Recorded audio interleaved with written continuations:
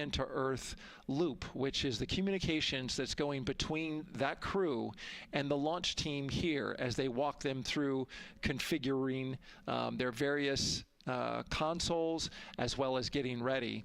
A nice moment here, and I'll just pause to just look and see as the crew walks across the zero deck, as they call it, which is the deck that's right there even with the engines, and they're taking a moment to go over there and stand up and gaze up at the 322-foot tall SLS rocket.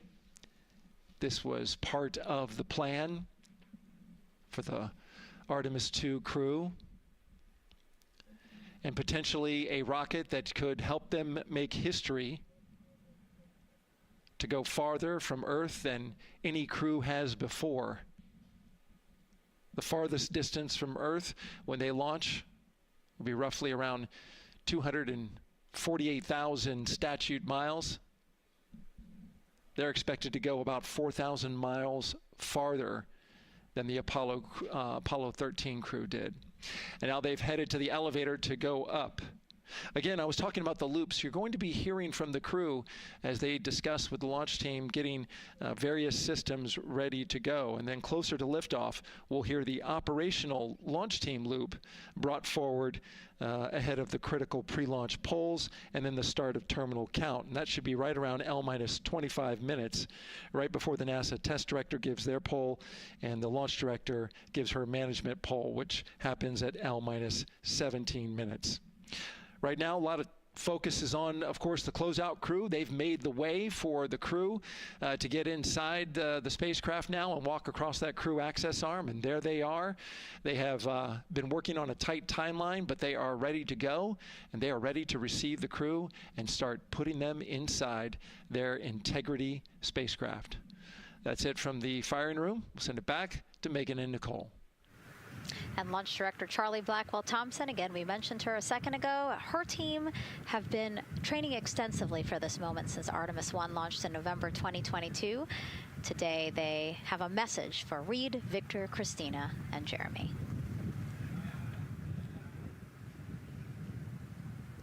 Today, you carry the work of thousands and the hopes of millions.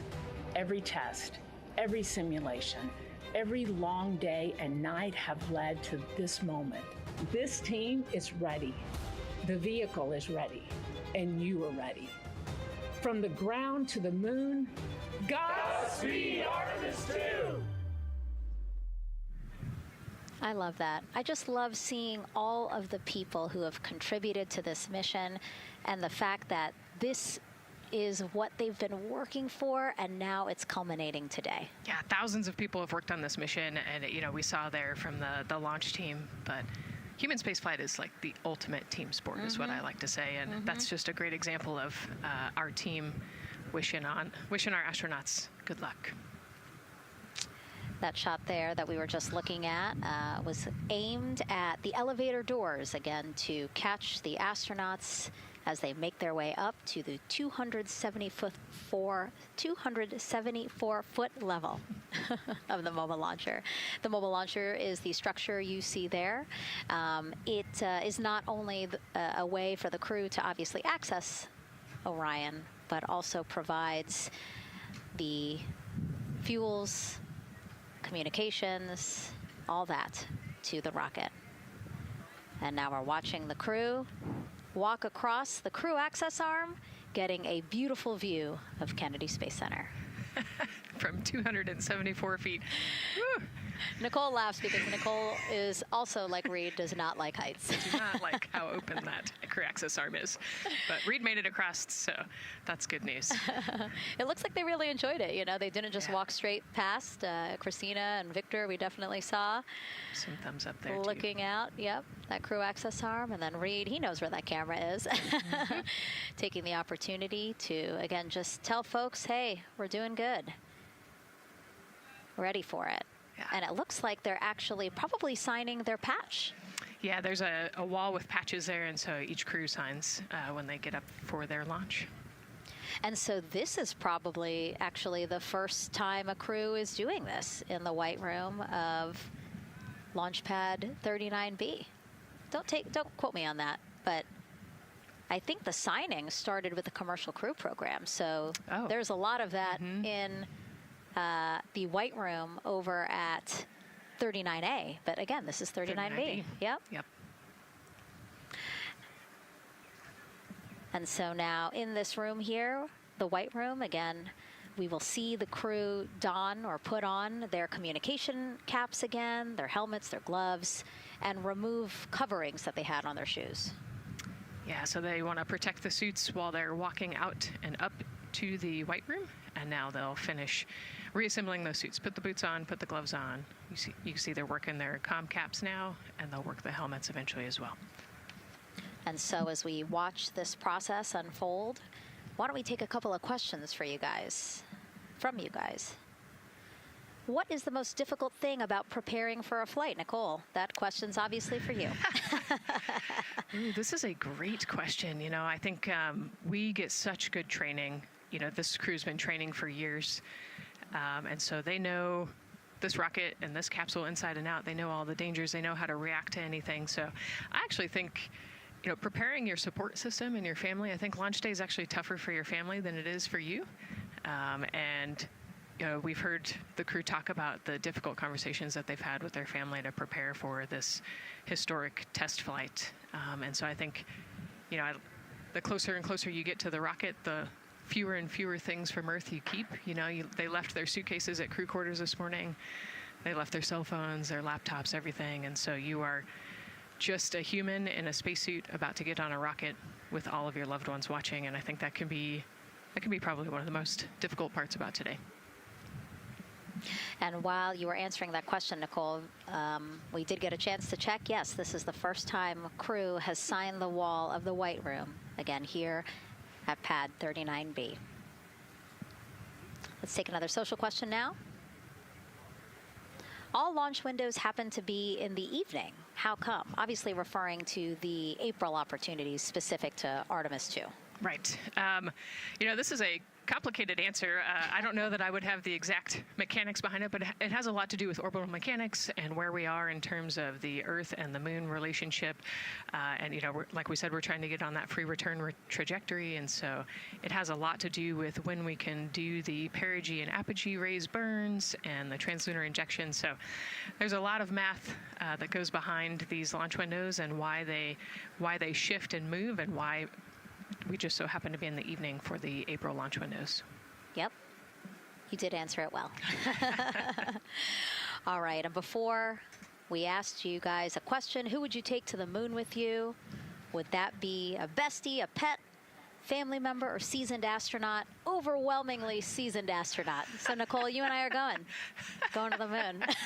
Was that your answer as well? That was totally my answer. Again, like I thought my husband would not like that answer because he'd want to come along too. But I think if asked, he would also say seasoned astronaut. So that's fair. Yeah, like we said, there's a lot of training that goes behind it. These guys can react to anything that comes their way. And so, yeah, if you don't have all that training, maybe you do want someone that's a little bit more experienced. Yep. So correct answer, everyone. And now we have another question for you. What do you want to know about living in Orion? What the crew eats, how the crew sleeps, how to fly the vehicle, or how free time is spent? Another great question. Yes, I'm excited to see what they say. Yeah, so head to NASA's Instagram or Twitch accounts to vote, and we'll share the results as soon as possible.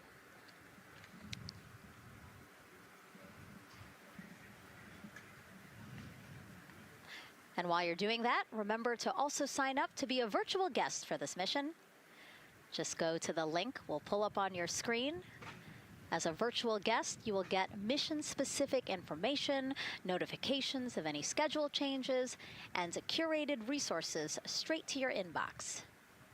You will also receive commemorative stamps for your virtual passport after launch and splashdown.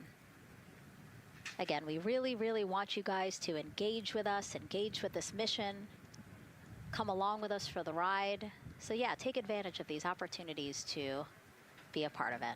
Yes, it's a mission for all.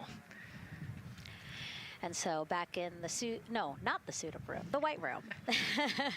Well, they're suiting up. You can see why I might have slipped that up. So they are continuing to put on gloves. Reed and Jeremy look like they've been checked. Again, they've put on their gloves, their helmets. They've taken off those coverings on their shoes now that they're about to get into Orion. And then suit technicians are also helping Christina and Victor. And they're in this particular order, actually, because this is the order in which they're going to ingress into Orion. Again, we have Reed, Jeremy, then Victor, last Christina. Yeah, and that just has to do, like you said, with the seat orientation. So as the astronauts sit down and lay back in the capsule, the left side will be Reed, and then below him will be Jeremy. So that's why they're going to get in first, to create space for then Victor and Christina to get in. And let's talk a little bit now about the closeout team. We saw a few of these folks also in the suit-up room. Suit technicians were in there, again, to make sure that they get into the suits properly.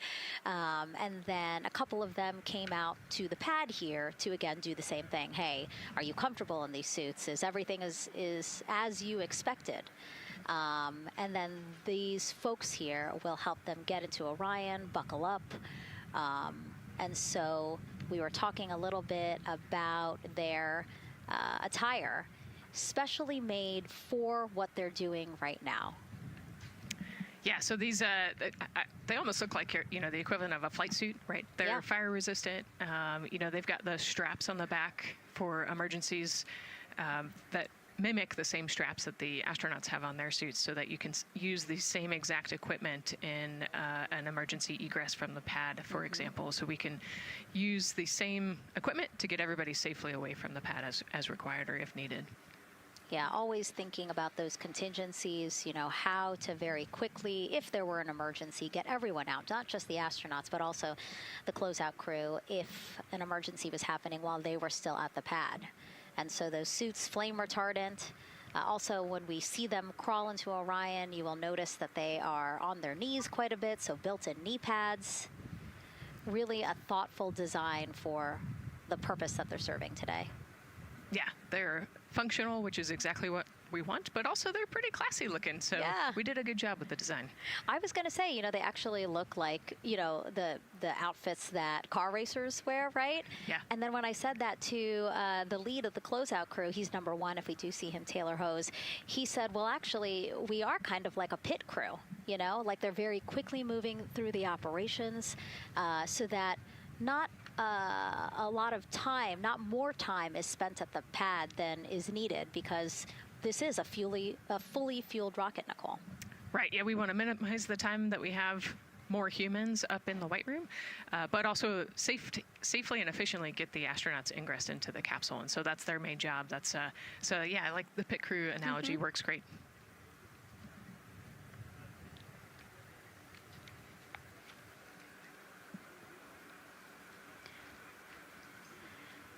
And so, Nicole, as we get ready to see them ingress, I know you'll be, again, an invaluable source as we talk through this part of the launch countdown, because you've been inside a mock-up of the Orion spacecraft. And I know that because you texted me a photo that you took, this selfie in the mock-up, and little did you know I was going to put it in this broadcast.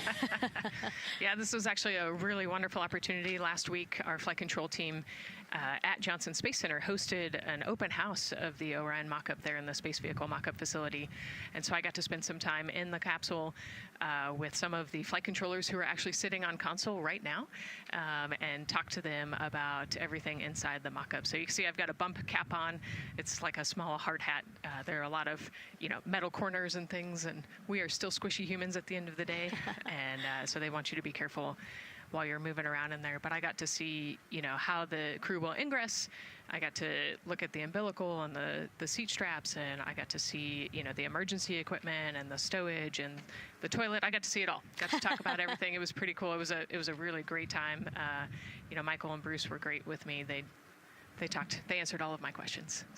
Yeah, because it's really good to be able to give that perspective because, and as you guys will see, yes, we do have cameras inside Orion and we'll, of course, take you in, but it doesn't give you a true feeling or idea of how big the space is, you know, how things are configured. Again, like when we see them go in, they're actually on their backs. Yep. So, again, it's just hard to really get a sense of the inside there, but Nicole is going to really help walk us through that. Yeah, you said they're on their backs and, you know, you have to somehow get there. And so they're actually going to almost barrel roll onto their shoulder to get onto their backs and their feet up on those leg rests. That actually, Andre's holding onto right there.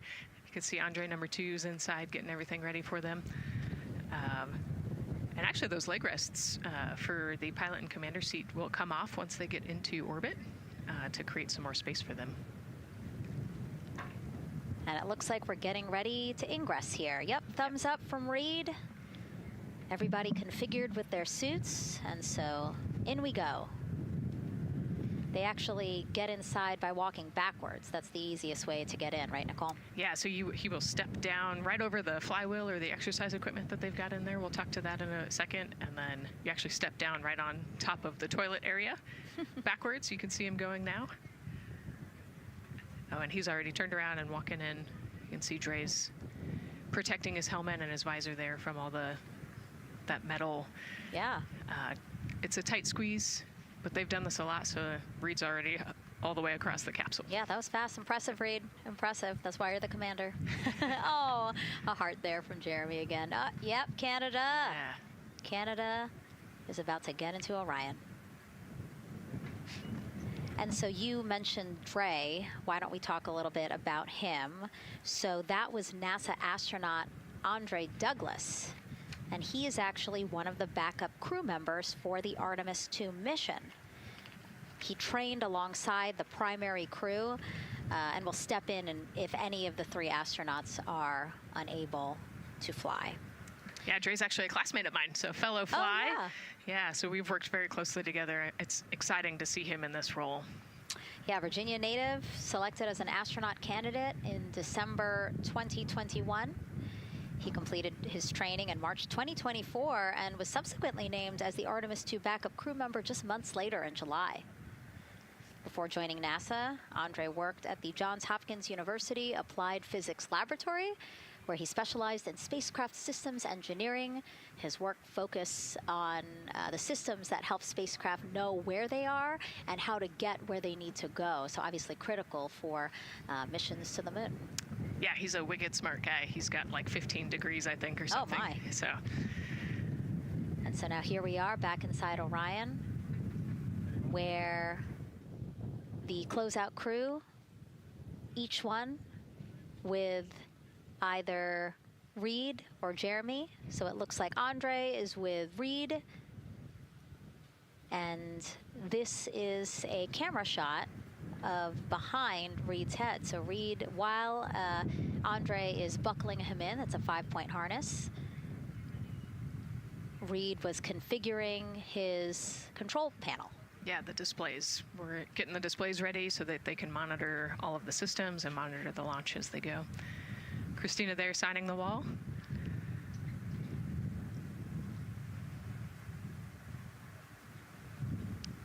Got to put away the pen. The pen could be foreign object debris or FOD, which is bad for NASA. We definitely want to make sure that we keep track of everything and we know where everything is, because the smallest thing could prevent us from launching or affect the equipment out there. Yeah, and you'll actually see that most of their tools will be tethered as well, so nothing can fall through a crack or drop.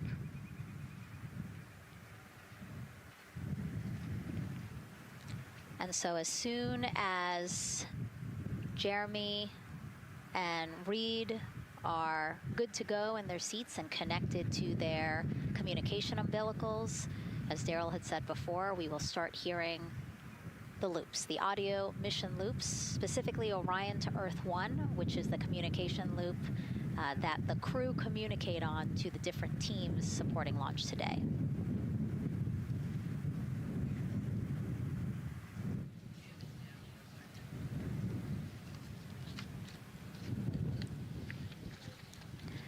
And as we said when we were in suit up, after they do communication checks, again, suit leak checks to make sure that nothing went wrong between the suit up room and here, and also to specifically connect them to the Orion systems.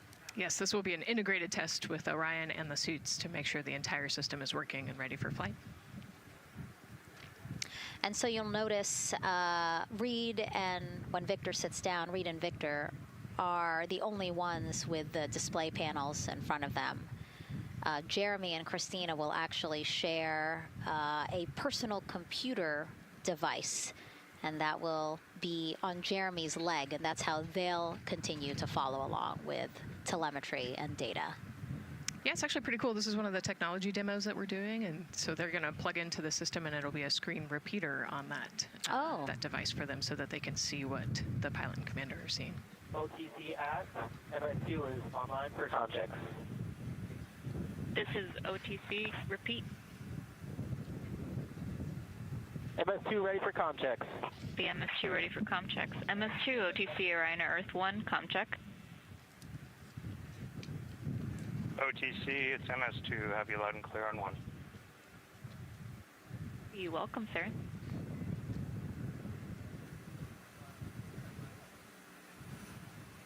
And so that was the Orion test conductor speaking with Jeremy Hansen, again, mission specialist 2 for this mission.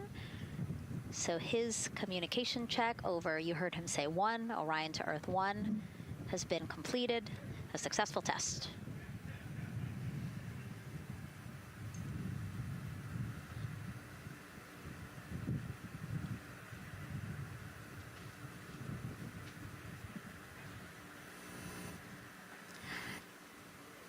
The rest of the crew here waiting in the white room. Again, as Nicole was saying, a little tight there for all of those folks. So Christina and Victor will wait until Reed and Jeremy are done getting buckled in. Yeah, I think 4 astronauts and 4 suit techs would be a tight fit in that capsule.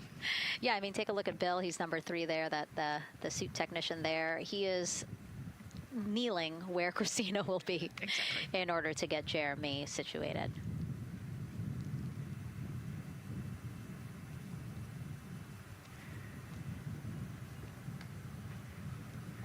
OTC ask, commander's ready for comm checks.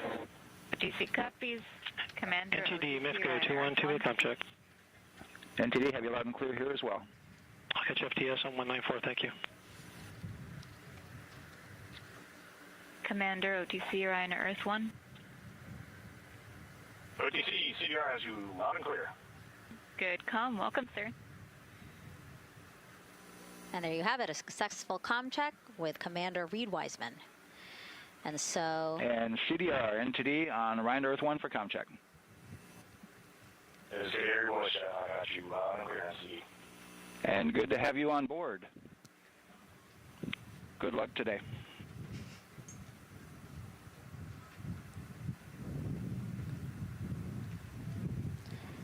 And so now these 2 closeout crew members will finish up what they're doing here.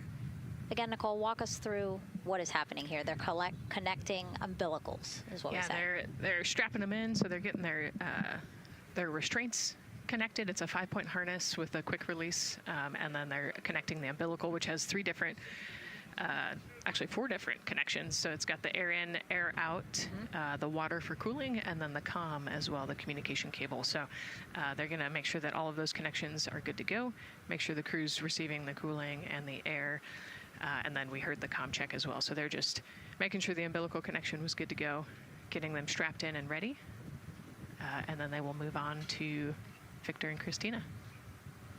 And so while we wait for that to happen, why don't we get another check of the launch countdown milestones with Daryl and the launch team?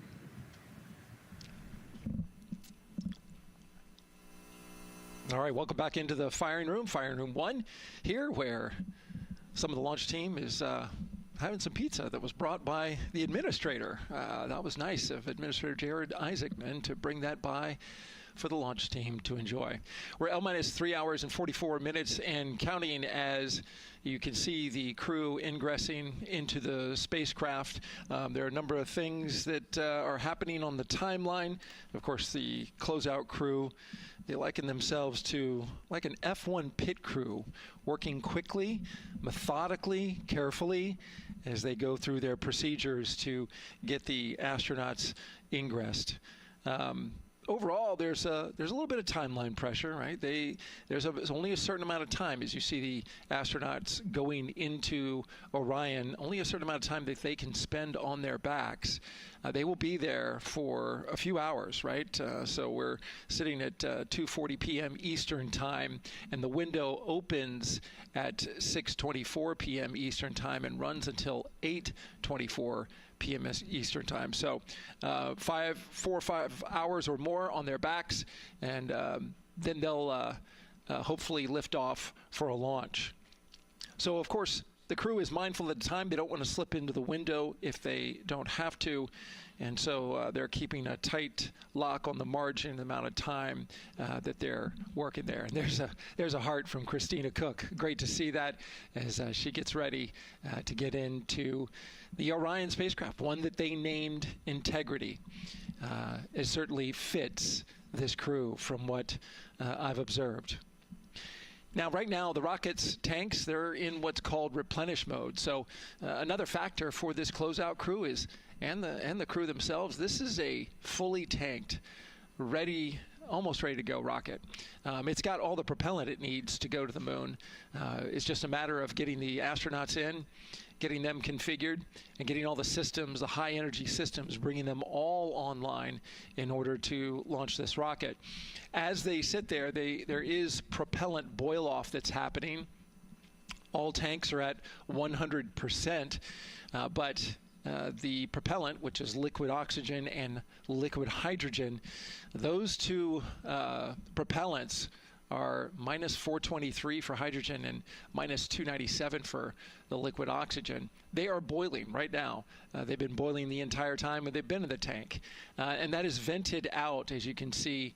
When we look to a wider shot of the rocket, you can see the venting and the little wisp of clouds that are coming out from the top of the rocket and the middle part of the rocket. And that is because just like you boil water on your stove, those propellants are boiling. Of course, their boiling point is much lower than water, and so it doesn't take much for them to boil. But just as if you were to leave your pot of water on the stove and just leave it there, what would happen?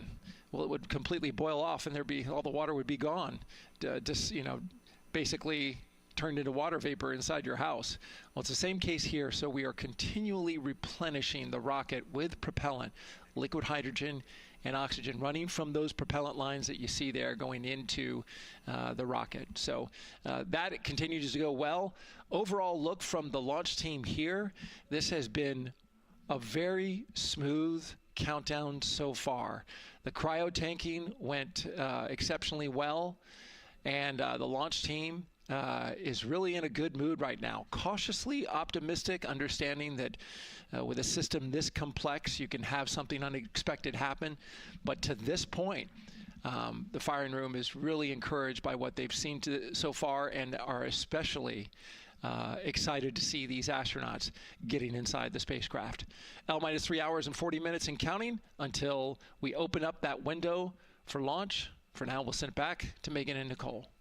Thank you, Daryl. And, he mentioned that the crew decided to name Orion Integrity, and it was not something they came to easily. They really wanted to put in a lot of thought, and what they came down to is integrity is a value that NASA embodies, and also individually they felt like integrity is something that speaks powerfully to them.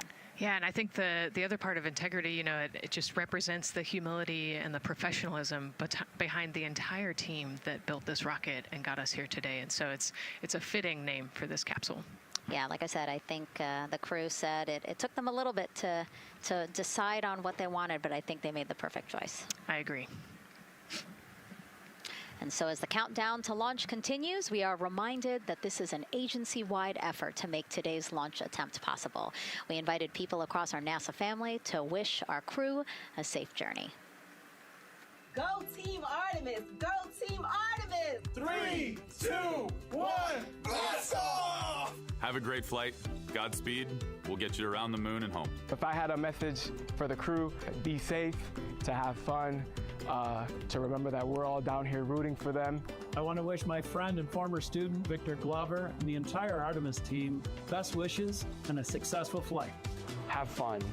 Take some really cool pictures. Can't wait to see you when you get back. From the Earth to Sky team, connecting NASA science to public lands, go Artemis. We will see you in the Pacific, and you can count on us being there. Greetings from NASA Langley's historic gantry facility, where Neil learned to land on the moon and Orion learned how to swim. We are with you all the way to splashdown. Let's go fly from the Orion Human Engineering team. Woo! Like a full moon, your future is bright. Have a safe journey from the multimedia team in Cleveland, Ohio. We hope to see you guys back safely in San Diego, maybe singing some karaoke. Yeah, right, maybe. He knows exactly what he wants to do. After he's like, yep, karaoke. I love that people submitted videos. You know, this is something that we actually asked as part of the broadcast. We were like, you know what, I think it'll be really fun. And the overwhelming amount of people who wanted to record something for the crew was really heartwarming. Yeah, you know, this is the first time in over half a century that we're sending people back to the moon, and everybody is excited about it. You know, kindergarten to congressmen and all over the world, everyone is ready for today and excited to see this launch. And so here we are again, still inside Orion with the closeout team, putting some final touches on, it looks like Victor's configuration there. Again, making sure that his harness is set and that he's connected to cooling, he's connected to communications, and he's connected to any other umbilicals that he needs to be connected to for Orion. Again, we are sharing so much information with you, and we hope you find it educational and fun. But we do know you guys still have some questions, so why don't we take another one now? Tell us what the moon is like! So cute. That wasn't a question. That was a demand. Nicole, you tell her what the moon is like. Oh, man, that was so cute. Oh, man, the moon is really cool, right? So it's a lot of like gray and white and kind of shades of gray. It is something that doesn't have wind or rain or rivers or an atmosphere. And so we like to say Christina said it earlier, it's the witness plate to the universe. And, you know, it has all these impact craters because it's not protected. Things hit it all the time. Mm-hmm. Meteoroids, asteroids, all sorts of things hit the moon and create these impact craters. That's part of what we want to go and look at and learn about on the moon. It can tell us a lot about the age of the universe and the age of the moon. You know, it's 4.5 billion years old, and we can learn a lot from just looking at the regolith or the dirt that is on the moon. Well, thank you for that question, and thank you for that answer. She was cuter, Nicole. I agree.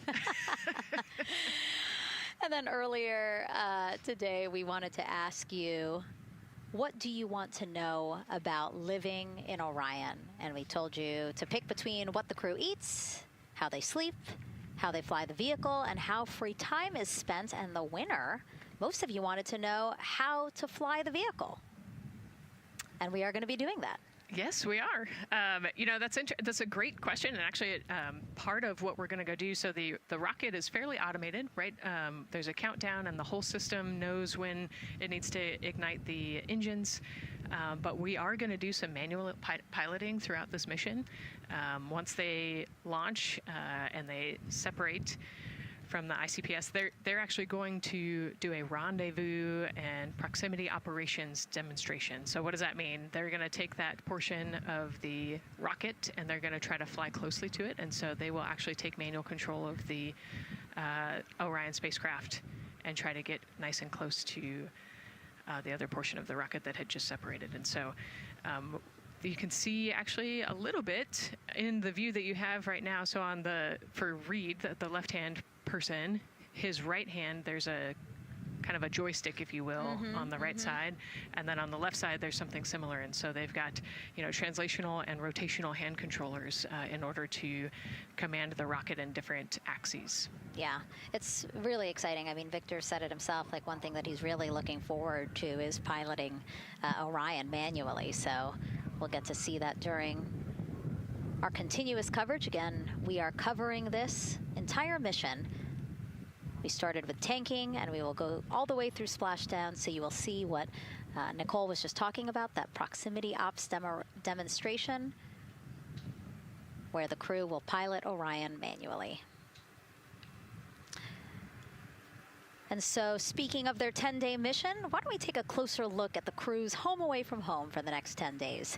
Here's Megan Carter again from the KSC Visitor Complex. All right, thanks, Megan. Yeah, it's getting real out there, so I am going to bring you back to the moon board so I can show you just a few things about the Orion. Obviously, it is going to be very compact, sitting up there on top of the SLS rocket. Very compact, like I mentioned, over 355,000 pieces. So let me show you a couple key components, starting with these three fairing panels right there. When the rocket blasts off, obviously it is going to get very fast. MS1 It's going to get NTD on Orion Earth 1 for ComCheck. windy, and so we have these three fairing panels in place to help protect our astronauts. I am also going to take you into a little bit closer look and talk about the LAS, or the Launch Abort System. This is the one piece that is going to be in place to protect the astronauts should something happen to go wrong in the first few minutes of launch. They can actually hit those abort motors, and these can activate within milliseconds, basically faster than you can even blink, and that is going to pull the crew and the crew capsule away from any danger. Now, obviously, we hope that those are not needed, and if that is the case, then about 3.5 minutes into flight, the LAS and those fairing panels will actually activate and jettison away. They'll fall away from the rocket, because at that point, the crew can actually abort the spacecraft safely by themselves. Now, we've talked a lot about the crew capsule right here. This is where they are going to spend the duration of their flight. We're going to talk a lot more about that one in just a little bit, but for now, let me jump down here to the service module. This is the one, we're going to think of this as the powerhouse for the spacecraft. It's pretty much going to provide them with almost everything that they need for the entire mission. Temperature control, removing the carbon dioxide, providing them with oxygen, so much more. You can also do course corrections and things like that. So, super quick breakdown, but as you can see, all of these components together are going to make the spacecraft one that is built not just to fly, but to protect, sustain, and bring those astronauts home. All right, lots more to come, but let's see where we are with the crew. Back over to you, Megan. Hey, thanks so much, Megan. A lot of useful information there, and we did want to point out that you did hear over and the PLT NTD on Orion Earth 1 for ComCheck. NTD PLT, I have you loud and clear on OE1. And I have you the same. Welcome aboard. And so, again, we are now hearing mission audio loops, specifically the Orion to Earth 1 loop, the communication channel for the crew. Successful comm checks by both Victor and Christina. CDR, OTC Orion to Earth 1. CDR. Yes, sir. Configure ARS to shoot mode per EPROC 10.1.1. Crew ingress and vehicle pre-launch config, step 1. 10.1.1 crew ingress and vehicle pre-launch config, step 1. Going in work now. And so see, now we are privy to some of the countdown procedures that the team is asking for the crew to do. Yeah, so they're going to work through some of these procedures and finish the ingress portion, as you heard in that procedure. So this is where the crew is going to start building their nest, if you will, running some procedures, getting the capsule ready for humans to be on board. And now look at the clock, 3 hours, 30 minutes and counting until the opening of our 2-hour launch window, and we are pretty good on time. We are as we are expecting in terms of when ingress will be wrapping up soon. And so now let's bring Gary Jordan, again, our commentator inside of Mission Control at Houston. Gary, let's check in with you about mission preparations. Hey, Megan, thank you. Yes, we're following along here in Mission Control Houston.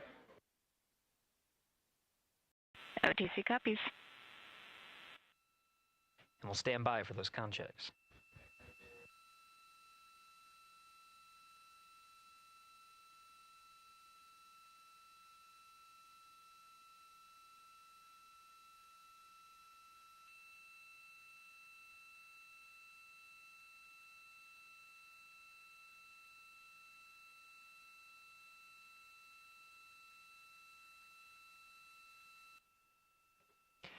And again, we're waiting for those comm checks.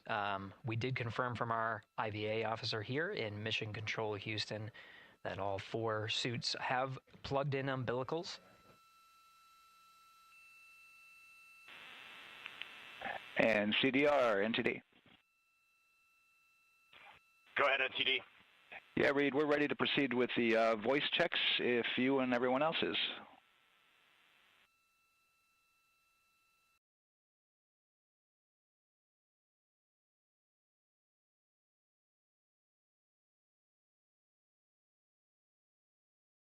NTD, Integrity Crew is ready for voice checks. I copy that. And Integrity for the entire crew, comm check on Orion to Earth 1. CDR. PLT. MS1. MS2. Good comm check by all. NTD moving to Orion to Earth 2.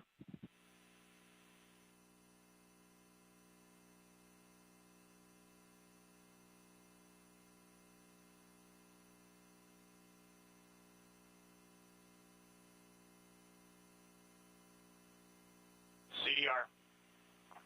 PLT. MS1. MS2.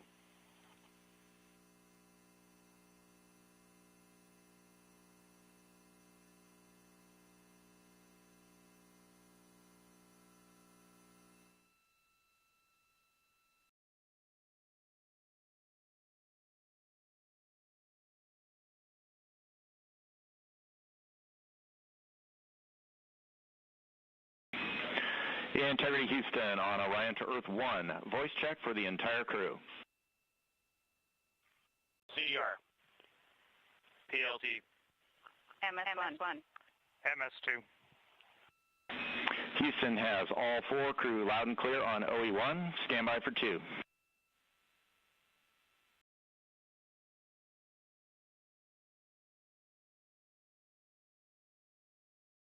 initial word was broken.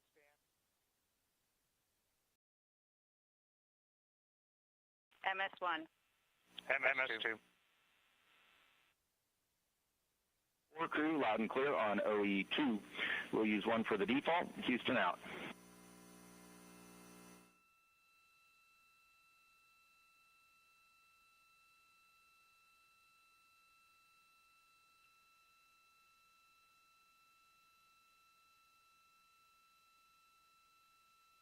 And CDR, NTD? CDR. Yeah, we're going to go ahead and we're going to clear a couple of those messages on your screen here. Just want to give you a heads up that you'll see that. Copy all.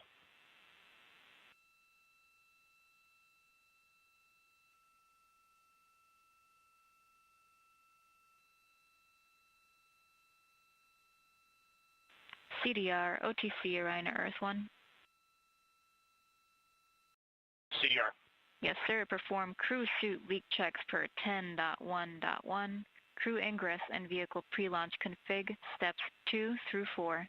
Annunciation of LCC O-ARS-001 will occur.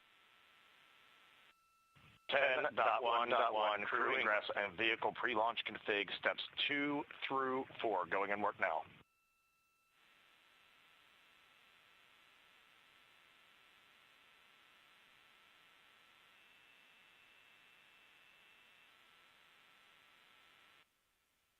This is Mission Control Houston. We are following along as the 4 crew members of Artemis II work through their voice checks, then the umbilical connections and various pathways to get communications from all of the... refresh on your screen.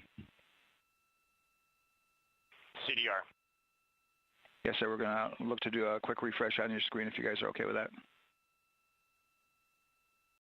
Okay, firm, just let us know when we can continue in 10.1.1. We'll go hands off.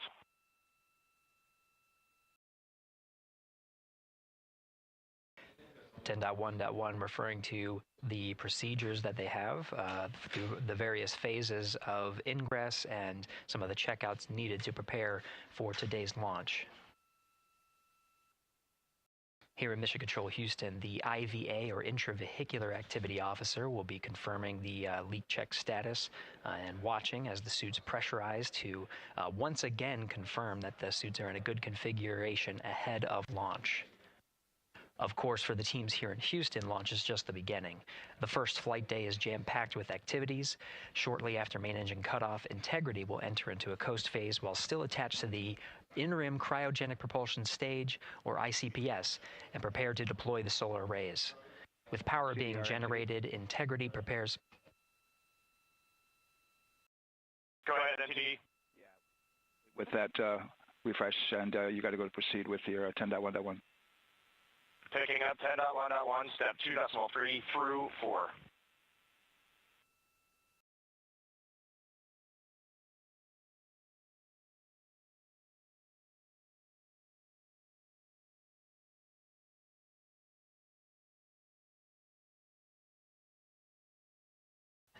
Picking up the procedures, the crew again working through the various steps to prepare for launch, standing by for suit.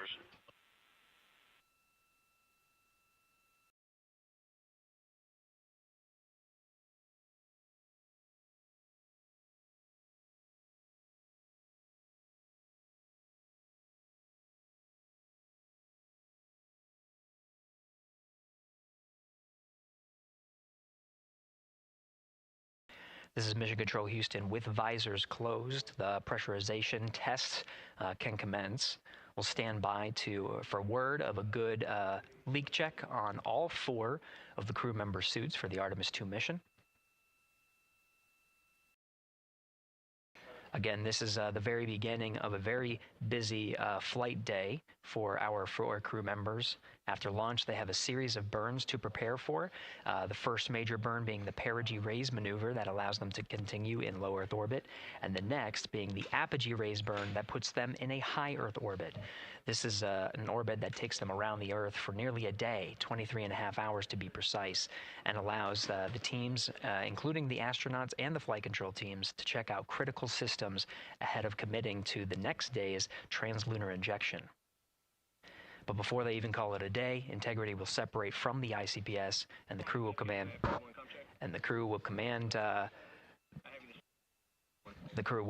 Command the Orion capsule to separate from the ICPS and turn around and approach the upper stage, but not dock.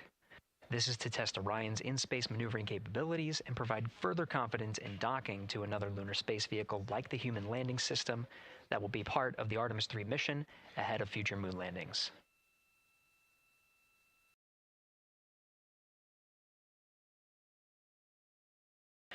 These are just a few of the highlights of the very first of 10 flight days as we await for confirmation of good leak checks inside the capsule Integrity. And there's a lot more to this mission. A reminder that this is, of course, a test flight. The purpose here is to demonstrate procedures, systems, and life inside Orion on a mission around the moon for the first time, and give further confidence in the capabilities that are charting a return to the lunar surface.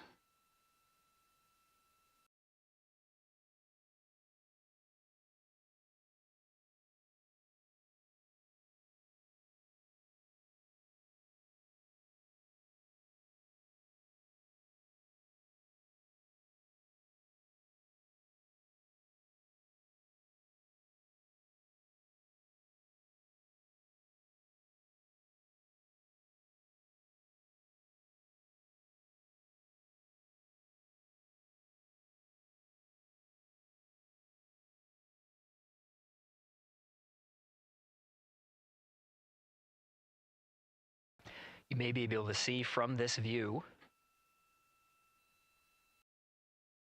the suits themselves inflating. This is, again, a pressure check, verifying that the suits are leak-free ahead of the ascent portion of today's flight. How you see the crew now with visors down will be the configuration of their ascent all the way through core stage separation about a little more than 8 minutes after booster ignition.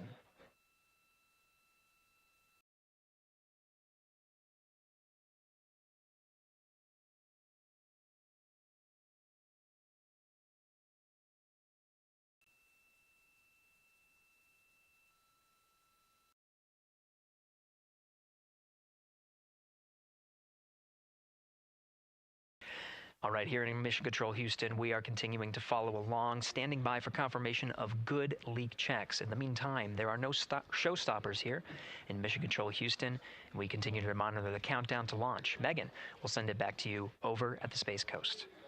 Hey, Gary, thank you so much. Yeah, as we wait for confirmation of a successful leak check for all 4 astronauts, why don't we go back to Daryl, again, who has been following along with the launch countdown as we inch closer to the opening of our 2-hour launch window. All right, thank you, Megan. And yes, getting some good communication. It's great to hear from the crew inside, even though it is as simple as a comm check. It's really good to hear their voices as they move through those various comm checks and then get ready for their suit leak checks. Fantastic views inside Orion that you're looking at now. Give you an update on the weather outside.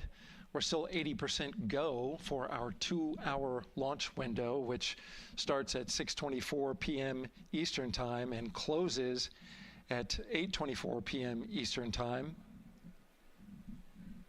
That's the good news. The bad news is that we've got some rain showers that are starting to head in. Looks like it may miss the pad. Wouldn't matter if it rained on it or not, though. It's received some rain earlier today. Water isn't going to hurt anything out there at this point. But the rest of the area might be getting a little bit wet, which may include the hostess, so keep an eye out for that.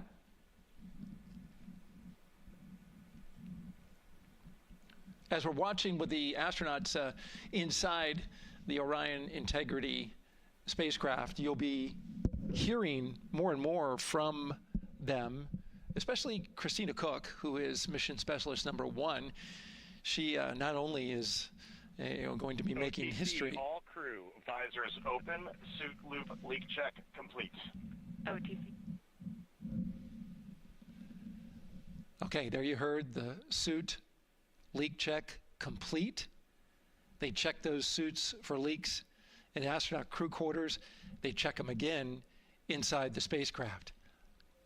As you can see, the closeout crew, our astronaut support person moving around, turned off the camera, and so now we're looking from outside the Orion spacecraft looking towards, oh no, let's see, get oriented here. Well, there we go. Back inside, we've got the view. But basically what I was saying about Christina Cook is that she will have the role of reading. CM is ready for closeout, performing video sweep using drag-on camera. OTC.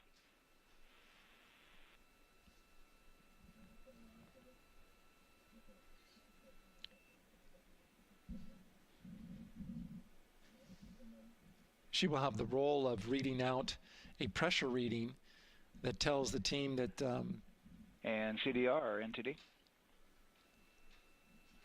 Go ahead, NTD. Yeah, we're going to do another cleanup on those suit leak check messages that we got from since we're done with that now. Integrity copies. Yeah.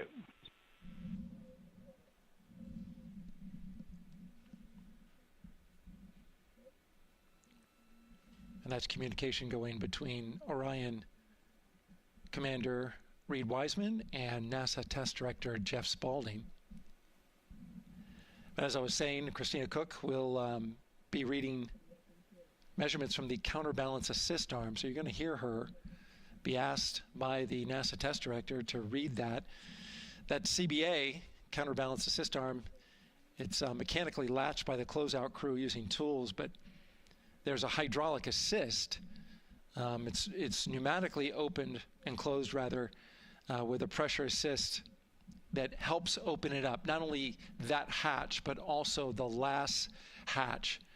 There's 2 hatches there that we'll see that will be closed, but this is in case of an emergency out there at the pad. If the crew, for some reason, needed to exit quickly, then they would exit the spacecraft by pulling that lever, which would open both hatches.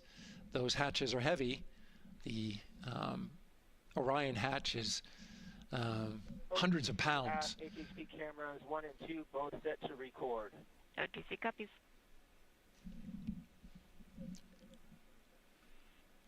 And just an update on the launch countdown, continuing to monitor the team's communications here in Firing Room 1. Everything going really smoothly so far.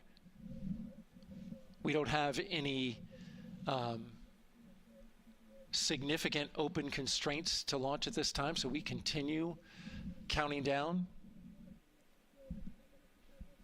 And for now, we'll send it back to the host desk with Megan and Nicole. Thank you so much, Daryl.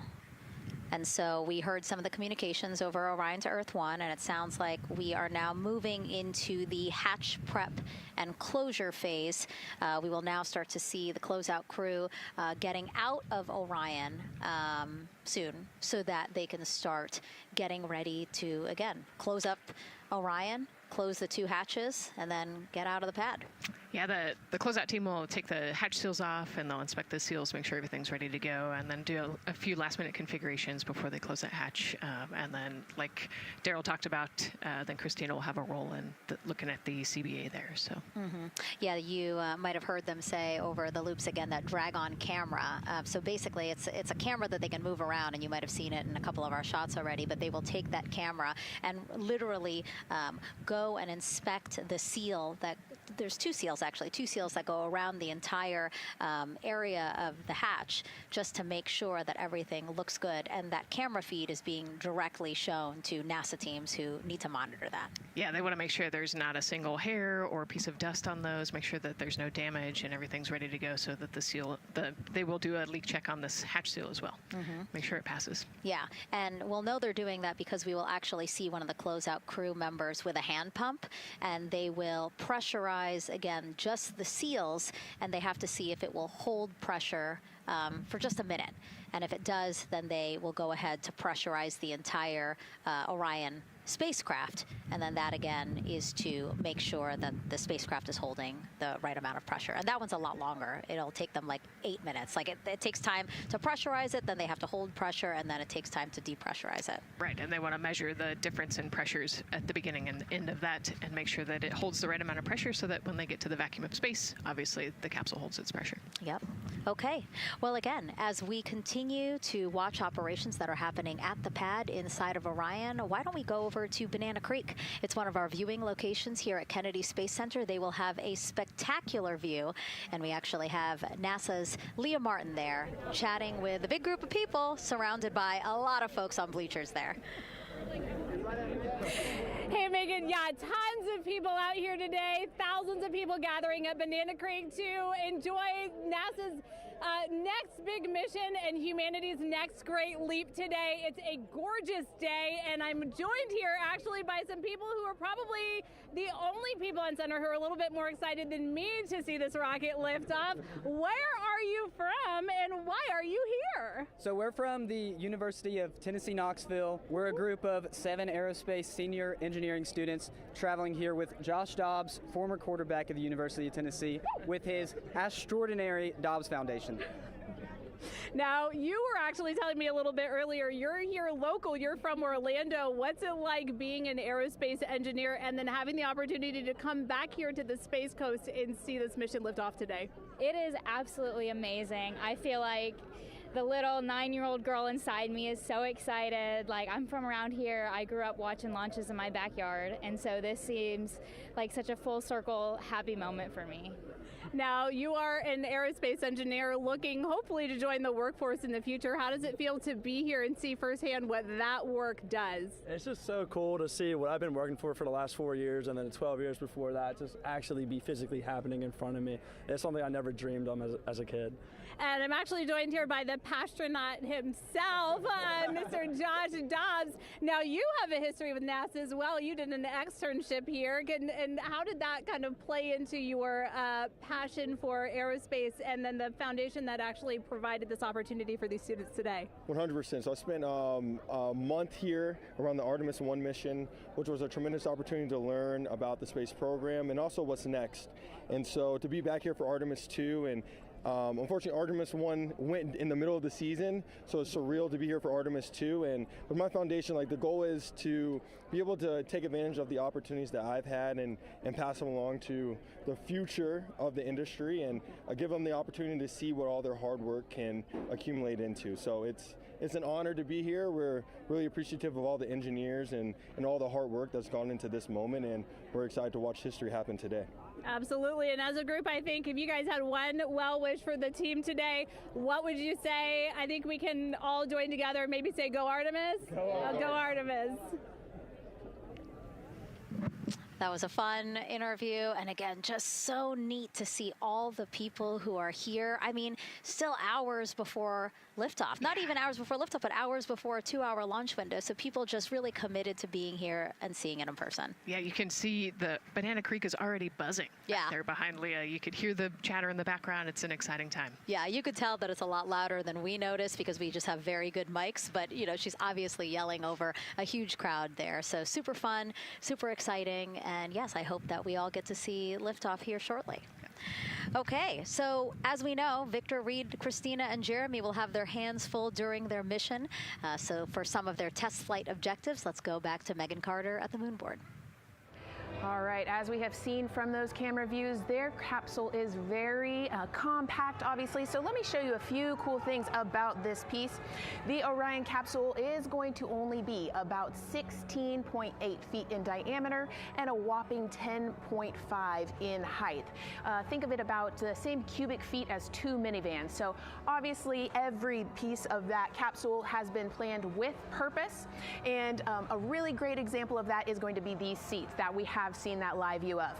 Now these seats are going to be out for launch, re-entry, and splashdown, but in between they are stored in between to give them more room for daily activities and things like that. While they are on board, obviously they are going to have a lot of things to do. One of those is going to be to manually fly Orion, as we've discussed, but they also have several other objectives as well. And they're going to be doing lots of system checkouts, checking out the service module, making sure everything is working correctly. They're also, like I said, going to have a chance to manually fly. Now this was taken during one of their training simulations, but as you can see here, they will have advanced flight displays, hand controllers, touchscreen interfaces, so much to work with and practice with as well. Now, while on board, they will also have the ability to eat those shelf-stable meals that are designed specifically for microgravity. I think I saw somewhere that one of their meals is going to be mac and cheese and brisket, so that makes the Southern in me very happy. All right, but they are going to have also some time to look at some things like power and propulsion. They will have 3 key propulsion systems that are going to help power Orion as well. And speaking of power, I want to bring you back to the service module real quick because I wanted to point out these 4 solar panels. These are going to take about 18 minutes to unfold like giant wings, and they're going to stretch 62 feet from end to end, and these are going to help power the service module and in turn provide what the crew needs for their journey. So as you can see, spacecraft is built specifically for what we need and to guide them and get them home safely. All right, back over to you, Megan. Thank you so much, Megan. You know, it's taken thousands of people many years to get to us to where we are today. Let's meet some of the people of Artemis who've made this flight test possible. I am the Artemis Launch Director. I'm the Orion Crew Survival System Manager. I am the Artemis II Chief Training Officer. I'm the SLS Launch Integration and Mission Operations Lead. I am the Recovery Director. And I'm Boeing's Core Stage IPT Leader at Kennedy Space Center. And I am the Artemis II Entry Flight Director. And I'm the Closeout Crew Lead for Artemis II. Our job is to design the spacesuits that the crew will wear for the Artemis II mission. The team here at Johnson Space Center in the Orion Crew Survival Systems Lab does pretty much everything involved with with processing the suits, designing the suits, qualifying the suits, testing them for the Orion mission. The role of the Chief Training Officer is to manage both the planning and the development of how we are going to train our astronauts and run our simulations for our flight control team for the mission, and then go implement that plan. Recovery team is responsible for three things. So recovery is what we call our nominal recovery situation, where we go recover the crew and the capsule at their designated landing site. Rescue is in case we do need to rescue the crew or they landed somewhere else that we did not plan. And then the retrieval is us getting the capsule if they did land somewhere where we did not expect them to. My job on SLS is to manage the operations architecture on the SLS program. One of the specific things that we do is support launch operations. It means a lot to be a part of this Artemis team, to show the next generation in seeing what may come. I am responsible for our core stage processing at Kennedy Space Center. My team is responsible for that core stage, and it's our responsibility to make sure that core stage is safe, built correctly, and there's going to be 4 of our astronauts, and it's going to get them to their ride around the moon. I've been a flight director for over 10 years now. I worked on the Artemis I mission, and after that mission completed, I was assigned as the entry flight director for Artemis II. I can't wait to see the hatch open after splashdown. That's when we know that our mission will be complete and the crew will have safely returned to the moon and back to Earth. Flowzone crew is responsible for getting the astronauts up to the White Room, getting their helmets and gloves on, getting them into the vehicle safely, connecting all their umbilicals, making sure they're ready to go for launch, and then closing the crew module hatch. The reason we do this is to expand mankind's knowledge. If I can be a part of that, doing anything, I want to do that. The launch director role really is to step back and kind of take that big picture view of launch. How are we doing on any NCs? How are we doing on our timelines, our procedures? Artemis II is a beginning. It's going to inspire a new generation. It's going to uncover science. It's going to serve as a pathway to places that we have never been before. And to meet more people of Artemis, you can head to the link we're going to put up on your screen there. Just, again, really nice to see all the faces that have put in the work, the time, the hours, the dedication to get us to today. Yeah, so many professionals that worked so hard on this mission. And what was really fun to see is, you know, we interviewed Taylor Hose, closeout crew lead, as he said, and that's who we are now seeing inside of the White Room as they are getting ready to close out Orion and close one of 2 hatches. We have the side hatch of the crew module as well as the launch abort system hatch, correct? Yeah, the astronauts are in the capsule. They're ready to go, and now the White Room is very busy as they're getting ready to close both of those hatches. That's a great shot right there where you can see them. Almost looks like they're doing that hatch seal inspection that we talked about.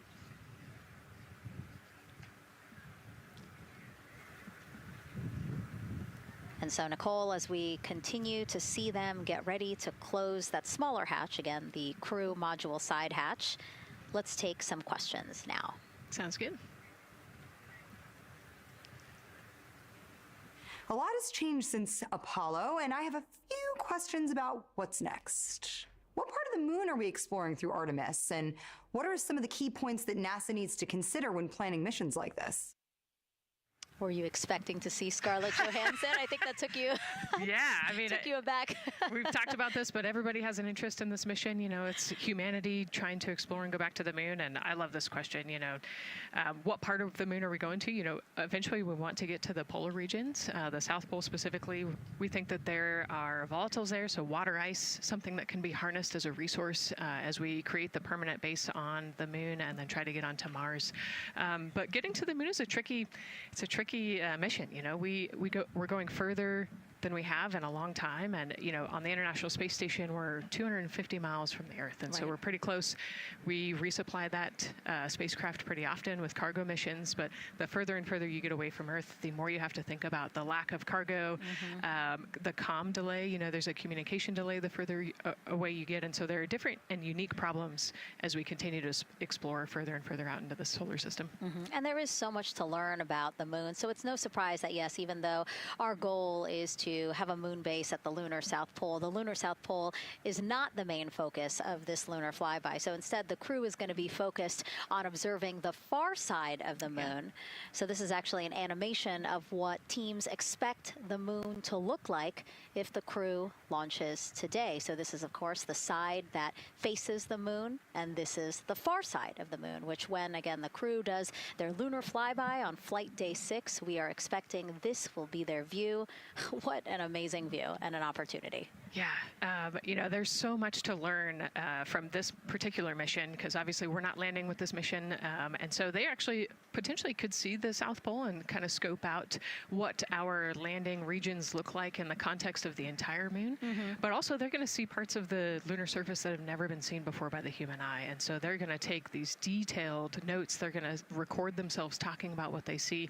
You know, we do a ton of geology training as astronauts, especially this Artemis II crew. They did a ton of geology training working with scientists to learn how to pick out the unique portions that we want to go study. You know, what is the context of the moon? What parts of the moon look interesting and look different? You know, the impact craters that we talked about earlier.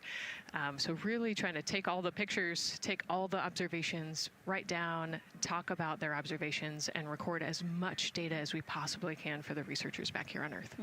Yeah, it's so important to, yes, we're all talking about what they hope to do during this 10-day mission, but you really do have to think about all the training that goes into this. I mean, you have 4 crew members who won't, you know, have the support the way that they've been having this. I mean, they'll be talking through communications, but you know what I mean? It's just them and the moon, right? So they need to be fully aware and equipped with everything that they'll need to do to be able to accomplish the objectives that we hope to accomplish during this mission. Right, and their specific flyby around the moon, you know, the lighting will be different and the path will be different depending on when we launch. If we launch today, it would be different from tomorrow. And so, you know, they actually had to learn the geography of the moon so that they can orient themselves when they're on the backside of the moon, because they're not going to have communication. You know, they're going to have a, I think, 45+ minute comm blackout while they're while they're on the far side of the moon. And so they themselves have to know what things look like on the moon, how to orient themselves, and how to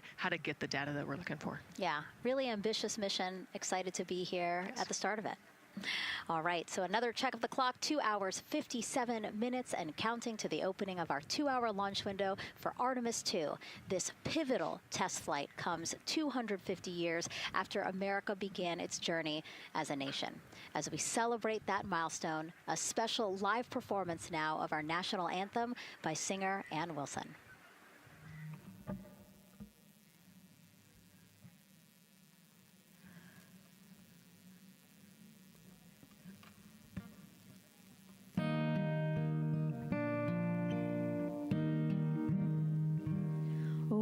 Say, can you see by the dawn's early light what so proudly we held at the twilight's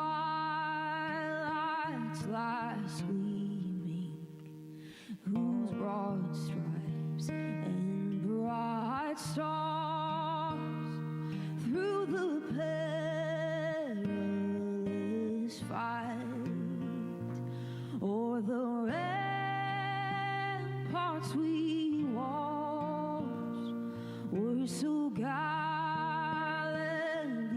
streaming, and the rocket's red glare, the bombs bursting in air, gave proof through the night that our flag was still there. Oh, say does that star-spangled banner yet wave o'er the land of the free and the home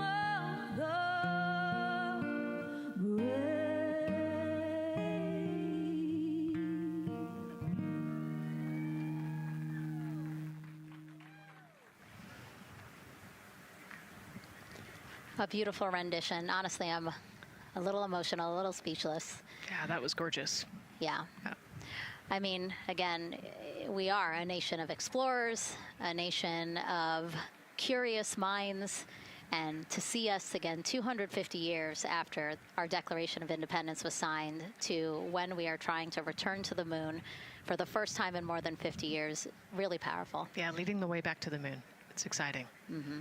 And that's so important to us. You know, we do want to be the leaders in exploration, but we definitely know we can't do that alone. You know, we often hear NASA leadership say that, you know, this is not something one nation can do. This is something that is a collaboration of nations, and that's why we have European countries. We also have Canada, again, joining us on this ambitious test flight. Yeah, of course, you know, it goes back to the old proverb, if you want to go fast, you go alone. If you want to go far, you go together. And we want to go far. We want to get onto Mars eventually, and so we're going to get to the moon first, and you can't do that alone. So thank you again, singer Ann Wilson, for that beautiful rendition, again reminding us of what it is we are trying to accomplish for all, by all. We are now back inside the White Room with the closeout crew. Again, backup astronaut Andre Douglas, number 2 there, just outside in the White Room, which is right outside Orion there, with the crew seated comfortably inside. As you can see, they've dimmed the lights a little bit. The crew has the opportunity to set the ambiance, if you will. They were given the opportunity to adjust the lighting as they see fit, again, just so that they can get comfortable. It's kind of like when we are on a plane and you get the opportunity to... Sure, yeah, you don't want the bright lights in your eyes. Also, you want to be able to see the screens well, or see the, you know, the tablet on Jeremy's knee well, so they're going to adjust the lighting to what makes sense for the mission. And we saw in that very quick shot there, our best camera view of the 2 hatches is actually that drag-on camera, like we were saying, that kind of moves around. So sometimes it's hard to show that. So there you have it. You can see that the closeout crew has closed the side hatch. And so right now, that's a panel that they have to close out in order to then close the next hatch, which is the launch abort system hatch. And so, Nicole, can you just quickly, again, talk to people about the 2 hatches, again, crew module first, and then the launch abort system hatch? Yeah, so the crew module hatch is the one they're working on right now. They just got closed. You can see he's torquing those bolts down. And that is the hatch that completes the Orion capsule.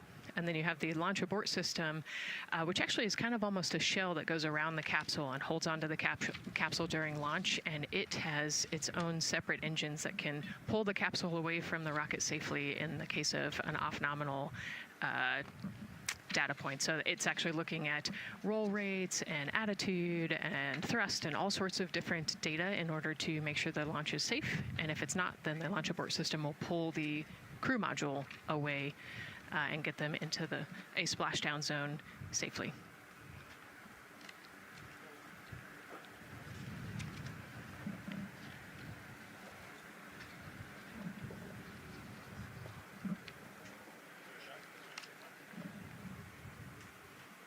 And as we wait for the crew to complete closing that side hatch of the crew module, let's head over back to Banana Creek, where we have Leah Martin standing by with the person who designed this mission's zero gravity indicator, named RISE. It was 2nd grader Lucas Yee from California. Hey, Leah.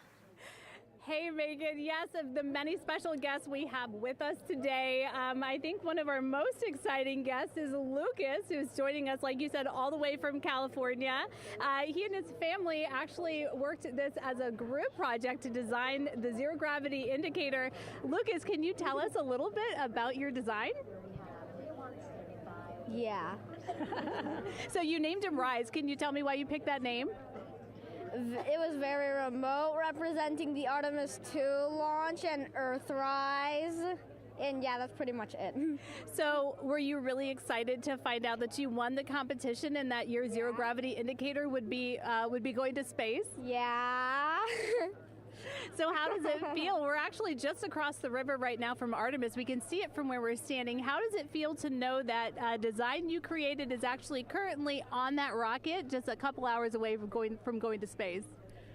Really, really, really, really, really, really, really surprised and very happy. And very happy. Now, Mom, you were telling me on the way over here that it was kind of hitting you what was happening. Tell me a little bit about that. It's definitely very surreal to be here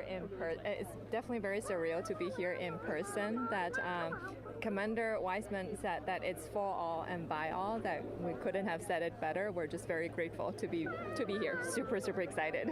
And we're so excited to have you here too. Now, Oliver, this is your first launch too. Is that right? Yeah, that's right. And how does it feel to be here just a little bit away from watching the first group of astronauts in your lifetime on their way to the moon? It feels like very, very happy and surprised. So if you had one word of encouragement or something to say to the crew who's sitting on that rocket right now, what would you say?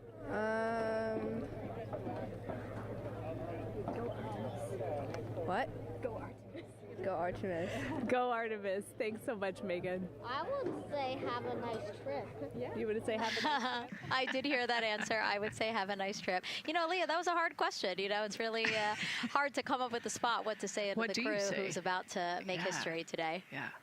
And so the Artemis II crew, again, ZGI, Zero Gravity Indicator. It's a plushie, a soft toy that is brought in to the spacecraft with astronauts so that it can be a visual indicator for when we have reached the weightlessness of space, right? Yeah, you saw a little replica there that Lucas had, and then in some of the views in the cabin view, you could see it swinging and hanging earlier. So I think actually Jenny was the one who installed it into the capsule. Oh, really? Yesterday, yeah. So. Oh, we have to unpack a lot here. We got to talk about Jenny, who we will get to here in a second. But then, yes, we will also go back into the capsule so that we can show you where the ZGI is now. But the ZGI was chosen by the crew after a contest where the crew asked for submissions. They got submissions from around the world to, again, design their ZGI that is going with them to the moon. It's kind of like any other road trip. You need clothes, food, a map, your favorite toy. Really. Except this toy has a job to do up there because this is a zero-gravity indicator. While not a scientific instrument, this safe and soft object tells the strapped-in astronauts that they've reached weightlessness. For Artemis II, the crew wanted a one-of-a-kind ZGI, so we asked you to come up with it.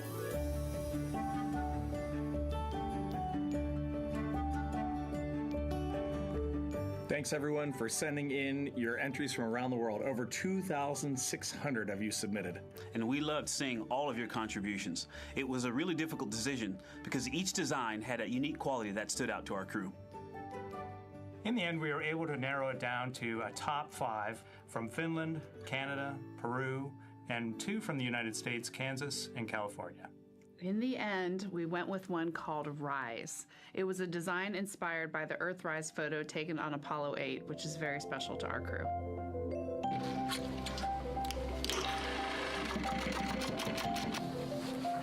With the winner chosen, next came the task of bringing it to life here in the Thermal Blanket Lab at NASA's Goddard Space Flight Center.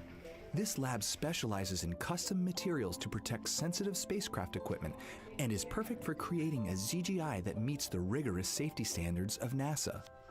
Because you have to be concerned with whether the thread's going to outgas or if it will hold up, if it's flame retardant.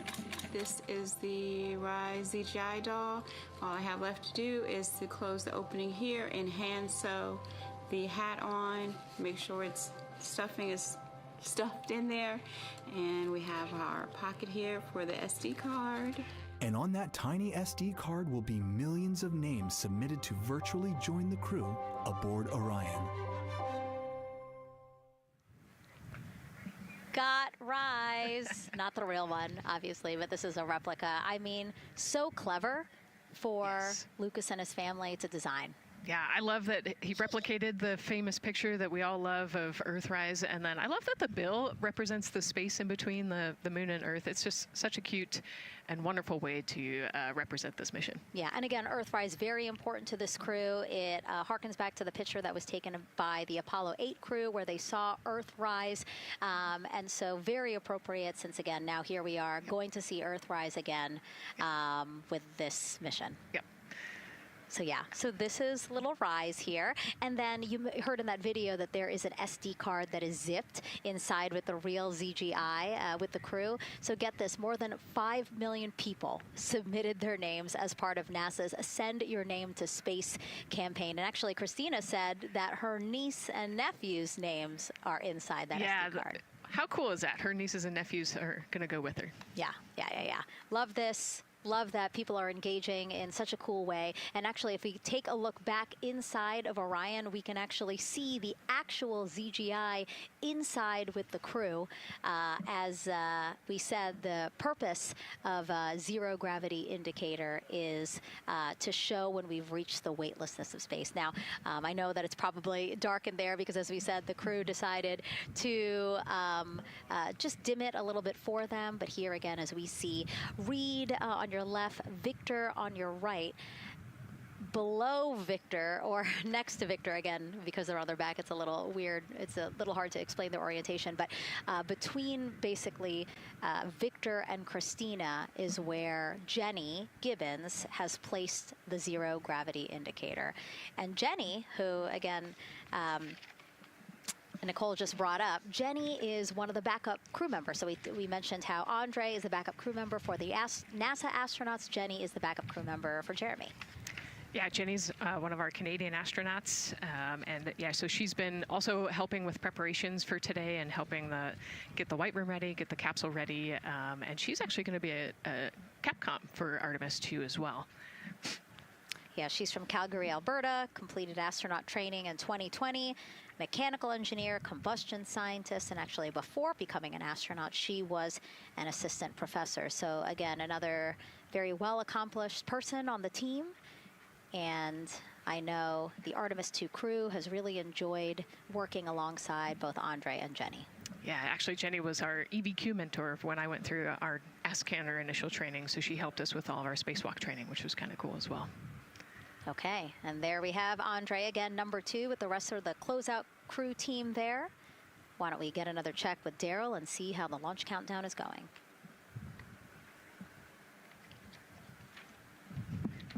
Still going quite smoothly here from Firing Room 1 here at the Kennedy Space Center. Launch team working no major constraints to launch, which is great news. We did get an update on a weather balloon that the launch weather officer and his team released. This is an important weather balloon released at right around the 3-hour mark. And what it told us is that winds are around 10 to 11 knots in the upper parts of the atmosphere. That's important information for the launch abort system should the astronauts need the LAS.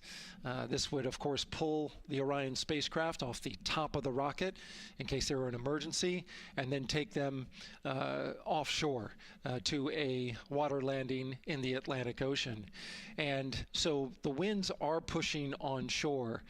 And because they're pushing onshore, the launch weather officer is keeping a close eye on the strength of those winds, because if the Orion were to come off the top, and it's powered by 3 rocket motors which can propel it or pull it especially fast off the top of the rocket, it would go up into the air thousands of feet and then splash down in the water. And if you've got wind pushing against it, you don't want that spacecraft to come back and land on land. So they're watching that very closely because of the onshore flow. That onshore flow is also what's giving us a little weather action down to the south of us along what's called the beach line, 528. We got a whole lot of people out there. We're getting ready to watch the Artemis II historic launch.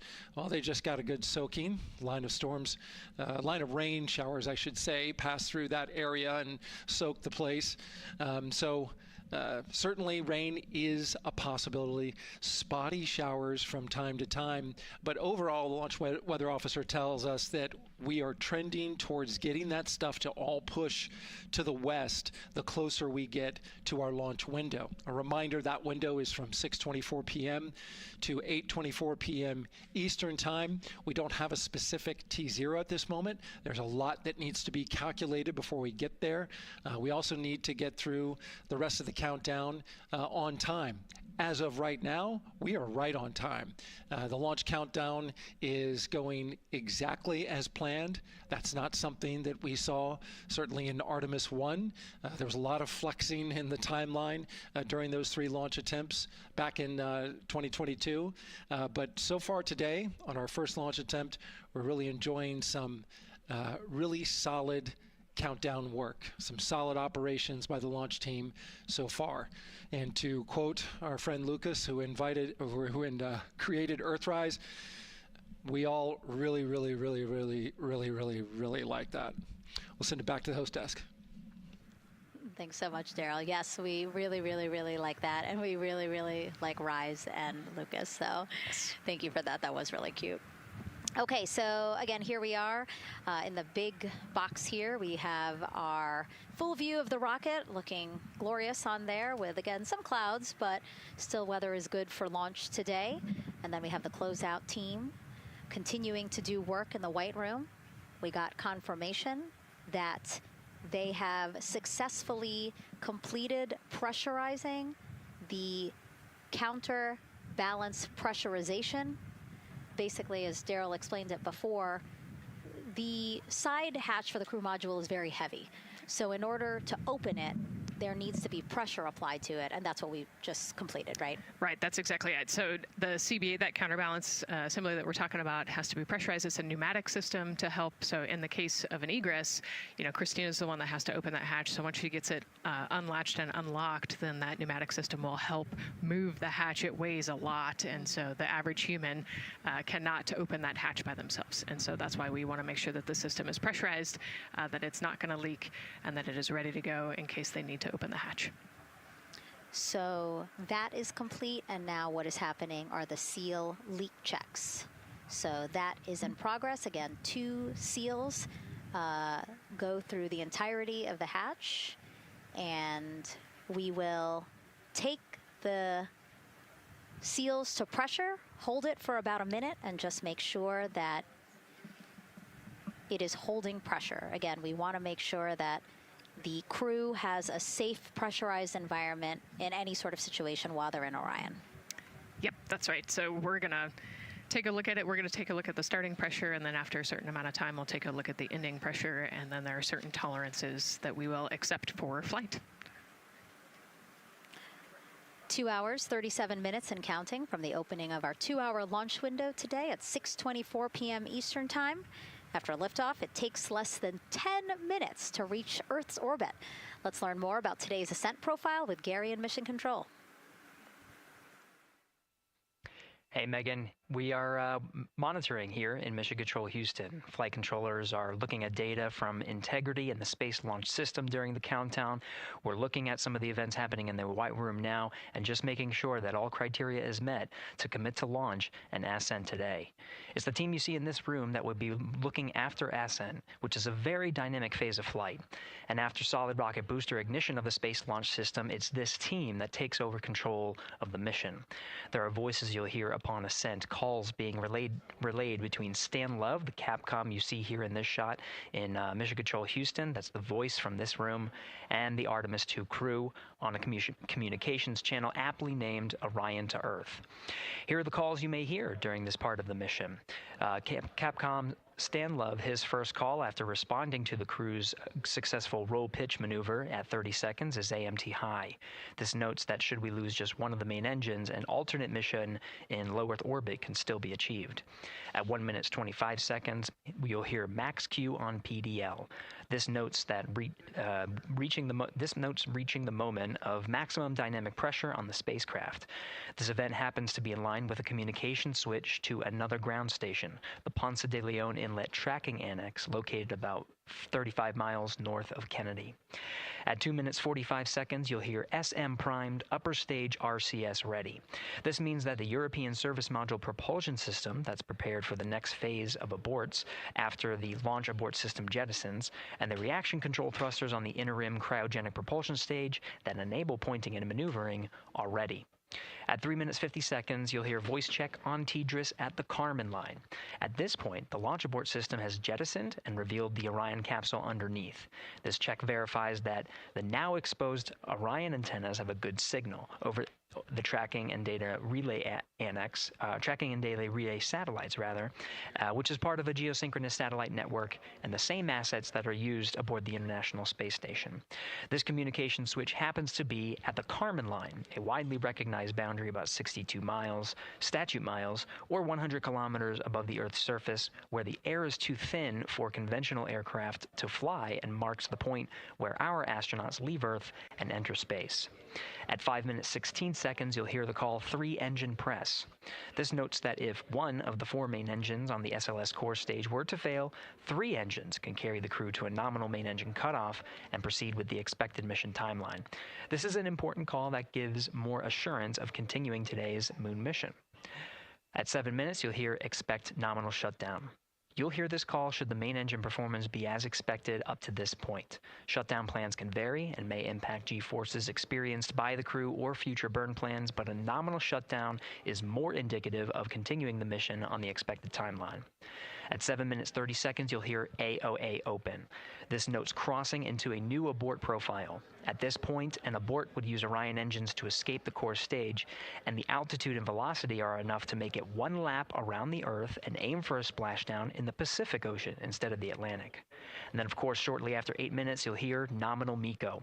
You won't hear MECO right away. Teams here wait until the core stage has separated and the trajectory is confirmed as expected before that call to the crew. Now, this ascent profile is approximate, as there may be calls that move a few seconds depending on the trajectory, and of course these are the calls and times for a nominal trajectory. Teams in this room have been training extensively to prepare for any and all scenarios, and they are confident and ready to take this crew into space today. In today's pre-brief, the flight director Judd Freeling expressed his confidence to the team, citing the hundreds of simulations to prepare for this very moment. These are the calls you'll hear during ascent less than 3 hours from now, but now we'll turn our attention to the countdown to launch and send it back to you, Megan, at the Space Coast. Thanks so much, Gary. Now, one of today's 4 astronauts, of course, Canadian Space Agency astronaut Jeremy Hansen. Let's go now to Jasmine with her next guest. Thanks so much, Megan. Yeah, we're joining you live now from the Operations Support Building here at Kennedy, where crowds are starting to gather, and we're honored to have Lisa Campbell of the Canadian Space Agency joining us. Lisa, Jeremy Hansen is about to make history as the first Canadian to venture to the moon. What does that milestone mean for your agency? Thanks so much, Jasmine. It's wonderful to be here. It's such a special moment, both for our astronaut colleague Jeremy Hansen, but also for Canada. We're here because of decades of public investment in space robotics, in space collaboration, and so for our country, we're very proud. He's so ready. He's been waiting for this his whole life, preparing, training, and he's a wonderful example of Canada. Yeah, and that's a perfect way to capture Jeremy. He really has been prepping for this his whole life. This will be his first space flight. So what has it been like watching him become part of this Artemis II crew? Well, as I mentioned to you, I've known Jeremy since 2020, and he's a colonel, a fighter pilot, a father, and he really is a very dedicated, passionate human being. So both for him to realize this goal of being an astronaut and flying, he also is hopeful that witnessing that will raise awareness about the value of a space program, of the benefits here on Earth, of exploring the universe and our place in it. Wow, that's beautifully said. And really, this international collaboration has been going on for quite some time now. We've worked together in low Earth orbit and now going into deep space together. So why is it so important that we have these international partnerships? It makes us stronger. We can go faster and further together. Canada is one of the original signatories of the Artemis Accords, and Canada and the United States have been partnered for more than 60 years in space. Wow, that is phenomenal, Lisa. And this really is a team effort in many ways. We also have Jenny Gibbons. Yes. She'll be listening in on Capcom. What is her role going to be like? So Dr. Jenny Gibbons has been training all along as the Canadian backup with the Prime crew. Last night, she was in the Orion capsule checking out all of the communications, making sure all of the systems test out and work perfectly.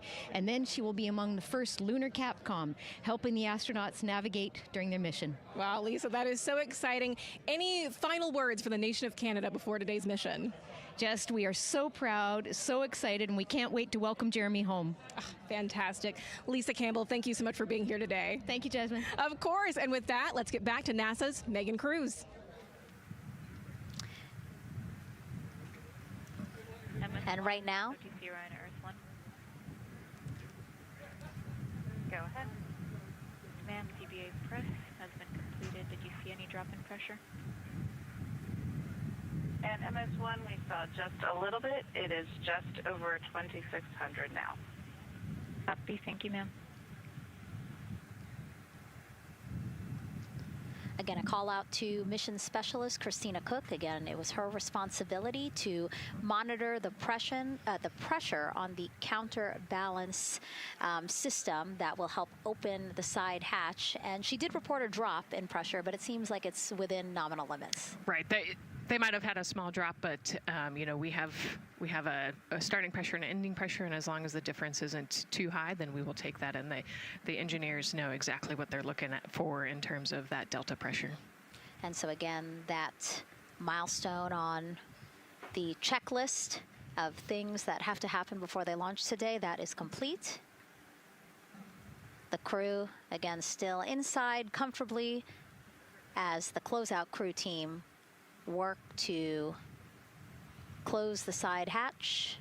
Again, a separate seal leak check, followed by a full cabin leak check, and then they will close the last abort system hatch. Lots to do still in the White Room and marching down the countdown timeline well. And so Bill, again, number 3 there, he is holding a silver flex hose. That hose is what will be connected to Orion in order to do that cabin leak check. So again, it does seem like we continue to march down through the milestones in this countdown. Hopefully lifting off today within our 2-hour launch window that opens at 6:24 p.m. Now, right now, people inside the Kennedy Space Center Visitors Complex are learning about this mission. There are great exhibits there about the rocket and Orion, and of course, our Megan Carter with the moon board. All right, Megan and Nicole, yeah, you mentioned that checklist before launch. That checklist is going to continue during the mission, as well as there are several vital objectives that we are hoping to accomplish with this mission. So we've talked about the rocket. We've talked a little bit about Orion. Obviously, during Artemis I, we had that test flight, and there were no humans on board. That is our one big difference for this one, and we are going to have that crew this time. So what are they going to be up to during this mission? Let me tell you just a little bit. Now, for Artemis I, like I mentioned, we were really focused on the SLS, making sure it had the power and capabilities that we needed. We were also checking out the Orion spacecraft in deep space environments, making sure that it was good to go. Now for Artemis II, we are going to be taking the testing for Orion to the next level by adding that human component. So those test objectives are going to start even before launch. Like you mentioned, they are out there making their way through that checklist.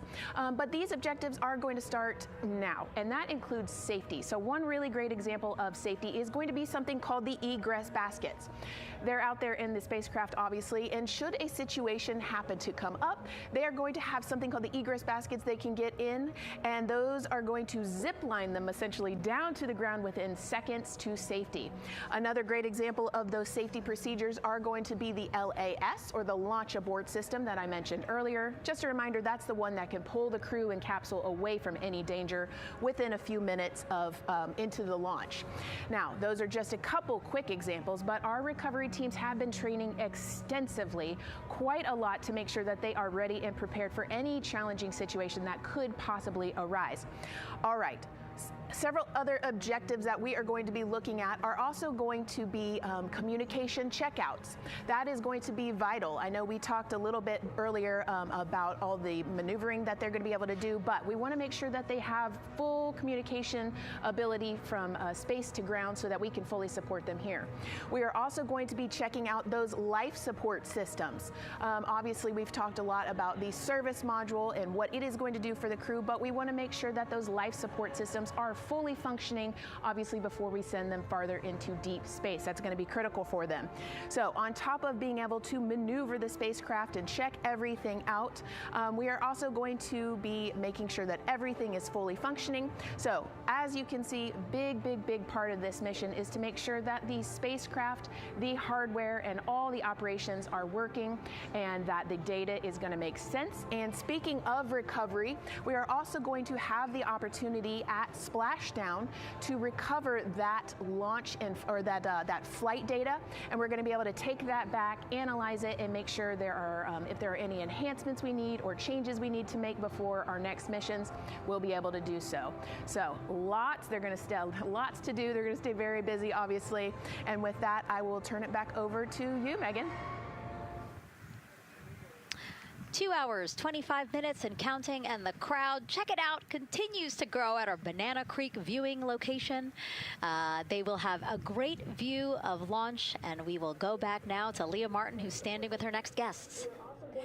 Hey, Megan. Yeah, we're surrounded by thousands of people, some here local from the Space Coast, but we actually have quite a few people who have traveled a pretty far distance to be with us today. I'm actually joined here by a group from the International Space Station Ambassadors Program who have come from all over the globe. Saku, you're here from Japan. You've come, Val, from Mexico, and then we have brother and sister Cosma and Jesco here who are visiting from Germany.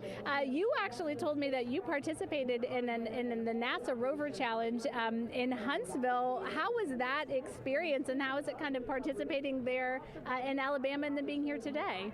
So it is an amazing experience because you meet so many young people with visions, with dreams, with ideas which inspire you and motivate you. And it's even better to be here now to see the SLS launch because we are going back to the moon, and that's what we're working for.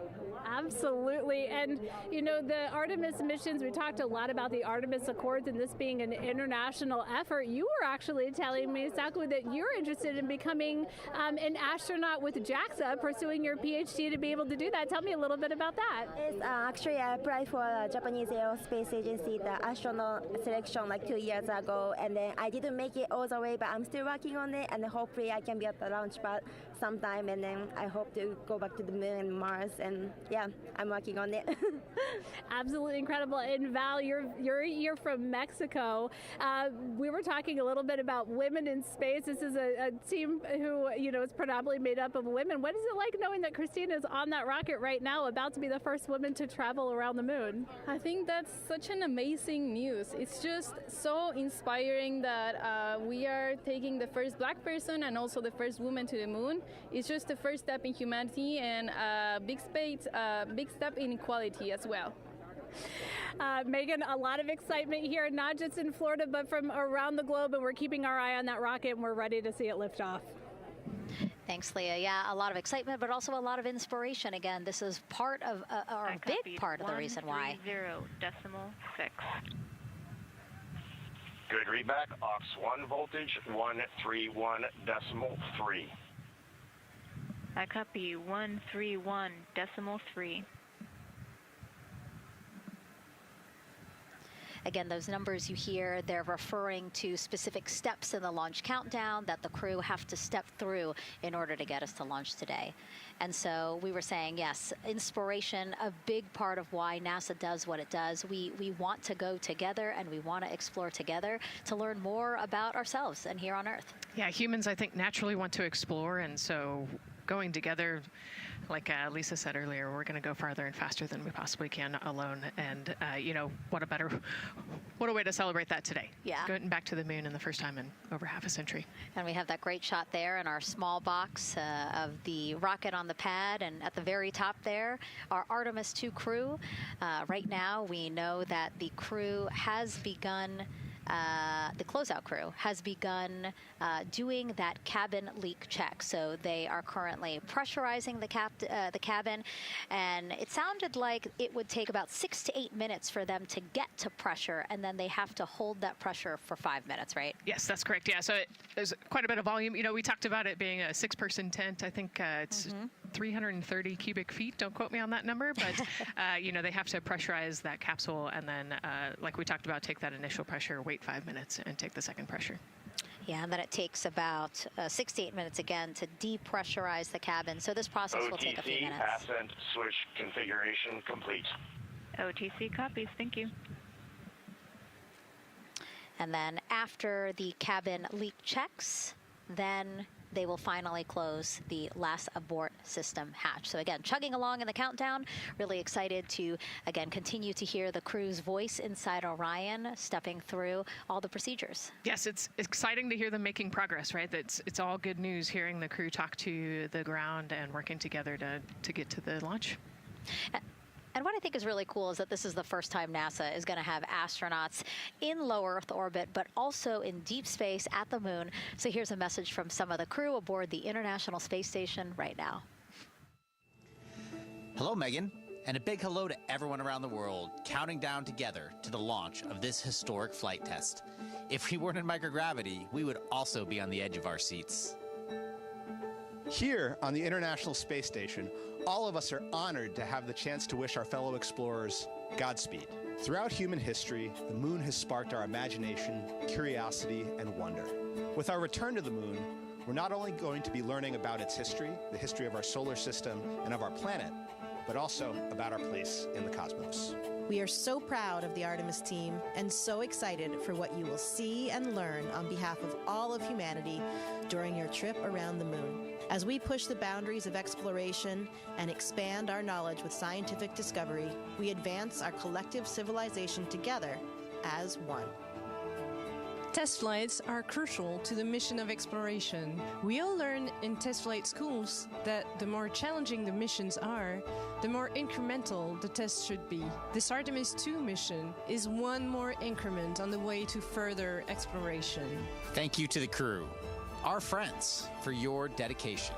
And from the entire Expedition 74 crew, thank you to all of the teams that had a hand in getting the Artemis II mission to where it is today. Back to you, Megan, as the countdown continues. Oh, I love that so much. I just love seeing them there. And again, you have to remember the International Space Station is an orbiting lab. We learn so much there, and we're going to learn so much more from Artemis II, because this isn't just a test flight. It's an opportunity to learn more about the moon, deep space, and how humans can live and work so far from home. So here are some of the science objectives that NASA hopes to accomplish with Artemis II. Artemis II is our return of humans to the moon, flying around the moon on board Orion. But along with that, we're doing a lot of great science. One of the exciting things about the Artemis missions to the moon is that science is actually a fundamental pillar of why we explore, why we're going, what we're doing in Artemis. I think it's incredibly exciting that not only are we testing the vehicle, but we're testing science on board. Science where the astronauts are conducting experiments, science riding along with the astronauts. We have astronauts looking outside the window and really observing the lunar surface. It will help us understand the deep space environment. It will help us understand how that environment affects our astronauts, our systems, and life in general. So deep space is a challenge for us because you have to leave Earth's protective magnetic field. Here in low Earth orbit, the crew members are protected from some of the harmful radiation. Going to the moon, they'll no longer be protected, so they'll have a higher radiation exposure. Much like Artemis I, we have so many radiation sensors and detectors that are inside the capsule so that we can fully understand and appreciate the radiation environment for protecting our astronauts. In my hand here, I'm holding a tissue chip model. This is the exact design that's going to be flying alongside the astronauts. We'll be collecting samples from each of the crew members, and we can make these organ chips out of the astronauts themselves. So every crew member will have their own avatar on board, and then upon return, we can evaluate that deep space radiation environment and what that compares to the astronaut themselves. Not only are they going to help change the course of medicine for the astronauts, but revolutionizing that on Earth as well. We're looking at sleep, we're looking at team dynamics, we're looking at how you interact with the environment. We're also looking at the immune system, so what are the biomarkers? We're using saliva as a method to study hormones and different things in your body that may change during a mission like this. And then finally, how do we function after microgravity, being close to the moon, then returning to Earth. Which will ultimately help us achieve our goal of getting humans to Mars. And then on top of that, we have an opportunity to look at the moon from deep space on the far side for the first time in over 50 years.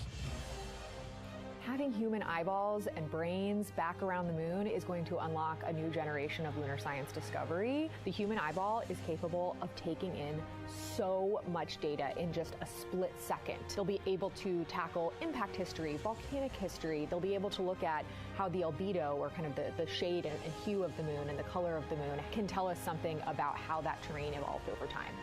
We're integrating science in ways that have never been integrated into human exploration before. We have a front room mission control flight controller position called the Science Officer. We have a brand new science back room where it's basically our brain trust of lunar scientists and geologists supporting the crews of the future. And Artemis II will allow us to really test how this works so that future missions are really set up for success. We'll also be deploying some CubeSats. They're small shoebox-sized spacecraft of their own. They're each provided by another country, one of our partners. As they conduct their research, they'll complement what we are doing at the moon with Orion. It is so incredibly exciting to be a part of this mission. It has been, really one of the privileges of a lifetime. I can see the work I'm doing benefit crew members right now and benefit the crew members in the future. So it's incredibly exciting and it's very rewarding. As this rocket launches humanity off of the Earth, we'll be setting the stage through our science to prepare humanity to leave Earth and explore the solar system. And what we learn during this and future Artemis missions to the moon will eventually get us to Mars. Here's Jasmine Hopkins again, now with Nikki Fox, Associate Administrator of NASA's Science Mission Directorate. Thanks so much, Megan. Yes, we're back on the balcony now, joined by Dr. Nikki Fox. Nikki, in this nearly 10-day mission, we are covering a lot of science, from CubeSats to tissue chips. What are you most looking forward to learning? Oh my goodness. I think for me, the most exciting thing is actually being able to interact with the crew while they are flying, doing this historic journey on the far side of the moon. They are going to be seeing pieces of the moon that no human eyes have seen before, which is really spectacular. It's going to be an interesting trajectory. Some of it is in darkness. Then at the Terminator, so in darkness, they'll be able to look for like impact flashes and things when micrometeorites pummel that poor moon. And then at the Terminator, they can see shadows and interesting things, which kind of gives you depth perception. And then, of course, in the sunlit, picking out everyone's favorite craters.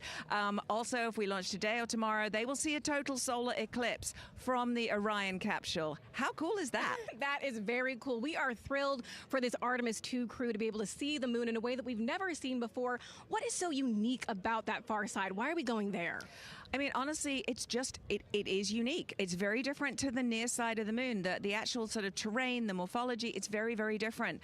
And so it will be very exciting to see that as we're going past that. Absolutely. And Nikki, we are performing a lot of science at the moon this year, actually, not just Artemis II. Can you speak to the commercial lunar landers we're planning to send? Yes, we are very, very proud of our commercial partners as they take our payloads for us to the lunar surface. And very excited. Next one up is Blue Origin's Blue Moon Mark 1 going. It's got some science on it. It's got the scalps that went on the Blue Ghost. So we'll be able to sort of look at that plume as it's coming down onto the lunar surface, and then also the laser retroreflector that will be the array that's up there too. So even on that first test flight, packing it with science as much as we can. Wow, Nikki, so much science. It's hard to keep track of everything. But the unique thing about Artemis II is we're sending crew. Can you speak to the importance of the human element of science? Absolutely. I mean, you know, we can program, like we do with our beautiful rovers on Mars, we can program them to do certain things, and it's what we think we need them to do. When you have an astronaut up there, they can make that sort of like really unique split-second decision. The thing I'm most looking forward to is when, you know, when they think they're going to be looking here, is hearing one of them say, "Oh my goodness, look over there." And I think that's just incredible about how we do that. Also, flying our tissue chips with the astronauts, our Avatar experiment. Here we go, Avatar. Wow, look at that. And that's got the tissue chips samples that matched to the crew, so we'll be able to monitor the effects of microgravity and radiation on that human tissue as we prepare for more and more missions to the moon for longer and longer durations, and then off to Mars. Wow, Nikki, so much science ahead of us, but first we have to launch. Thank you so much for being here today. Thank you so much. Go Artemis. Oh, of course, go Artemis. And with that, let's turn it back over to the countdown with NASA's Megan Cruz. Nikki is so fun. She has so much energy and so much passion about the science. And again, yeah, it's just so important to remember that so much science is happening with this mission. It's not just to test out the hardware and the life support systems. Yeah, you know, you saw the science video, and then we talked to Nikki. Man, there's so much going on, right? We talked a little bit about the lunar observations that we're going to do. And then, you know, she talked about, made a really great point about, you know, the human eye can pick things out that, that a camera or a robot can't necessarily pick out. And so that's why we're sending humans. But also, we're not just doing the lunar observations. The Avatar, like, that's a really cool experiment. You know, they took blood samples from the crew, and then they used those stem cells to make bone marrow and create those little Avatar chips, which is like, feels like scientific, you know, sci-fi movie stuff. But, you know, we're going to look at radiation. We're going to look at all sorts of different scientific experiments. You know, we got the little CubeSats. We're going to go look at space weather. Lots going on. Yeah, even collecting some of the astronauts' saliva, you can learn a lot about the body through the saliva. So just really a lot in a small amount of time in a small capsule. Yeah, you know, scientific discovery. That's why we go back to the moon. Yeah. And so again, her energy just so oh my God, I can't find the word. So wonderful. Awesome. Yeah. I don't know why I couldn't find the word. So anyway, yeah, just really, again, thank you, Dr. Nikki Fox and Jasmine. And so, Nicole, what about answering more questions? Let's do it. Okay, great. First one, what was the word I was trying to get at? No, I'm kidding. Let's have the first question up on the screen now.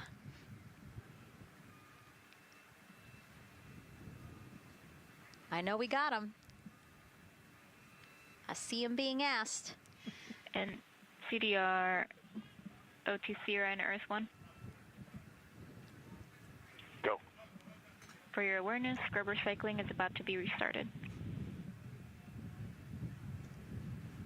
Integrity copies.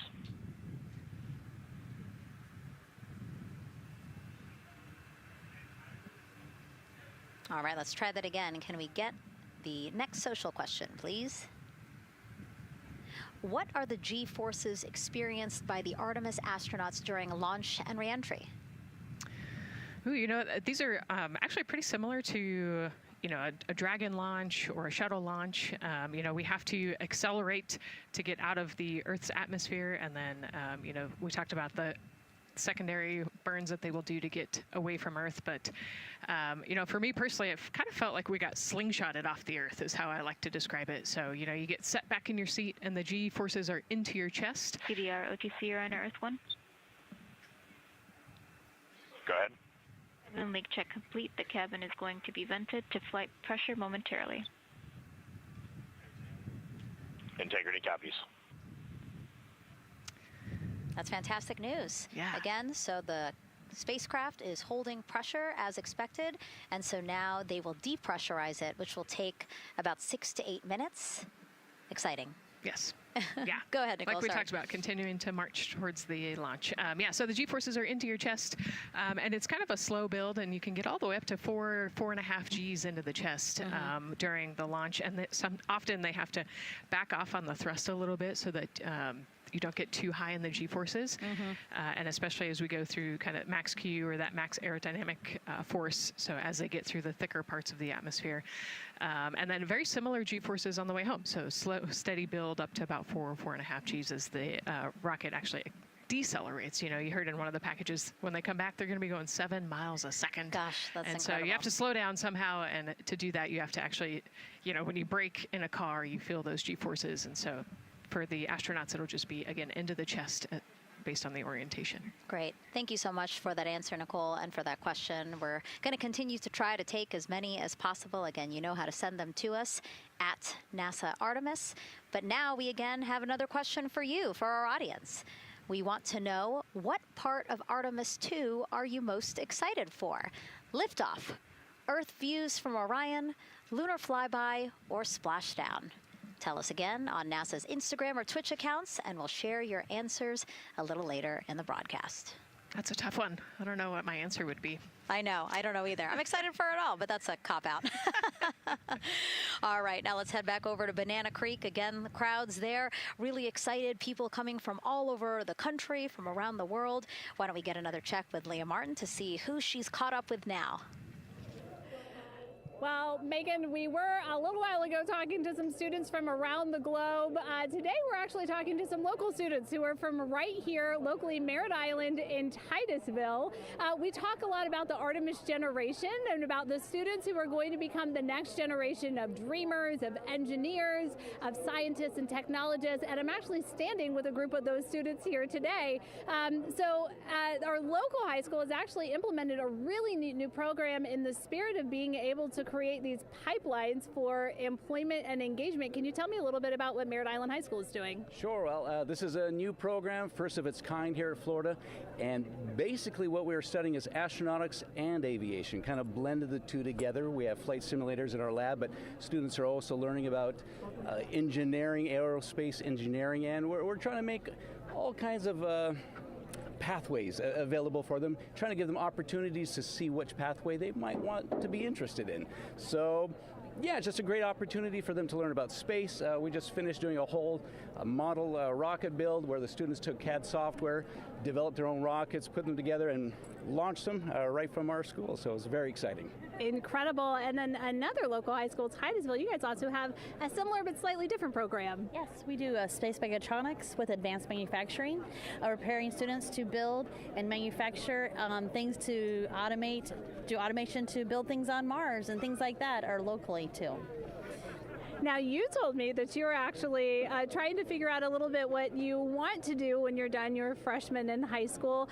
What things are you learning in your class here that are really kind of tweaking your interest in the aeronautics field? So we're building a lot of things with like metal and how we're supposed to do it on the rockets. We're also doing computer programming, which would help with NASA and like programming and coding. Absolutely. And you were actually telling me that I think were telling me that you're interested in becoming a pilot. We talked a little bit about the pilot who is on board the rocket right now. How is this program preparing you for your future? I mean, it's teaching me everything that I know about aviation, and it's really inspiring that I get to learn it in a classroom, like locally as well. It's amazing. I love it. And then you were also telling me you're taking this class. What's the most interesting thing you've learned? I really like the whole design part of it, like actually like engineering, like because I want to be an engineer. Engineering the products we use when we build stuff. That's definitely my favorite part, learning how to use those kind of softwares. Absolutely. Well, Megan, when they're seasoned NASA employees, you'll be able to say that you saw them here first when they were still in high school. Back to you at the desk. I can also say that they have fans. Nicole Ayers here. As soon as that girl said that she wants to be a pilot, Nicole went, yeah, why is that something that's so thrilling for you to hear? I mean, I love when kids in high school have goals and they set their goals high and they want to go do something. You know, the kid who wanted to be an engineer or a pilot, like, I love that. You know, find something that you're passionate about, go work hard at it, and go get good at it. Yeah, and speaking of passion, I mean, we definitely have a whole bunch of people here passionate about what NASA is doing here. Again, the lawn behind us just filled with media from around the world, making sure that they can help tell our story to everyone who is interested in hearing it. So back here in Florida, of course, we have NASA leadership also keeping a close eye on launch operations. Let's go now to Jasmine Hopkins, who is standing by with Lori Glaze, Acting Associate Administrator of NASA's Exploration Systems Development. Thanks so much, Megan. Yeah, we're honored to welcome Dr. Lori Glaze to the balcony now. Lori, this is our very first time having crew on an Artemis mission. How does that feel, and how does that change our overall approach to the mission?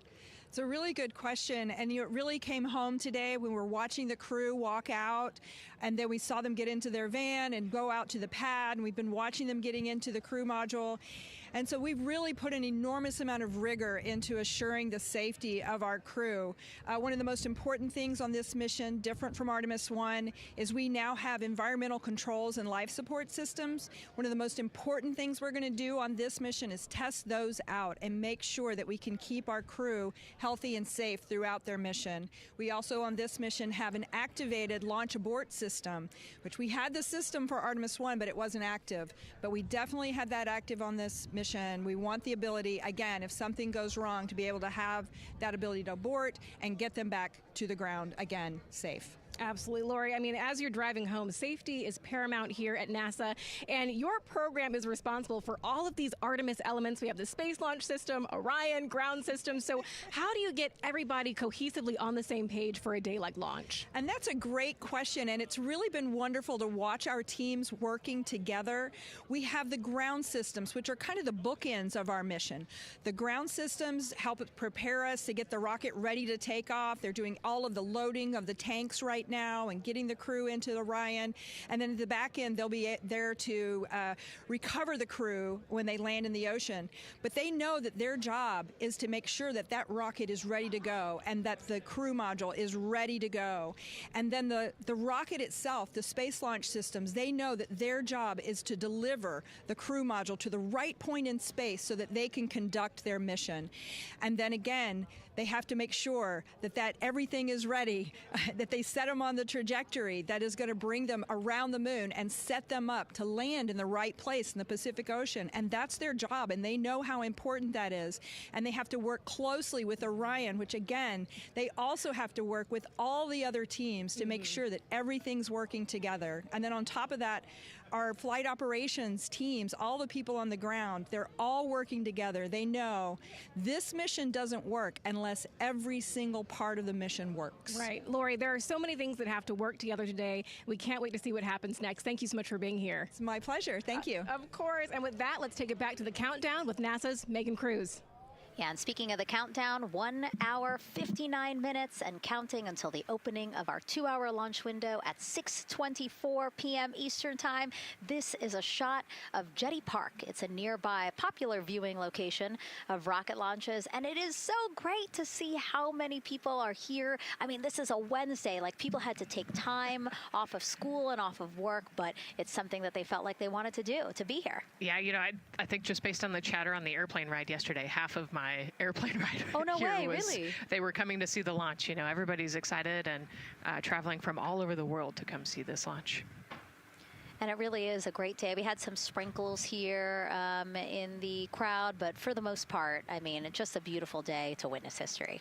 It is, yeah, you know, a little bit of sprinkles, but for the most part, the clouds are staying away, and you can see the blue sky behind us, so hoping for good weather in a couple hours. Absolutely. And so Dr. Lori Glaze mentioned what we learned from the Artemis II mission helps pave the way to sustained human presence on the lunar surface. So what are the objectives of this mission to eventually accomplish that? Let's check in with Gary in Mission Control for more. Thank you, Megan. Yes, the Ascent teams are here in Mission Control Houston, working through their steps to prepare for a go for launch. Right up here on the front board, we're watching the teams in the White Room work through their checklist and closing the hatch as we verify ours, working as one NASA team. What Dr. Glaze said about working across the teams throughout the nation is true. It takes one NASA team to bring everything together and accomplish the mission objectives. The Artemis II is designed as the first crewed test flight of NASA's Artemis campaign, sending astronauts into lunar space to validate systems, operations, and human performance ahead of a more complex lunar landing missions. NASA has identified an extensive list of mission and flight test objectives objectives that serve as a checklist to verify the capabilities needed to land humans on the moon. For the Artemis II mission, there are 5 overarching priorities that cover the mission and flight test objectives. First is, of course, the crew. As the first crewed mission inside the Orion spacecraft, this mission serves to demonstrate the capability of safely sustain the flight crew throughout the mission, including launch, the deep space component, and return.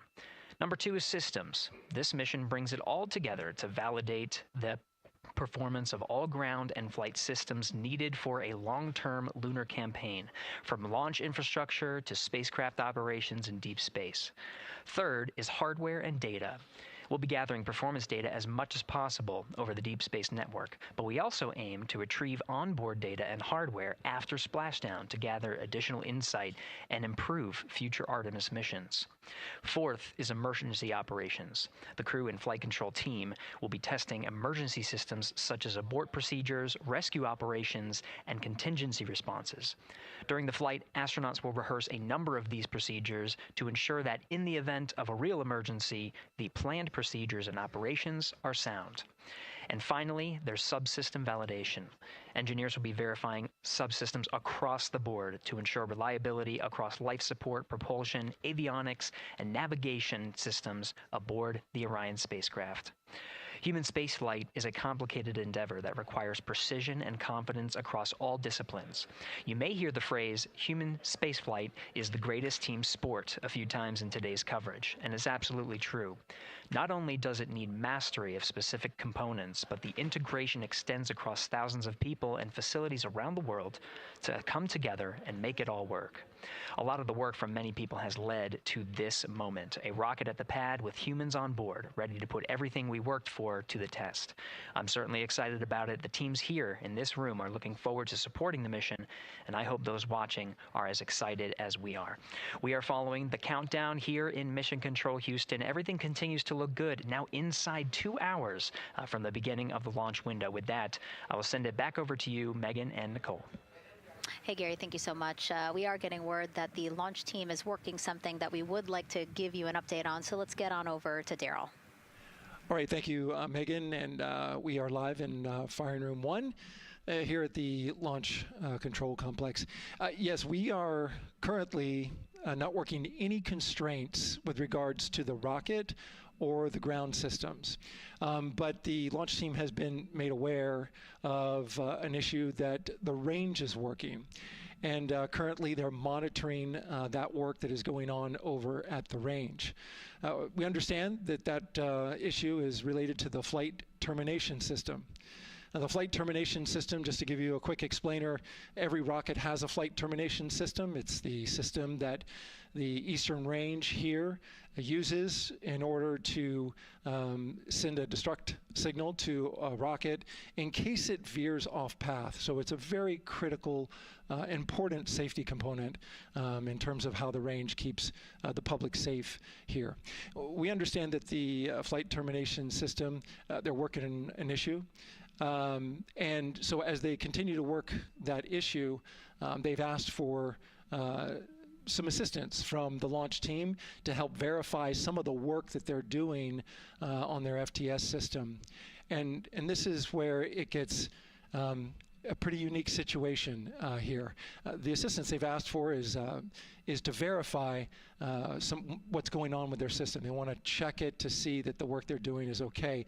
And in order to do that, the FTS console operator inside the firing room has been asked to help them verify it. And the way that they're going to do that, and the solution that he proposed to check and verify the system with the launch director, and she gave the approval, is to go get a piece of heritage equipment from inside the VAB that was used during the space shuttle program.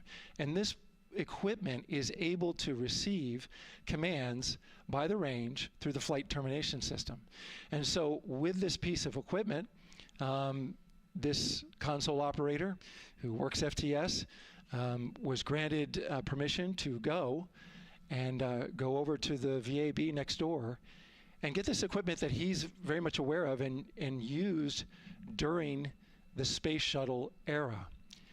And so that is in work right now. The bottom line of all this is, at this moment, the range is no-go.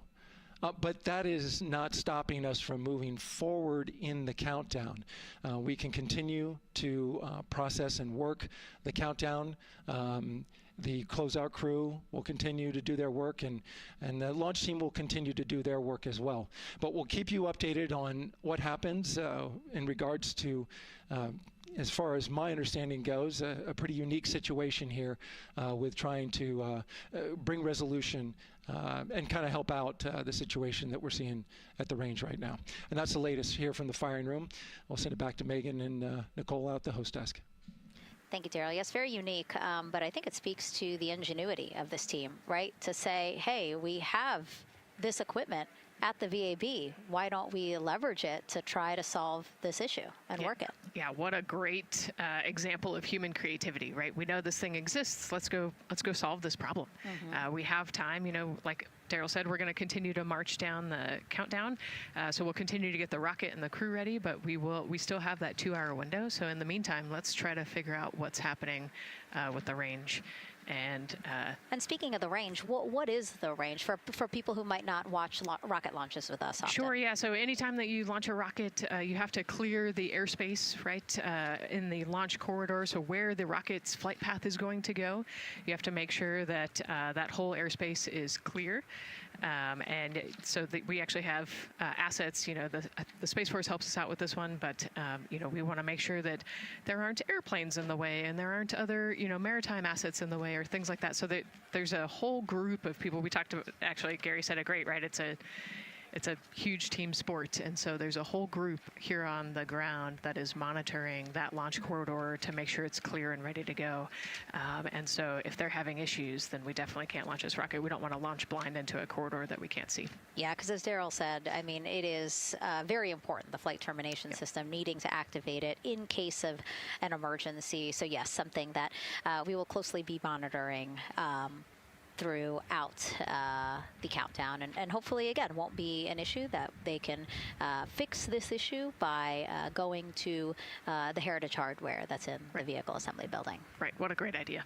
Okay, so again, under 2 hours from the opening of our 2-hour launch window, 6:24 p.m. Eastern Time. The crew, as you can see there, inside of Orion, relaxing, getting updates from the team, but also just getting in the right headspace for hopefully launch today. Let's learn a little more about each of them now.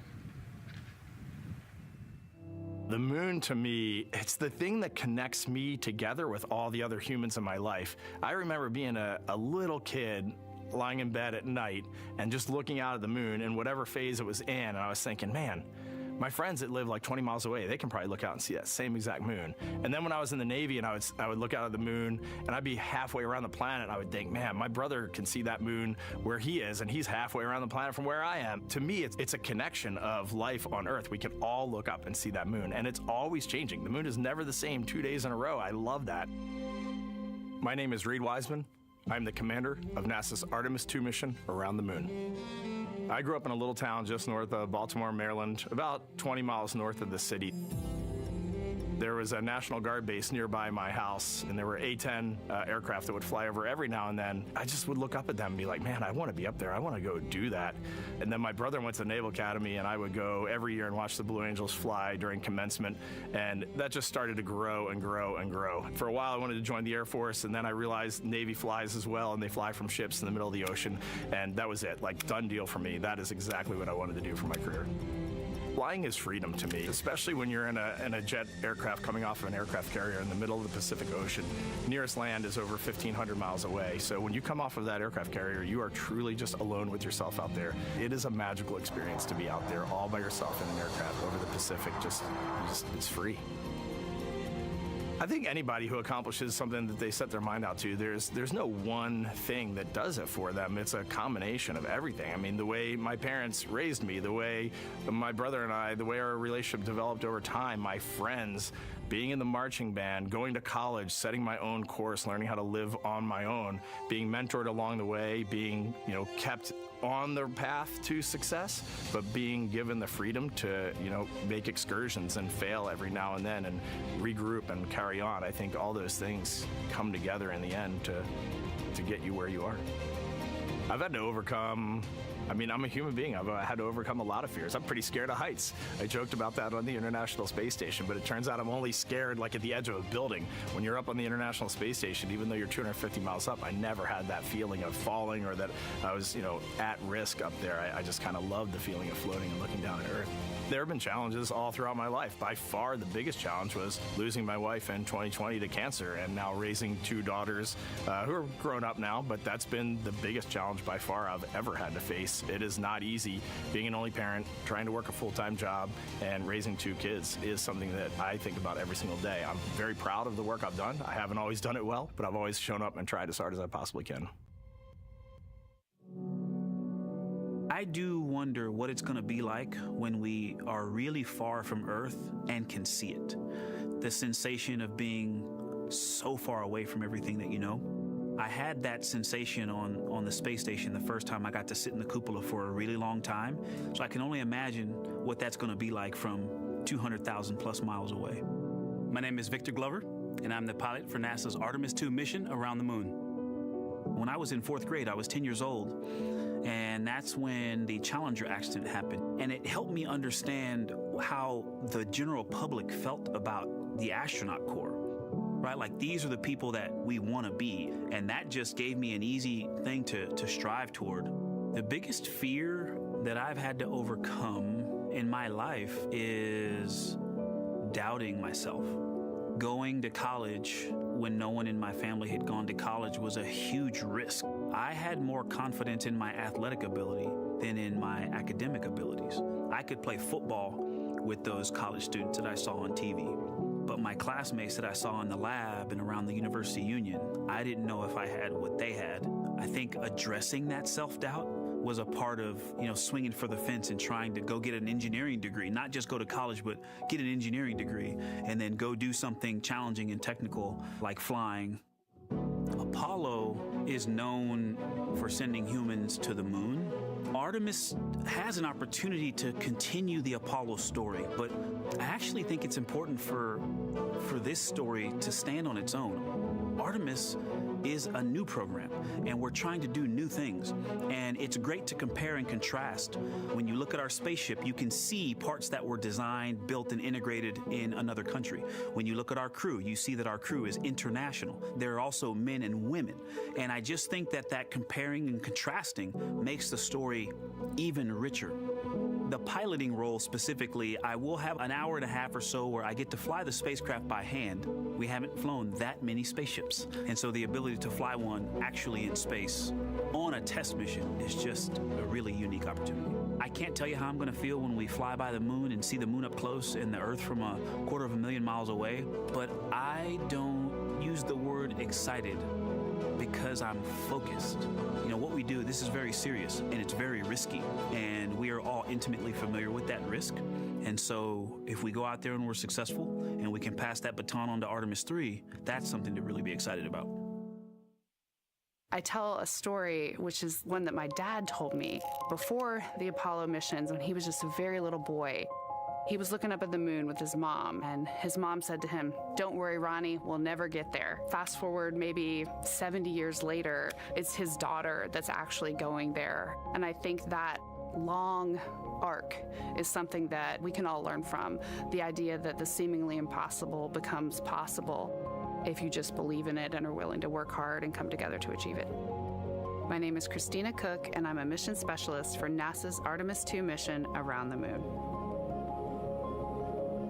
When I look back at my dreams as a kid, I definitely never thought I would actually get here. I was very pragmatic. Even though I'm a dreamer, I knew that the odds were way against me again, so I might as well do something I'm loving in the meantime. I definitely loved science and math in school and, did pretty well in those things, but I also loved being active. I was always outside. I loved things that made me feel small. I loved looking at the night sky, oftentimes between the pine tree branches, or I loved the ocean. North Carolina also has mountains, and when we go there, I just loved the vastness of all of those things. I loved how they made me feel and what they made me think about, and the vastness of the universe and how much out there was to learn. I'm drawn to exploring. I'm drawn to challenges that involve both mental and physical, and I'd much rather be solving problems wearing a whole lot of equipment and in a harsh environment, and that's just something I've carried with me ever since I was a kid. Thinking about the fears or challenges that I've had to overcome, there are just so many. I mean, basically, it's just been, that has been the journey. I always say to people, do what scares you, and that means I have to follow my own advice. So doing what scares me meant getting on a plane and going to the Antarctic, getting on a plane and going to study abroad in Ghana, applying to become an astronaut, opening the EVA hatch in the airlock and going out of it into the darkness, strapping myself onto a rocket. And so for me, I think that no matter what the challenge, recognizing that if people believe in you and you believe they believe in you, the challenges seem always a little bit easier. To me, the moon, it represents history. It is a witness plate. Everything that's ever happened to the moon is still written on the moon. Every single person has looked at the moon their entire lives. We see the same moon. That's something really special. It's just the epitome of a symbol of something that's in each of our hearts, but that's also represents exploration and reaching. I have this very distinct memory of seeing an image of an astronaut standing on the moon. It's burnt in my brain because I went back to it so many times in my childhood, and I would look at that image, and I know it had a huge impact on me that humans had walked on the moon. My name is Colonel Jeremy Hansen. I'm an astronaut with the Canadian Space Agency, and I'm a mission specialist on NASA's Artemis II mission around the moon. My elementary school years, I grew up on a farm outside of London, Ontario. I spent as much time as I could with my dad on the farm. I learned the value of hard work, for example. If I wanted to go to work with Dad, it was going to be a long day, and I was going to have to not complain, or I wasn't going to get to go the next day. I had a treehouse. I had a vivid imagination, and I changed my treehouse into a spaceship. I made all these dials and controls. I had circuit breakers for switches that I found in the barn, and I was exploring space in my imagination. The most important thing I did to get to where I wanted to go in life, which was flying fighter jets and eventually becoming an astronaut, is I shared those desires with other people. And it turns out, just like you don't go to the moon on your own, if you could, I would have done it a long time ago in my treehouse as a kid. You have to go as a team. I think the biggest impediment to achieving my goals was, of course, myself. And I think that's a common human experience. There are many times where just little things would get in my way, and my immediate interpretation of that was, well, now that goal's out the window. You know, people must have lifted me back up, and somewhere in the back of my head, that persistence came through. And I think that's a common human experience, to doubt ourselves. I've come to this, I guess, realization that I believe that we all have gifts to contribute, and the goal is to figure out how to use your energy towards adding positively to humanity's existence on this planet. But I love it when humanity sets big goals, like sending humans to the surface of the moon with an eye to eventually going to Mars, because when we do that, we can bring together genius from not just even in one country, but around the world. I've also learned from my indigenous mentors that they refer to the moon as Grandmother Moon. So you've probably heard of Mother Earth. They use Grandmother Moon because Grandmother Moon is responsible for the water in their community, just like the moon moves the water around the planet, affects the tides. And I think that's a really beautiful thing for us as we go back to the moon, to think about all the different cultures around the world and how they view the moon differently. And that's really neat because we all share that same moon in the night sky.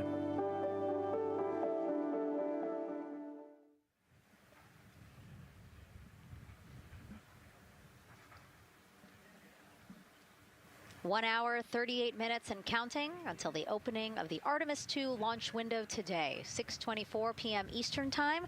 And we are looking at the rocket and Orion out on the pad historic launch pad 39B here at Kennedy Space Center. What a great view, Nicole. Yes, it is. You know, we can see the clouds out in front of us, but they are to the west, and you can see that there's some blue sky peeking through behind that rocket, which is good news. And more people continue to come on center here. About a couple of hours ago, folks with special passes to come on center were allowed to start driving on with family and friends. And of course, we have media growing by the moment here at the press site here at Kennedy Space Center, setting up their cameras, setting up tents, interviewing folks. Again, this great jib shot that we have from our camera here showing all the interest that we have here at the press site. And actually, even to the right of us, so camera left, no, sorry, the right of your screen, left of us, plenty of other people there, set up with their own tents, broadcasting to their own viewers. And so again, just really cool to see everybody wanting to share in this moment. Yeah, that's, I mean, how many media tents we can see from here. It's a beautiful thing. Yeah. I think it's important to share this message with the whole world. Yeah. And so let's take a look now at people who are watching in other parts of the country. We have this shot here from the U.S. Space and Rocket Center in Huntsville, Alabama. Oh, man, look Just at that. kidding. Museum of Flight, Seattle, Washington. So sorry. Hello to you over there. Sorry, I thought that you were in Alabama. But here you are from Seattle, Washington. Again, the Museum of Flight. They must have had a special event to bring people there to watch, as well as a special event here. Now, correctly, the U.S. Space and Rocket Center, Huntsville, Alabama. Of course, they would have a lot of people here, and I'm sure this crowd will grow when we get closer to launch. Marshall, the home of the SLS rocket. Yes. Yeah, this is a great shot. You can see all the people there, and obviously you've got quite a few artifacts in there as well. Oh, now they us. know. Yes. Yeah, now they know. They're on the broadcast. That's funny. Awesome. Hey, listen, it's all right. We can sit. We can sit and chill until we wait for the opening of the window. No, there they are. Yeah. Everybody's excited. Thank you guys for showing us your excitement. I know deep down it was in there. It's just that you felt like sitting at the moment, and that's all right. There's a little delay. Yeah, that's all right. Well, thanks so much to those supporting these watch parties and bringing them to us live here. Actually, our video paths are taking quite a circuitous route to be able to bring those live views in from Seattle as well as Alabama, but we're glad that we can be able to share it with you in the broadcast now. And so why are we going to the moon? Why does NASA want to build a moon base there? Here's Megan Carter again with our moon board. All right, thank you, Megan. Yeah, so we are right around that hour-and-a-half mark, hopefully for that launch. It's going to be very exciting. So they are going to have a few days to be around the low Earth orbit, and then they'll be heading on to the moon. So yes, let's talk what will be happening. Why are we going to the moon? So obviously this is not going to be a landing, as we've discussed. They are going to be coming with 4,000 to 6,000 feet around the moon's surface, and this is going to connect us directly to our past. Those Apollo missions did have 6 lunar landings, and the Artemis campaign is looking to build on that past by going back to the moon, staying longer, and then going farther. So how are we going to do that, and why? We have obviously talked a little bit about that lunar South Pole, and we are focused specifically on the far side of the moon for this one for a specific reason. You might have guessed we're going to be looking for some resources especially, and that's going to be water or water ice. That is going to be giving us some really critical pieces for future missions. And as you can see here, we have identified 9 potential landing zones. So this is going to be a critical objective for our crew. Depending on when they launch, it will determine what is going to be visible, but we do have these 9 landing zones right here around the Shackleton crater. And as you can see here, a lot of that area is deep and dark, and that is where we are going to be looking for that water ice, because that is obviously going to give us not just water to drink, but as we know, that can actually be converted into our propellant potentially, that hydrogen and oxygen. So that is going to make the moon a critical place for that moon base, because we want to think of it essentially as a backpacking trip.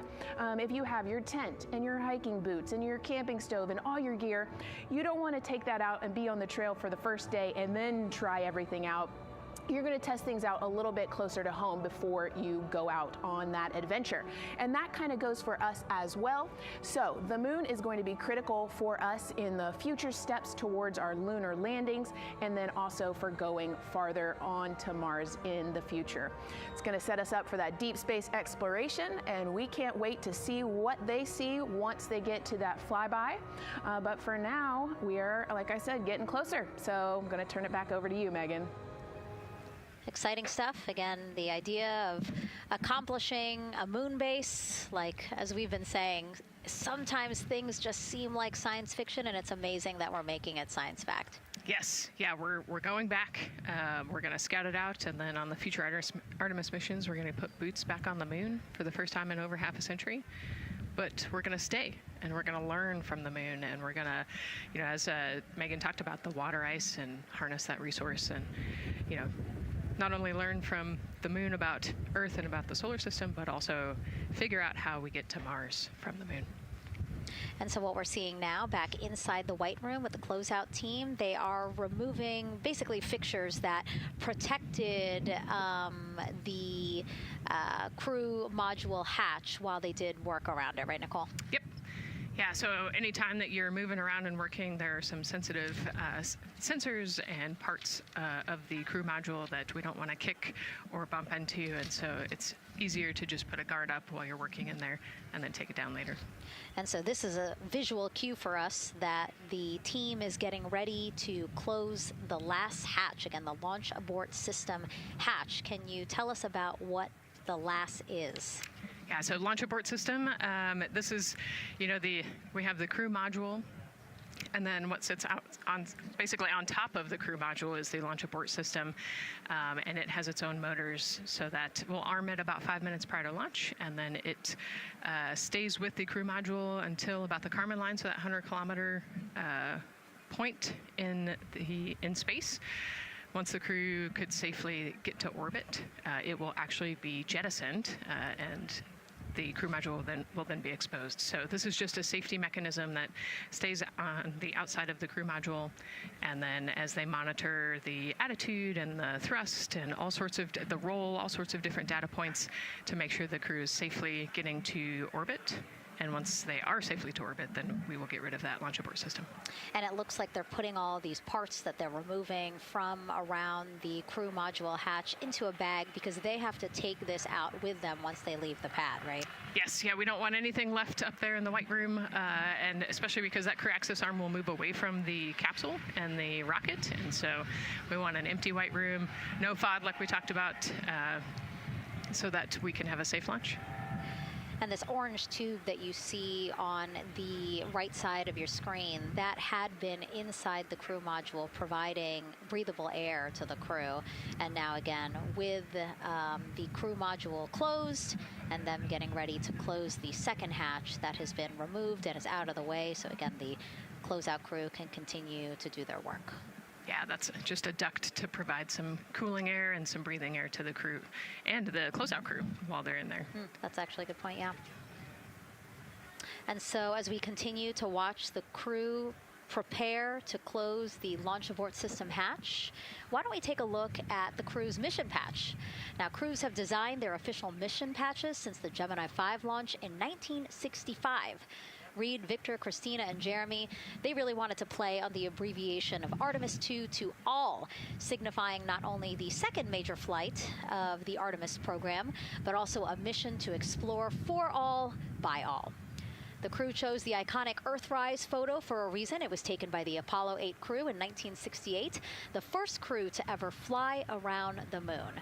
The mission was to prove teams then were ready to land on the moon the same way Artemis II hopes to fly around the moon ahead of a lunar landing with Artemis IV. This time, as we've been saying throughout the broadcast, to stay on the moon and pave the way to Mars. Yeah, we talk about incremental steps, right? And so Artemis II is very similar to Apollo 8 in terms of that increment. They're going to fly around the moon and set up the rest of the Artemis program for landing on the moon, but also with a nod towards the fact that we do this for all humanity. And I love the thoughtfulness and how much importance they put on their patch design. Another camera angle of inside the Orion spacecraft. I was going to say, we might be able to see Rise, but I think it's right behind Reed's foot there. And so to orient people again, so basically we have Christina in your upper right hand, Christina in your upper left hand corner. Then you have Jeremy below her. And then the feet you're seeing, those are Reed's feet. And then next to him, the upper right hand corner, that is Victor, who's unfortunately hidden by Reed's feet. But again, that is the orientation of the crew inside Orion right now. Now, earlier this week, the crew got to stick their patch on a wall just outside the suit-up room. We can play that video there now. You can see that crews have been doing this as part of a pre-flight tradition again. Wow, Reed just making sure that thing won't come up. It's flat. And so now Victor is signing there, followed by Christina, and then Jeremy. That's a fun tradition, and your patch is up there too. It is, yeah, ours is on the left-hand side there. Yeah, it's a fun tradition. This is a really fun day too. You know, they did this a couple days ago, but it's just another step that makes it a little bit more real that you're going to be launching soon.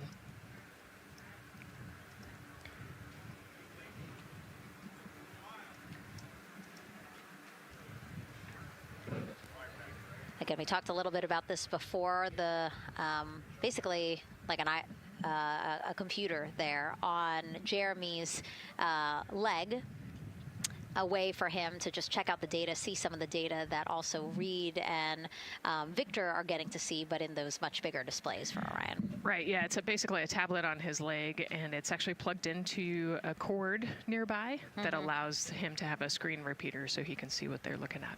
And it looks like he's taking notes.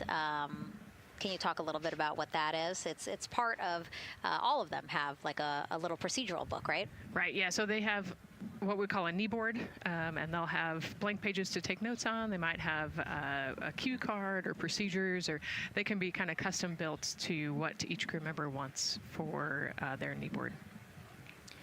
This mission, of course, built by people and companies in all 50 states, as we've been saying throughout the broadcast, and with our international partners as well.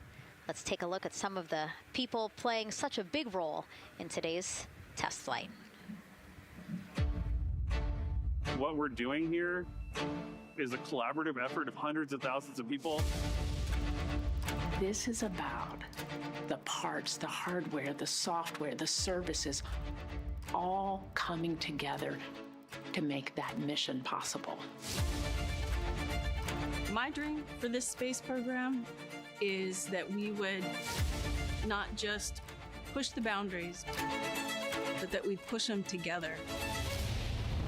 And liftoff of Artemis I. We rise together, back to the moon and beyond. It takes a team to do great things. And Artemis has an incredible team.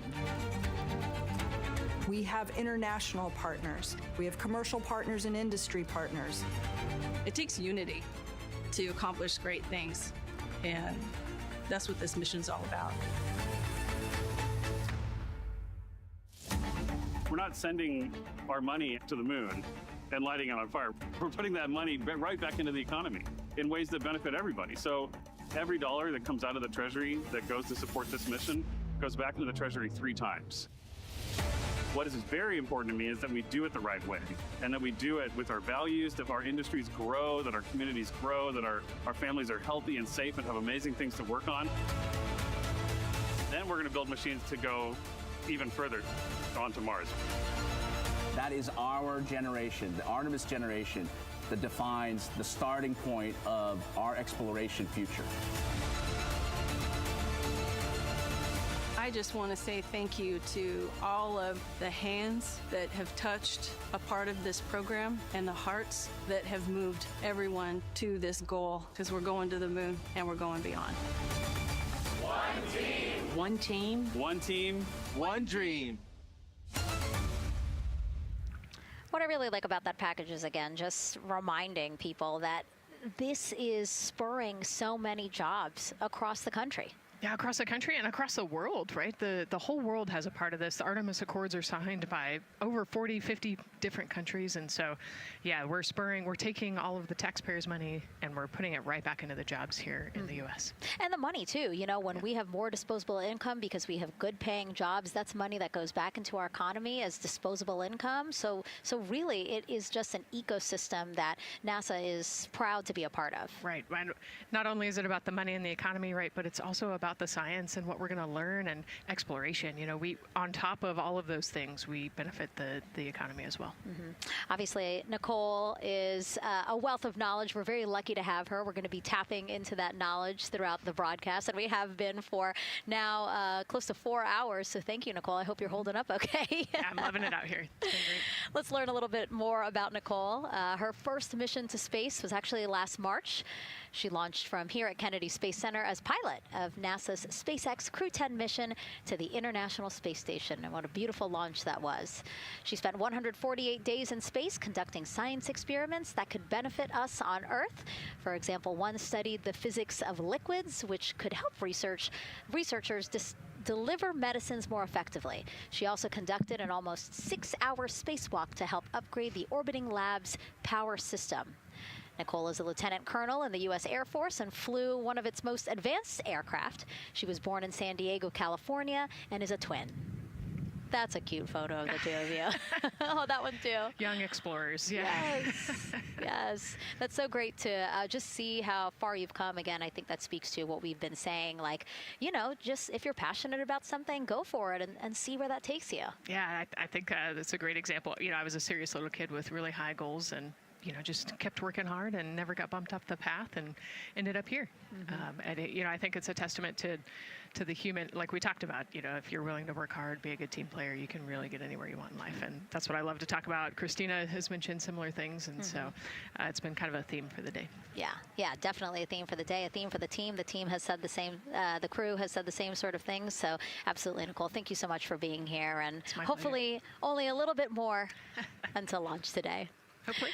So today's Artemis II test flight will mark only the 7th time NASA astronauts will launch on a new NASA spacecraft designed for crew. And then controlling the flight will be Mission Control in Houston. Our Gary Jordan is inside with flight controllers. Hey, Gary. Hey, Megan, you are right. This is a significant milestone, and we may be putting the names of a few more astronauts in the history books today. The Artemis II crew is set to launch today will join a select list of humans to fly in a spacecraft for the very first time. And Artemis II, like missions before it, is a test mission. During ascent, the crew and the teams here in the room are prepared for a variety of scenarios. Some of these will be called out directly by Capcom Stan Love during ascent, and some are a little more subtle. These calls can be split into 2 categories: alternate main engine cutoff or MECO targets and aborts. First, there are 2 alternate MECO targets, or AMTs. These note milestones to give flight control teams and astronauts an idea of what would happen after that moment should the core stage lose one of the main engines. First is AMT low. You won't hear it called out by the crew or Capcom since this happens right at liftoff. If the core stage loses one engine at this moment, an abort once around option could be made at main engine cutoff, meaning the crew could target a splashdown in the Pacific. The second is AMT high, which would be called out by Capcom's Stan Love around 22 seconds. After this moment, if the core stage loses an engine, we can still pursue an alternate mission in low Earth orbit to accomplish some of the test objectives. And at about 5 minutes, 16 seconds into the flight, you'll hear the call 3-engine press. This is a good moment. After this point, if the core stage loses an engine, we can still make a nominal main engine cutoff and pursue a moon mission as expected. Again, these MECO targets give the flight control teams and crew an idea of what lies ahead should one main engine be lost, but assumes we are otherwise continuing to a main engine cutoff target. This differs from an abort, where the Orion capsule separates from the Space Launch System prior to the planned separation time. There are abort options at every moment that integrity is attached to the Space Launch System, from the pad to more than 3 hours into the mission. During the first 8 or so minutes of powered flight, there are 3 abort options. First is the use of the launch abort system, which you see at the very top of the rocket and here in the White Room where the hatch is open and teams are working to close it. This particular abort capability can be used from here at the pad through roughly 3 minutes and 22 seconds into the flight. Next is an untargeted abort splashdown, or UAS. This uses Orion's service module engines to escape the SLS and becomes available immediately after the launch abort system jettisons. Third is an abort once around, or AOA. You'll hear a Capcom Stan Love call AOA open around 7 minutes 30 seconds into the flight. This also uses the service module engines, but the burn profile is a bit different to aim for a splashdown in the Pacific after one trip around the Earth. NASA's expedited recovery teams are staged off the coast of San Diego to get to the crew and integrity quickly for this abort option. An AOA option continues to be available until solar arrays are deployed on the Orion service module a little more than 30 minutes into the mission. At this point, an abort to orbit, or ATO option, becomes available until separation from the upper stage around 3 hours and 23 minutes. Mission profiles can vary depending on when an ATO is executed in that window, but with power being drawn from solar arrays, it buys more time for astronauts and flight control teams to make decisions and stay in Earth orbit, return for a splashdown, or continue to the moon.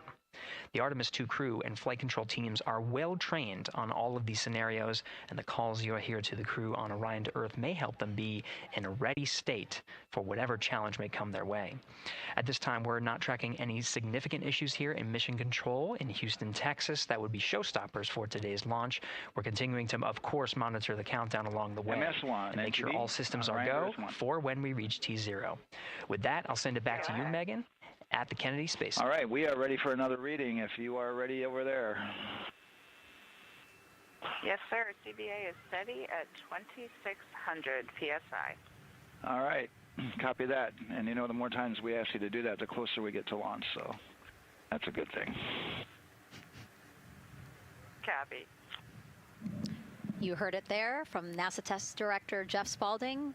The more that they keep on asking her how the pressure is holding in the counterbalance assembly mechanism is a good thing, because it means we are getting closer to launch. So that's amazing news over the loops that we just heard on Orion to Earth 1. Again, that communication channel with the crew. But now I want to get back over to Daryl with the launch team. He has an update now on the flight termination system that the team was tracking. All right. Thank you very much, Megan. And we're getting an update now from the launch team as we speak.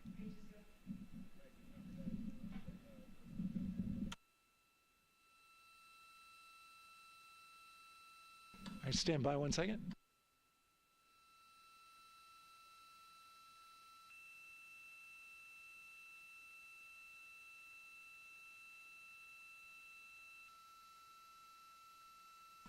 Okay. Sorry about that. We're just getting an update, in fact, about what I was about to report out on the range. And the good news is the range is go. So we reported that they were working to verify their equipment regarding the FTS system. And they asked for a little of that verification work to be done by one of the FTS engineers here in the firing room. He went out to the VAB to get some legacy hardware to help out with it. But in the end, this is a fix that the range had come up with to get clearance, to clear the range rather, and to as well work the FTS system. And so now they are go. Again, the range is go. That is no longer a constraint.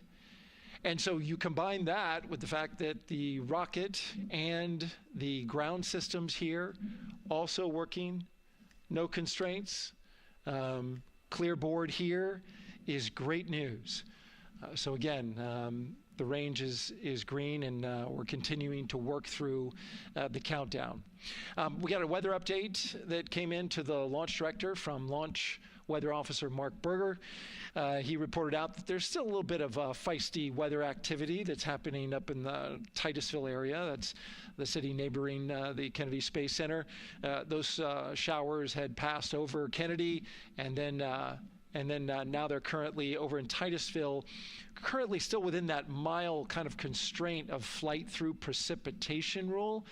But we're still far enough from the window that it looks like it won't be an issue. And in fact, we're seeing some good sunlight now breaking through onto the launch pad. As you can see, it's actually shining on the other side of the rocket here. But to the west, we're starting to see some of that clearing that was forecast. And so the launch weather officer held his forecast for 80% go for flight during our launch window tonight, which, as a reminder, is 6:24 p.m. Eastern Time until 8:24 p.m. Eastern Time.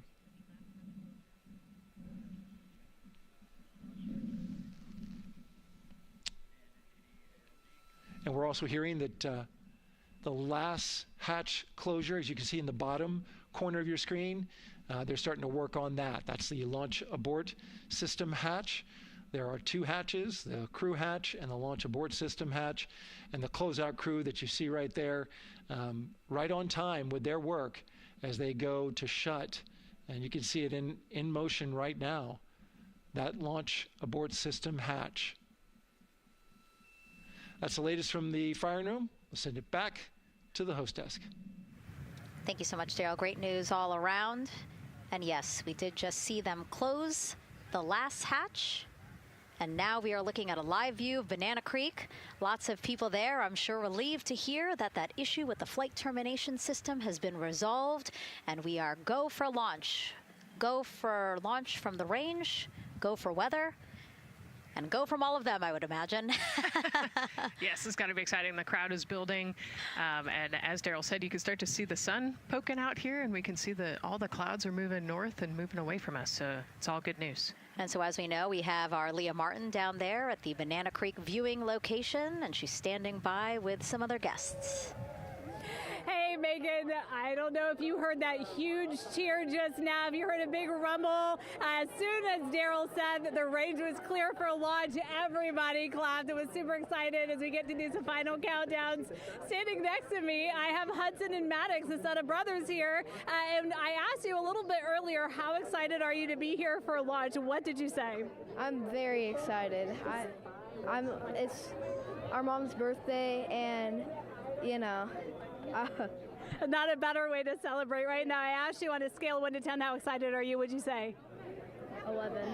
Yeah, 11. I'm very excited. Super excited. Yeah. So, Megan, we've been watching the launch broadcast here and hearing some of the questions that you and Nicole have been asking and answering. And I actually wanted to ask these two kids, if you could take a 10-day trip around the moon and take 3 people with you, who'd you take with you? Well, I'd take my dad and my mom. And I mean, I don't know.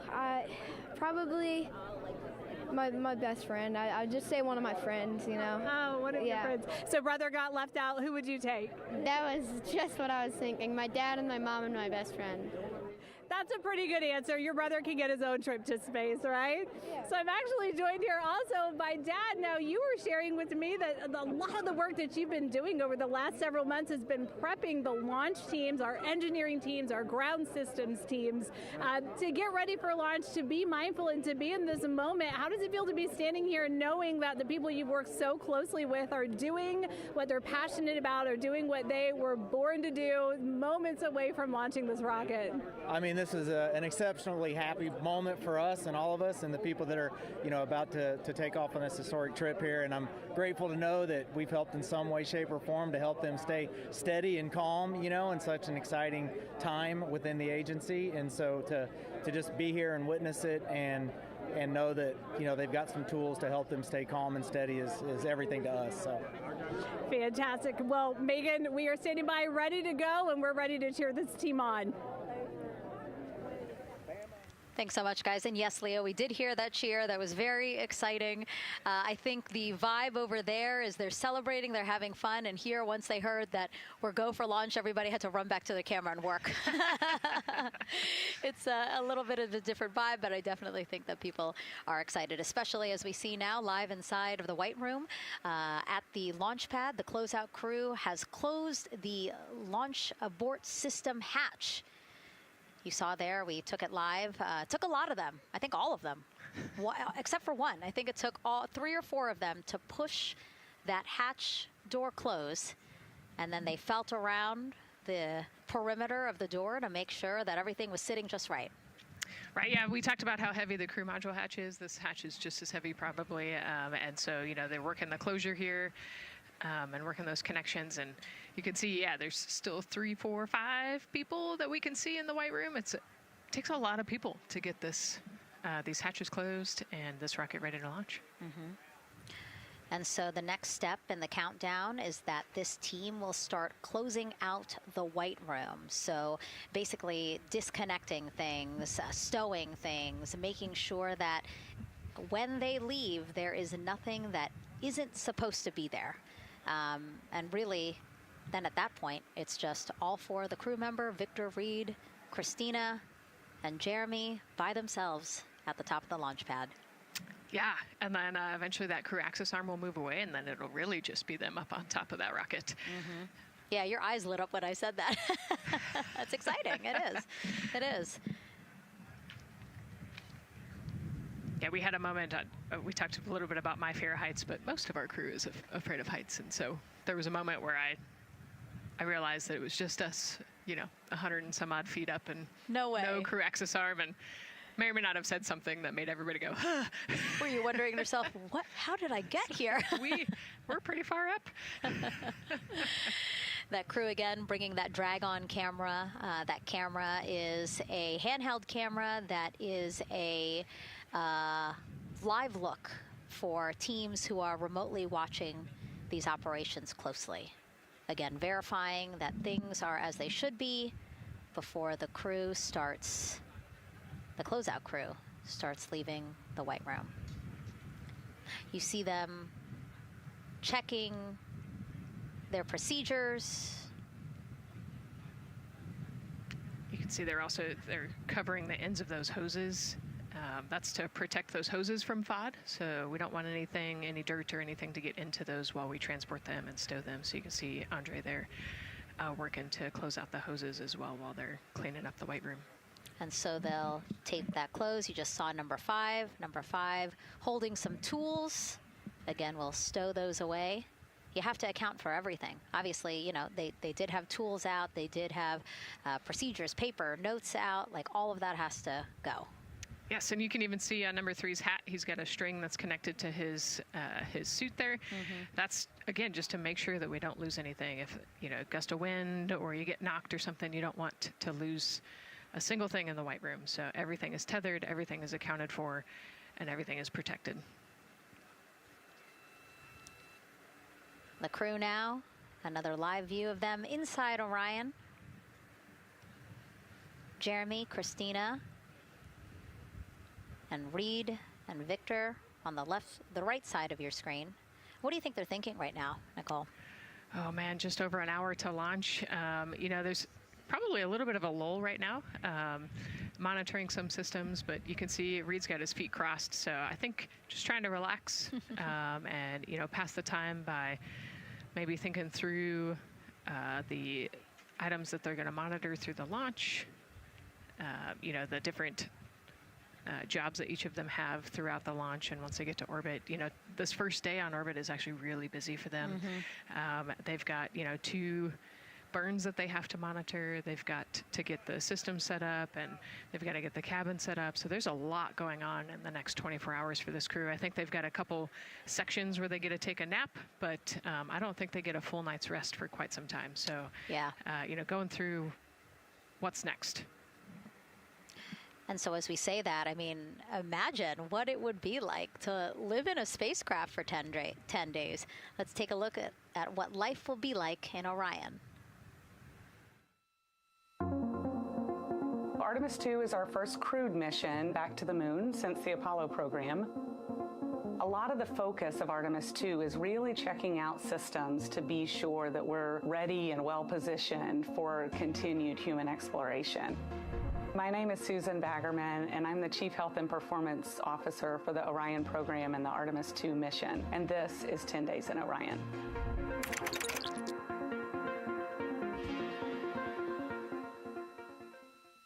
For this mission, the crew will launch in the Orion spacecraft on top of the Space Launch System rocket, or the SLS rocket. Once they've launched and achieved orbit, they'll continue on checking out many of the different critical Orion systems, check out some of the critical medical systems, and be sure that we understand how the crew would do that successfully within the volume of Orion. We also have, of course, systems to feed the crew. They have a potable water dispenser that they'll check out. And then we also have a food warmer, kind of looks like a suitcase that the crew can use to heat their food. They're also going to check out the flywheel system. We'll have the crew perform some initial exercises. Part of that is to ensure that the flywheel is actually working, but part of it is actually to be sure that our environmental control systems are actually working. For sleeping, the crew will sleep in sleeping bags. Some crew members like to be very tightly bound up, and some like to float very free. They'll use the toilet for the first time and be sure that it's able to flush. While they're on their journey, they'll do some testing that they quickly don their suit just to be sure that we would be ready in the future for an emergency.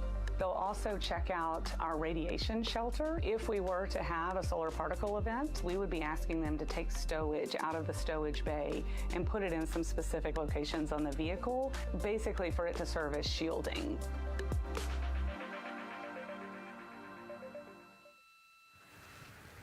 And so I want to talk a little bit more about what we just heard in that package. I am interested in the space food. So Reed, Victor, Christina, and Jeremy have a pretty big menu to choose from, so that's really cool. We're actually going to pull up a graphic now that kind of shows you some of the food that they're going to have with them on their 10-day journey around the moon. We know of more than 10 types of beverages. There's coffee, a mango peach smoothie, apple cider, lemonade. So those all sound delicious. And now I've just remembered I haven't eaten lunch. They're actually not too bad. I actually have a mango peach smoothie with me today. No way.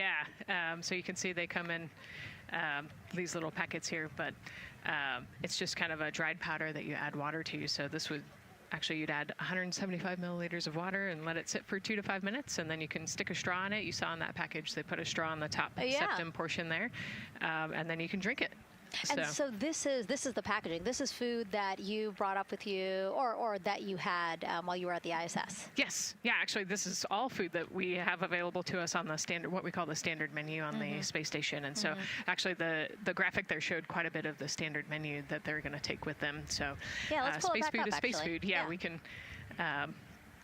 we can use the food that we have been using. You know, our food lab at Johnson Space Center actually creates that food, and then they stabilize it and they package it for us and everything. So they do a really wonderful job out there. We've got different types of food. You know, you can see I've got this is a soup, tomato basil soup, so thermal stabilized. It's already hydrated, so you just throw it in that food warmer that we talked about, and then you can eat it. But then we also I have some shrimp cocktail here that's, you know, irradiated, so it's in a package that protects it. I'll show you. I've got a brownie too. That's probably my favorite one. But are we eating it? We might, if you're. Yes. Look, see, they want us to eat. I don't know what happened, but it worked out. Yeah. With what we were saying here. So it's in an outer package to help protect it against, you know, radiation, and then it's in this inner package. And so this cosmic brownie, actually, the trick, Anne McLean, my crewmate, taught me. The trick is you got to put this in the food warmer and get it nice and warm, and then you can get it. But so what we do is we just take scissors and you open it up, and then it comes right out. So these brownies are nice because they don't have a ton of crumbs, and so you can actually just eat it pretty easily in space. You know, if you imagine, that would not happen in space. It would not fall. But yeah, so we've got all sorts of things that you can actually eat. The menu's pretty good and pretty diverse on the space station, and then as you saw, pretty diverse for Orion. Nice. Yeah, that's amazing.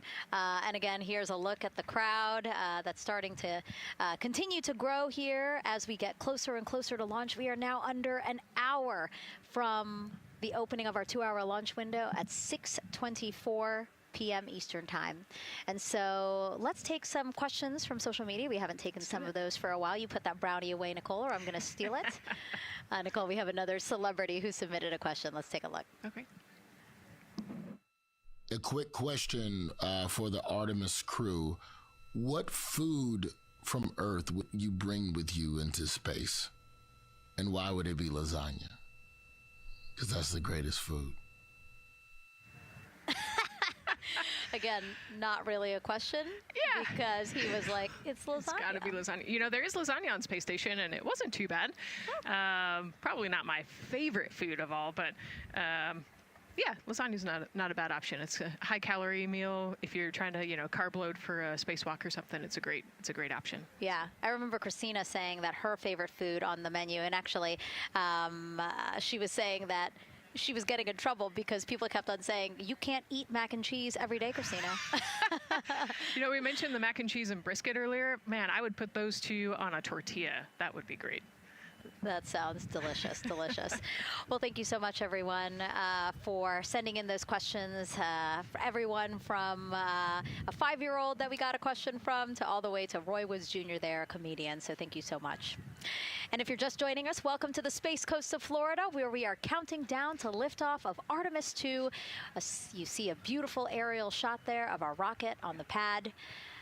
For the first time in more than 50 years, we are sending humans to fly around the moon and back, and we're taking you all of you with us on this next chapter of human spaceflight. I'm NASA's Megan Cruz, and this is NASA astronaut Nicole Ayers. Great to have you here, Nicole. Yes, this has been a beautiful day. Excited. We're continuing to march towards this launch. Yeah, and if all goes as planned, this crew could travel farther from Earth than any other humans before them and see parts of the moon no one has ever laid eyes on. How exciting. Yes. Exciting is an understatement, I think. That's true. We're going to see the far side of the moon for the first time by humans in a long time. It's important. And as the crowd again builds behind us, more activity that you're seeing here at the Kennedy Space Center press site. We also have a ton of people gathering around the world to watch this history-making moment. So let's take a look at those watch parties now. Oh. That crowd has grown. We checked them probably like 30 minutes ago, and it was half that. But again, as we get closer and closer to launch, we are seeing more and more people gather together, wanting to experience this together and not just in a vacuum at home, Yes, this is so exciting. Look at all of those people. Man. And now here we are back in Seattle, the Museum of Flight. Again, people gathered there to show their kid. We see someone walking in the second row there. His first crewed launch to the moon. How exciting. That is exciting. Hello, everyone. Woo. Oh, that's so great. And now let's get you up to speed on what's happened so far. Again, we are now within an hour of the opening of our launch window. So what has been happening so far today? Well, a lot. After waking up and grabbing a bite to eat, our Artemis II crew suited up inside the historic crew quarters, a tradition that dates back decades. Teams helped them into their custom Orion crew survival suits, and just like other crews before them, they gathered around a table for a card game to pass the time, but to also burn off any lingering bad luck before they walked in the footsteps of every NASA astronaut launching from Kennedy Space Center since Apollo 7 in 1968. They walked outside the Neil Armstrong Operations and Checkout Building to greet a crowd of family, friends, supporters before getting into their Astrovan for their security-escorted ride out to historic Launch Complex 39B. They got a close-up look at the SLS rocket, then walked across the crew access arm and climbed one by one inside their Orion spacecraft. After that, teams conducted final checks with the crew before closing both hatches, the crew module hatch, as well as what you're seeing there, the launch abort system hatch. And now we are back live at the pad where the closeout crew is getting ready to leave the White Room. They are now tethered, Nicole, because they are about to move some pieces that connect the Orion spacecraft to the White Room, correct? Yes, there's kind of what I would call a shroud. You can see them working that there. So it is actually connected so that way the gap between the crew access arm and the crew module, and well, I guess that's the LAS there, is covered.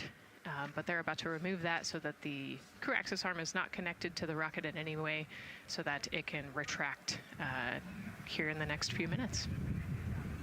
And for how we're looking with the launch countdown milestones, let's go to Daryl Nail in the Launch Control Center.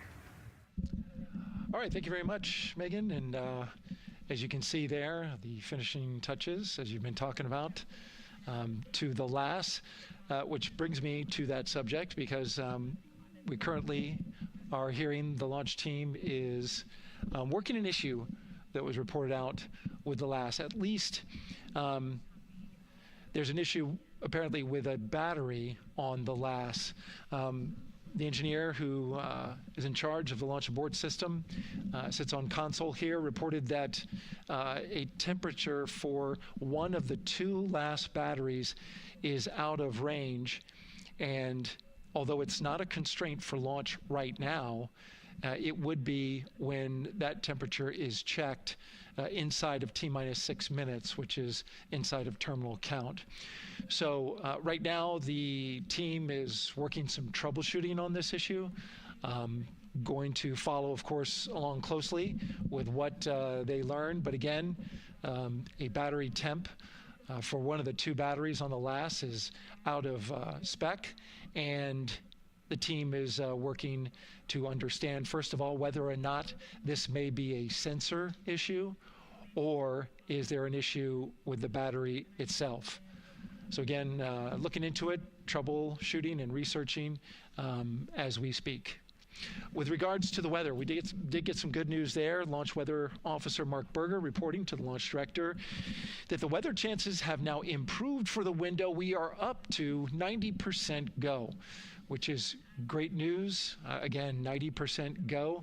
That is up from the 80% that we started when we had the first weather forecast come out officially 3 days ago. And so that is great. And for anybody who's here in the launch area knows that is certainly viewable. They can see that by just looking up. So we're getting some good clearing as forecast.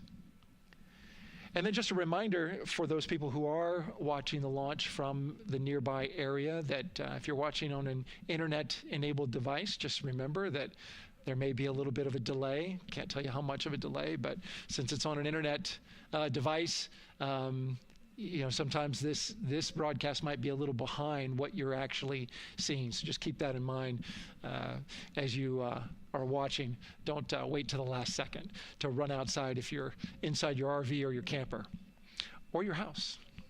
That's the latest here from the firing room. Of course, we'll keep track of that last battery issue. We'll send it back now to Megan and Nicole at the host desk.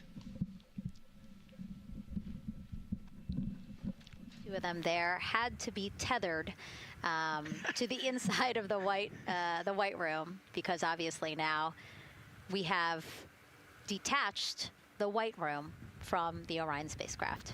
Yes, that view is quite something. Yeah, spectacular. Yep. Oh, no, I'm sorry. I forgot. Nicole's scared of heights. An astronaut afraid of heights is actually not uncommon, as we've learned today. But yes, so obviously, again, things proceeding as we march closer to the opening of our 2-hour launch window at 6:24 p.m. Eastern Time. Again, the closeout crew just finishing up those last couple of things they have to do before leaving the white room and then leaving the pad, leaving only the 4 Artemis II crew members inside the spacecraft by themselves at the pad. Yeah, and then we'll be curious to follow the battery issue on the LAS as well. I think sometimes it's just a sensor issue, sometimes it's a battery issue. So hopefully they figure that out quickly. Mm-hmm. And so if we can take a shot of the crew inside the capsule, if one's available, why don't we talk a little bit more about each of them? So we have Artemis II Commander Reed Wiseman, Baltimore native, and he's actually, you see his feet in that shot there from inside Orion. He's been in space once before as flight engineer for Expedition 41 aboard the International Space Station from May through November 2014. During the 165-day mission, Reed and his crewmates completed more than 300 science experiments in areas like human physiology, medicine, physical science, earth science, as well as astrophysics. They actually set a milestone for station science by completing a record 82 research hours in a single week. He also served as chief of NASA's astronaut office from December 2020 to December 2022. His 2 daughters were out to wave goodbye to him as he made his way to the launch pad. And again, there's Reed's feet. Reed is the one sitting in the seat to the right, closest to our camera there. So looks like he's relaxed by the body language of his feet. Yeah, I think they're kind of in a holding pattern, if you will, or a waiting period. So it makes sense that he's a little bit relaxed. He's also kind of just a relaxed person in general. He's wicked smart, but has a demeanor that keeps everybody calm, and so I think we're seeing that here today. And so in this shot, Reed is the one sitting on the left, and to his right, Artemis II pilot Victor Glover. NASA selected the California native as an astronaut in 2013, and at the time he was actually serving as a legislative fellow in the United States Senate. His first trip to space, November 2020, pilot of NASA's SpaceX Crew 1 mission. That was the first operational mission of NASA's Commercial Crew program, which resumed launching American rockets from American soil to the International Space Station since the end of the shuttle program. Victor is a U.S. Navy captain and naval aviator who served as a test pilot, racking up more than 3,500 flight hours in more than 40 different aircraft. So again, he probably feels pretty at home in the pilot seat of Artemis II. Yeah, I think he does. He got to say goodbye to his wife and 4 kids. Again, those were the family that he had here at Kennedy Space Center before the 4 of them drove out to the pad. Yeah, and you can see there, we talked about Victor's energy earlier, and you can see him working through, pushing some buttons on the displays. Looked like he was pulling up a procedure, so he's following along and ready to go, looks like. And then mission specialist Christina Cook, sitting on the upper left-hand corner of the screen there, native of Grand Rapids, Michigan, was selected to the Astronaut Corps in 2013, same class as Victor, served as flight engineer on the International Space Station from March 2019 to February 2020. During that time, she set a record for the longest single spaceflight by a woman with a total of 328 consecutive days in space. How cool. She also participated in the first ever all-female spacewalk. And before becoming an astronaut, Christina helped build space science instruments and led scientific fieldwork in some of the most remote environments on the planet. Her hobbies include surfing, rock climbing, and community CDR, service, yoga, and photography. Go ahead, NCD. Those couple of suppressed overvolt messages, we're going to go ahead and clear those off your screen. We see them and we copy. All right. NASA test director. We're still working here, trying to get through everything. So we're getting close, and then trying to talk that other issue that we just picked up a little bit ago. But I think work-wise, we're doing really well. Sounds good, NCD. We're doing great on board. Glad to hear it. NASA test director giving an update to the crew. Some messages flashed on their displays. Just wanted to say that they didn't have to worry about that. We're going to clear that. And that also just reassuring the crew, again, that they are tracking and working the issue with the launch abort system battery. Yeah. All right. And then first-time flyer, Canadian Space Agency astronaut Jeremy Hansen will fly to the moon as a mission specialist on the Artemis II mission. The London, Ontario native selected as an astronaut in 2009. After that, he worked as Capcom at NASA's Mission Control Center in Houston. Capcom stands for Capsule Communicator and is the sole direct voice communicating with astronauts while in space. Jeremy also participated in training exercises, really cool ones like living on the ocean floor off the coast of Florida to simulate deep space exploration for a week. In 2017, he became the first Canadian to lead a NASA astronaut class. He also enjoys getting out on a sailboat, rock climbing, and mountain biking. He has a wife and 3 children. And he's the one that you see bottom left-hand corner of your screen. I know, I'm trying to see what he's doing there. Christina's looking too. And so there is your Artemis II crew inside the Orion spacecraft. And this is actually the 7th time NASA astronauts will launch on a new NASA spacecraft designed for crew. And if you're wondering about the first 6 crewed test flights, here they are.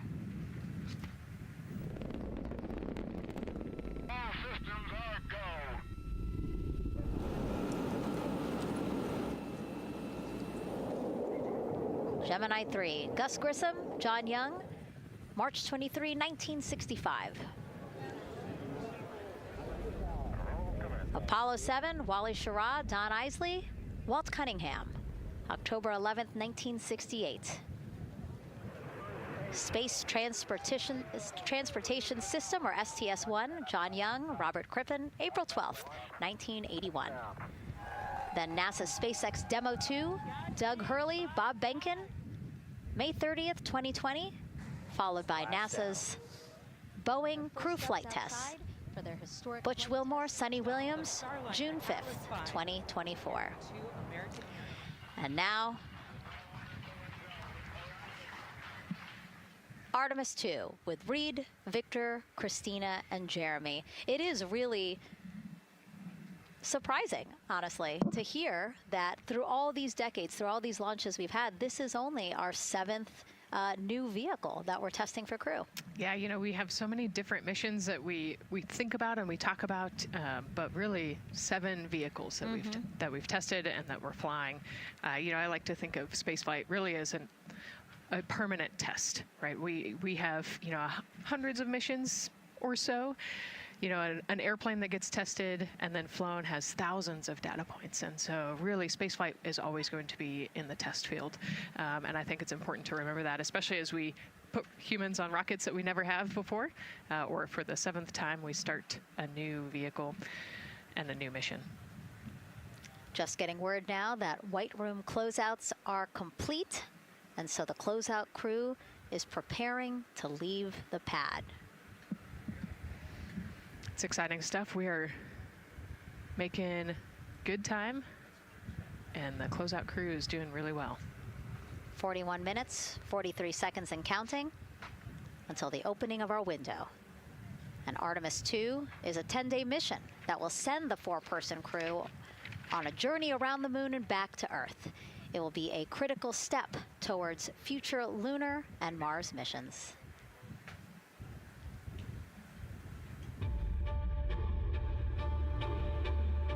We're going back to the moon because it's the next step in our journey to Mars.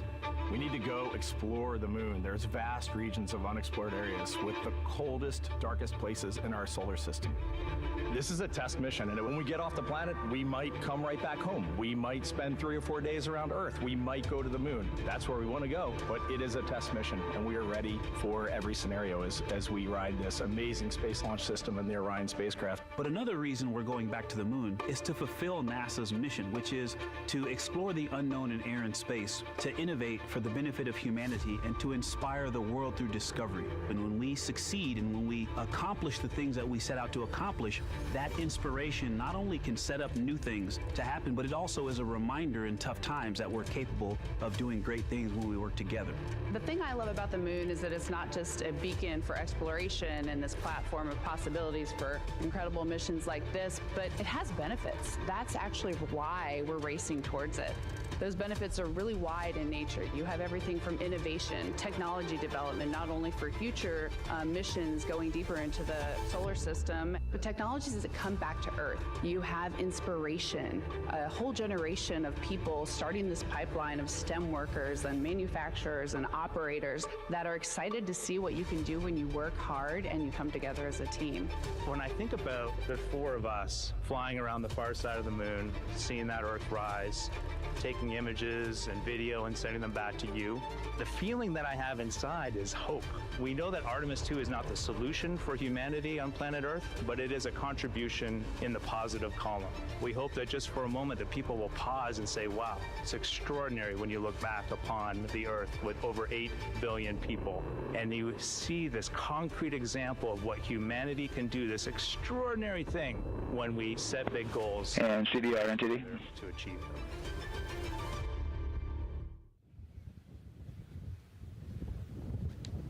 And so Mission Control Houston will control the flight of Orion after a liftoff here at Kennedy Space Center. Here's Gary Jordan, who's embedded with that team. Gary, you might have to pause because we did just hear a call out to the commander Copy all, Jeff. in Orion. Will do, Megan.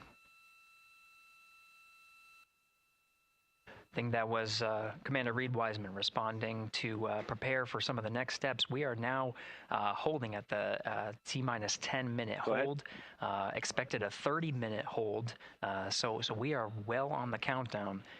We are well on the timeline to meet this L-minus time and launch towards the beginning of the window, but continuing to track progress along the way. Again, I'm here with the Artemis II flight control teams in Mission Control Houston. The team in the room behind me has been monitoring the countdown and verifying their own mission-specific launch criteria of the Space Launch System, the Orion spacecraft integrity, and its crew. During the final poll before launch, if all looks good from each of the flight controllers in this room, Flight Director Judd Freeling will report a go for launch from Houston Flight. Upon liftoff, teams here take control of the mission and communicate with the crew while they fly on the Space Launch System.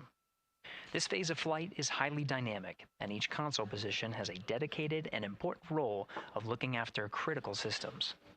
You'll hear calls from Capcom and NASA astronaut Stan Love in this room to the Artemis II crew as milestones are reached during the more than 8 minutes of powered flight on the core stage.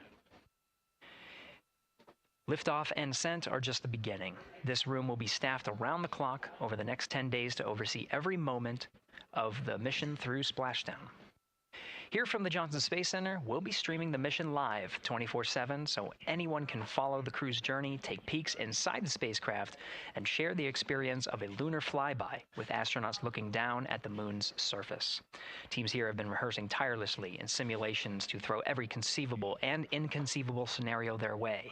We are ready and eager to begin the Artemis II mission. Still milestones to come as we continue the countdown, but we'll be right back with you during the ascent phase of today's flight. With that, Megan, I will send it back over to you at the Space Coast. Thanks so much, Gary. Under 37 minutes until the opening of our 2-hour launch window, 6:24 p.m. Eastern. I've never been more excited for a time. But why don't we send it back over to Megan Carter with the Moon Board to learn more about what happens after ascent. Absolutely. I am definitely also getting excited. Things feel like they're starting to pick up a little pace here. A lot is about to happen within the first 10 minutes of launch, but what happens after those first 10 minutes? Let me take you over here to my mission map so we can kind of jump ahead and let me explain a few things. So, our main engine cutoff is going to stand for MECO, and that is essentially where the rocket's job is done, and it is then going to turn the propulsion duties over to our ICPS. That stands for Interim Cryogenic Propulsion Stage. Don't try and say that too many times fast, but the ICPS is going to be right here, and that's our in-space propulsion. About 50 minutes into, after about 50 minutes into launch, it is going to conduct that first burn, and that's going to be the perigee raise maneuver. Essentially what that is going to do is going to raise the spacecraft from a lowest point of Earth just a little bit higher into space, and then they are going to conduct that nice path that's going to set them on that nice circular path around the Earth. That's when they're going to start to be able to really check out this spacecraft. The Orion spacecraft is going to be able to, like we've talked about, be maneuvered by the crew. They're going to check out those life support systems, and communication checkout's going to be vital at that point as well, obviously. Then they will be conducting that another burn, and that's going to raise them just a little bit higher again. And then they will, it'll be about time for the ICPS to separate, and they will start another lap around the Earth as well. Now, the ICPS, but even after it separates, its job will not be done because they will have the opportunity to conduct something called the Proximity Operations Demonstration. And this is going to be really important for our future lunar missions because the ICPS actually has a target on it, and the crew is going to have the opportunity to manually maneuver these spacecraft like we've mentioned and practice those docking maneuvers. Now, obviously, they will not be docking for this mission, but that is, again, going to be critical for those lunar missions in the future. Now, all right, after that ICPS has separated and they've done that second lap, they're going to conduct 2 more burns. And what these burns are going to do is set them up to the high enough orbit and a fast enough speed in order to conduct the translunar injection.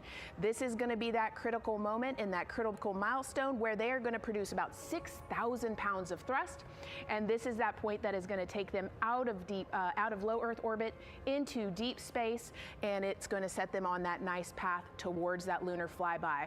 And I know we have talked a little bit about why this could be a record-breaking flyby and journey to the moon. And with that, I'm going to turn it back over to Megan so she can tell us just why.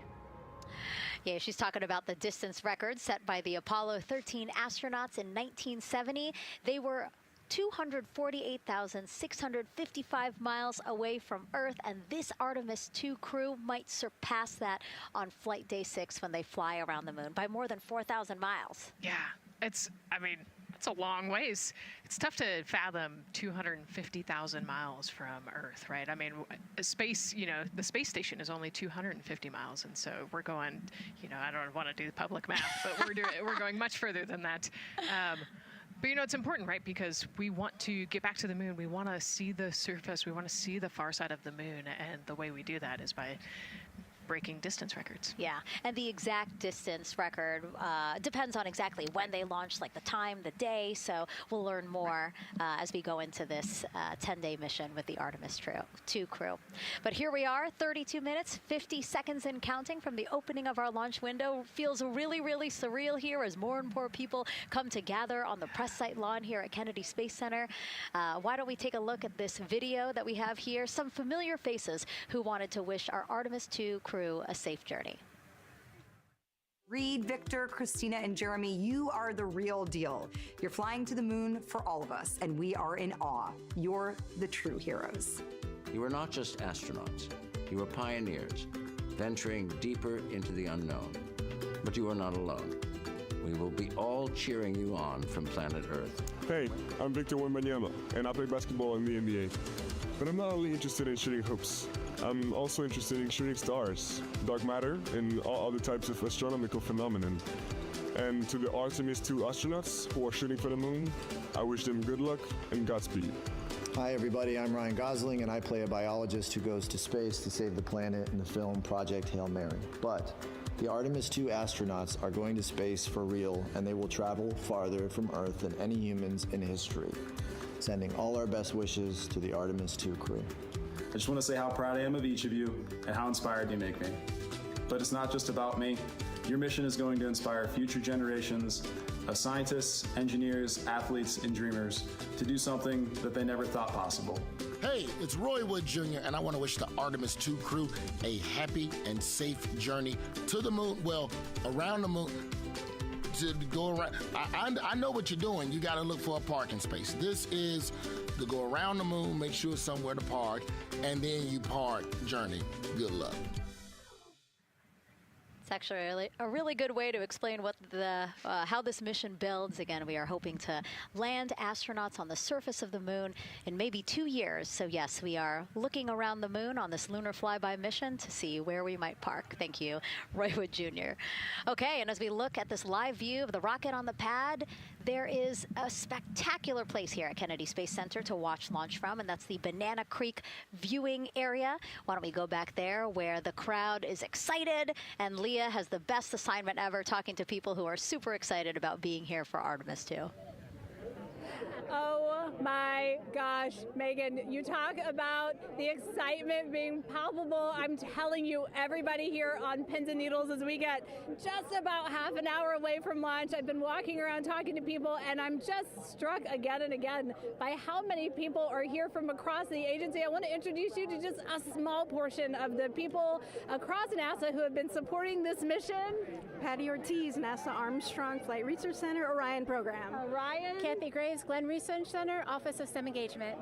David Alexander, NASA Glenn Research Center, Office of STEM Engagement.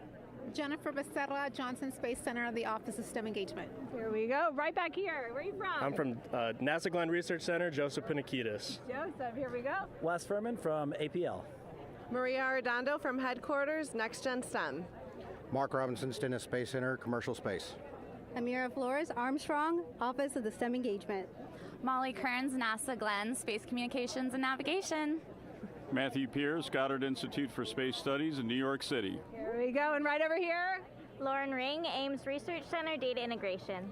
So we're coming together. We're one big NASA team, one big NASA family, and we have one major message before we launch tonight. Okay, guys, what are we going to say? 1, 2, 3, go!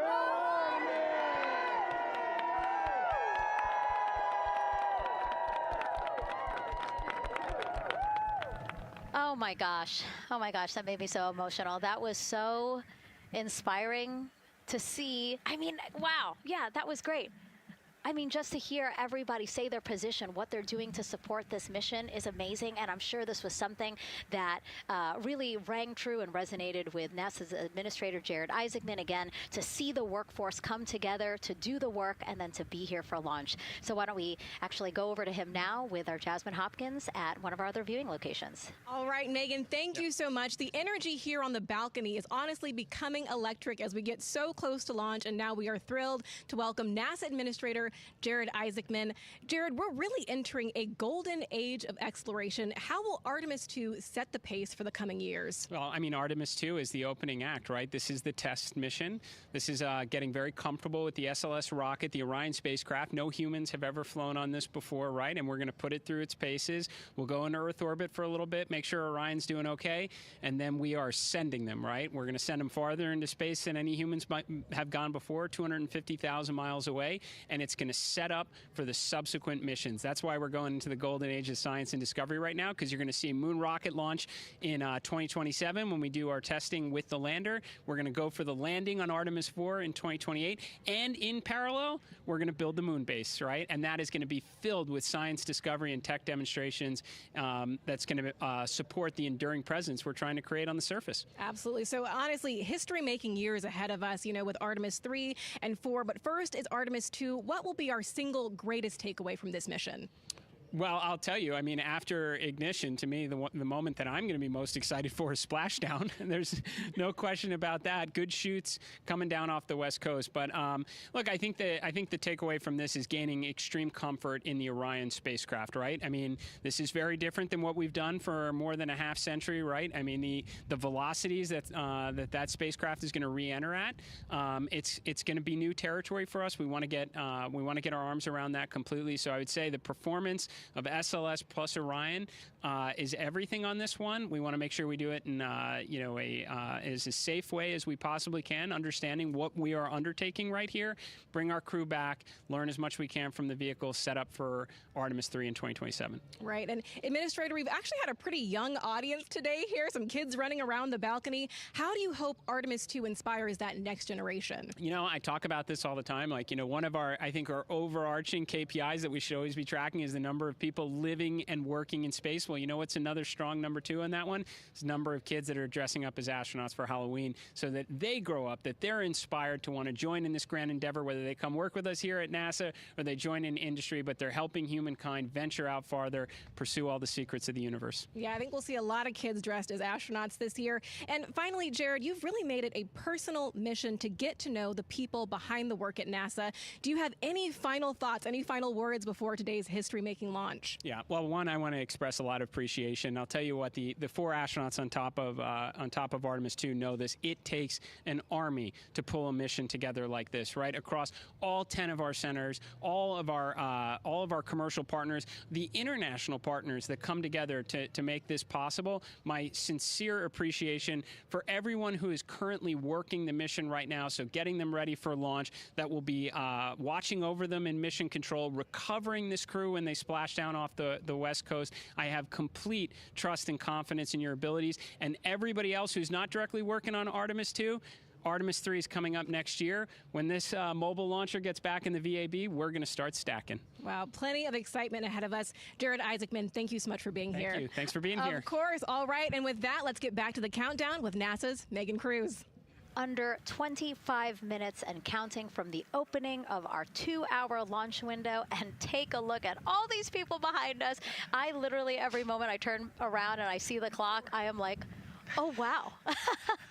Oh, wow. There are more people and less time. Yes, exactly, which is a great problem to have. Yes. Now, this first crewed test flight of NASA's Artemis program coincides with the 250th anniversary of our country's founders signing the Declaration of Independence. Exploration is a part of America's DNA, and it continues now with our return to the moon. 250 years ago, 13 colonies laid the foundation for the greatest and most enduring democracy in the history of the world. One driven by courage, faith, and freedom. From that moment, we became a nation defined not by where we stood, but by how far we were willing to go.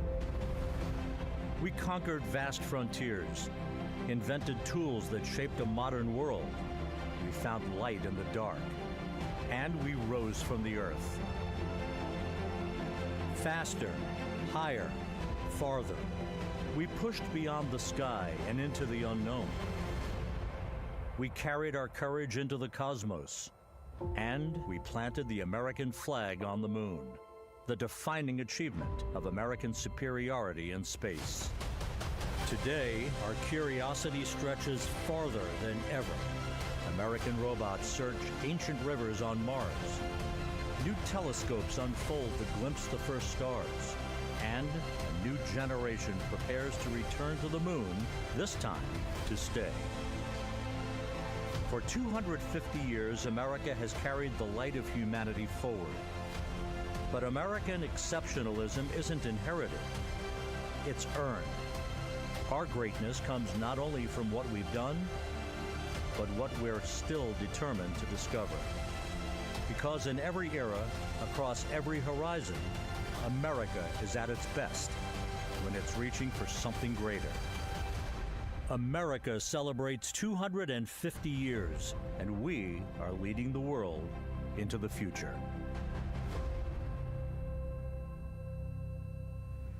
"22 minutes, 15 seconds and counting from Artemis II, NASA's boldest test flight in a generation. The crew has said this often, that they hope it inspires children around the world. And recently, a group of kids here at Kennedy Space Center got a surprise of a lifetime while watching that rocket roll to the launch pad. So tell me what color it is.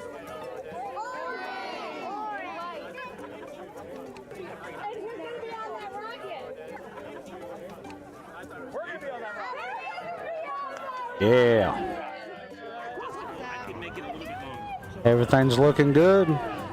Did you see it? Windows looking clear. Weather's looking great. It is kind of cool and impressive. Let's go. One of the coolest things happening over there right now, though, is it's on top of a giant tractor.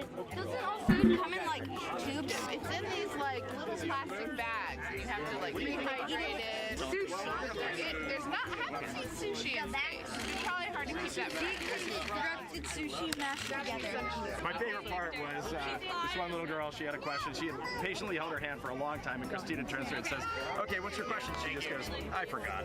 It was like, that's a perfect little kid moment. I just love. Wait, are you my mother's cartoon astronauts? What? Say that again? Never mind. It's a little hard to say. Go Artemis! These two? Yeah. Put it on. Yeah. There you go. I like your dabbing astronaut back there. It's just so fun to see the enthusiasm, the energy, and a little bit of chaos. 3, 2, 1. Wasn't that so cute? I love kids and their excitement and, even just being real. Like, I don't remember what I was know. gonna He ask. goes, but I'm glad you're here. Now here we are, Space Center Houston. The crowd has exponentially grown throughout the day. We started showing you live shots from in there probably an hour ago. And now take a look at all the people there getting ready to witness history together. It's something really special to be able to witness something like this together. Yeah, we've heard from celebrities and officials and kids, and it's amazing. People from all around the world came here today to Florida to watch. So it's something. It's hard to put into words just how much support for this mission we're seeing today. And great news too. Remember, the team was tracking an issue with the launch abort system battery. They appear to have cleared that issue, so we are go for launch. Yes, it's exciting.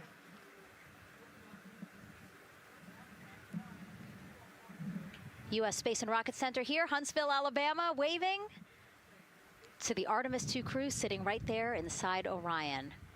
Inside of 20 minutes from the opening of our launch window, and right now we are targeting the top of that launch window, so we could be launching here in about 19 minutes, Nicole.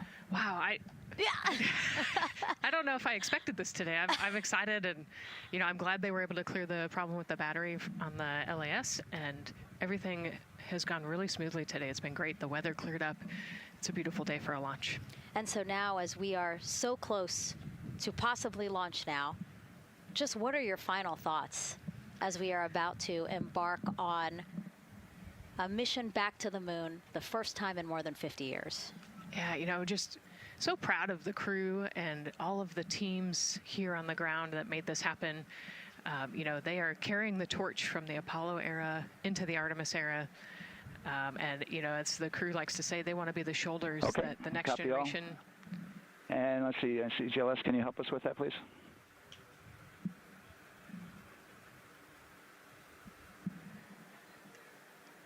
They want to be the crew wants to be the shoulders that the next generation can climb on. 001. You know, I think it's in their patch. We're going for all. It's in the name of their capsule, integrity, representing humility and the professionalism of everyone that got them there today. So proud of them. We love them. We're excited for them. And we cannot wait to see what they see. Just leveraging everything we've learned so far as an agency, taking us from Apollo now to the launch pad here, 39B, with Orion and SLS poised to again fly us into the history books.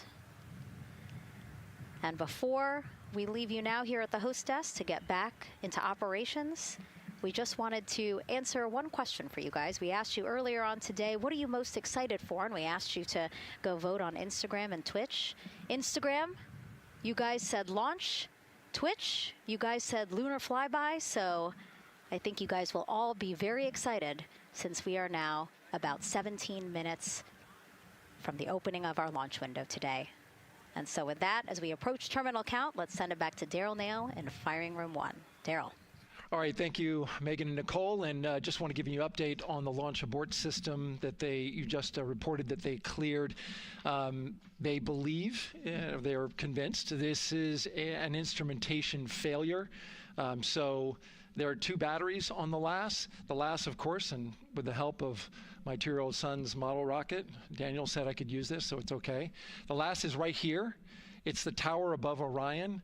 Orion capsule is inside of here. It's used to pull Orion off the rocket in case something's going on with the rocket, either on the pad or in flight. 2 batteries are bad. Well, I'm sorry, one of the 2 batteries reported an out-of-family temperature, and it was very much out of family. And so they checked their data going back into the vehicle assembly building where they recharged the batteries and worked on them.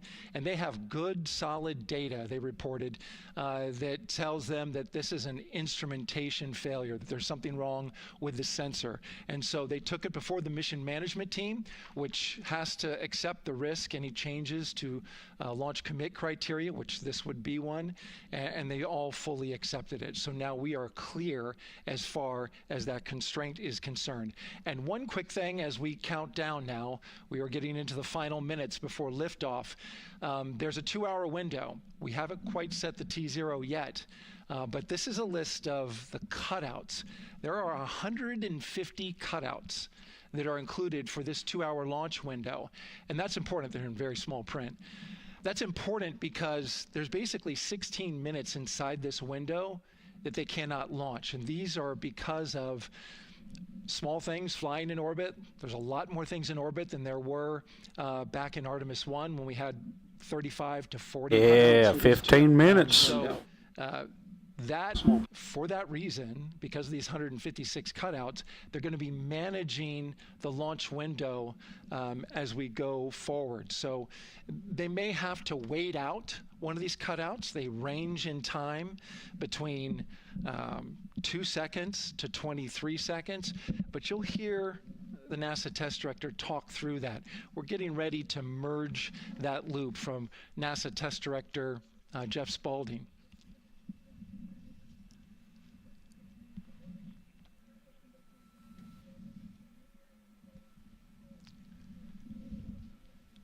And so now I'm listening to the launch team get ready to merge their operational channel.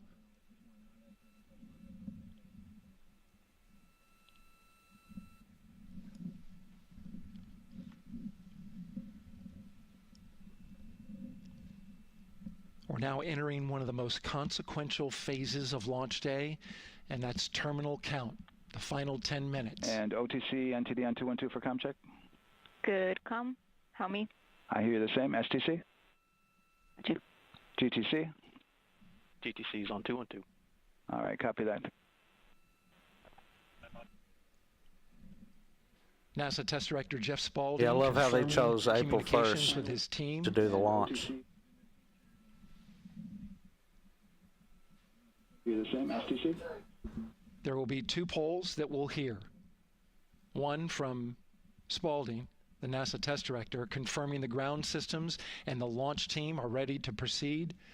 At this point, we have a clear board, no constraints, but we need confirmation from each individual on the NASA Test Director team. So we'll hear him poll his team. The other poll that we're waiting for is the poll from Launch Director Charlie Blackwell Thompson, who will take that final status from NASA management before giving the go to come out of a hold. And you're seeing the clock count down at L-12 minutes.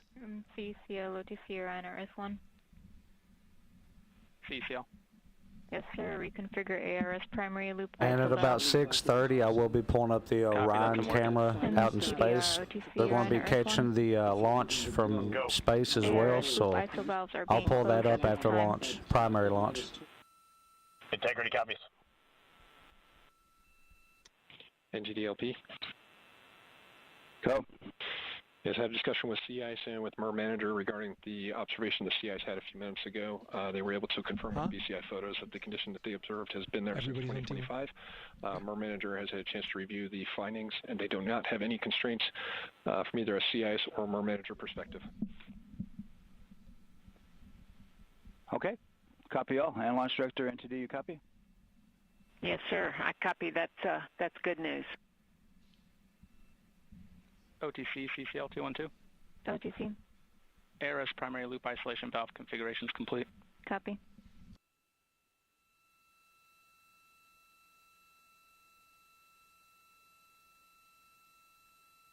And CGLS NTD, cancel pending, please. GLS copies, and that's complete.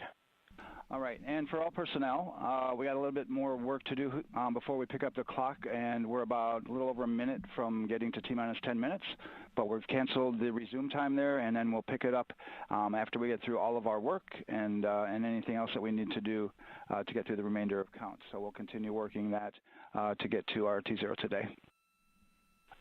So when we get to about 50 seconds from now, we'll extend that hold. CVSC OTC. CVSC? 400, 290, looking to verify that we are configured for ascent. Yep, give me about 2 more minutes. I'm going to start CMA2 streaming. Copy. NTD, COSE, hold requested. Copy that. I have an LCC violation of O-CT-004, S-band transponder anomaly. This was a transient LCC violation, so transponder 1 had a demodulated SNR estimate that went down to 2 dBm when it should have been between 10 and 13. It is now back up to 12, but we did lose that for just a moment. It does not appear that we lost our bit sync or carrier lock, which would be indicative that we lost our lock with the vehicle. So at this point, recommendation would still be go. However, we do have a pre-planned contingency procedure if we want to look at that. But again, this is transient, so we're back in a nominal range. All right, let's see. LPE. Yeah, 10 minutes. Yeah, we're not seeing that hit. So I guess the question for COSE, was that less than 3 samples? Was that below our persistence? Stand by. Let me look. It did look like it did persist for several seconds on mine, but let me take a look at the number of samples. Could I get a repeat on the affected LCC, please? Yes, ma'am. That's going to be O-CT-004. Thank you.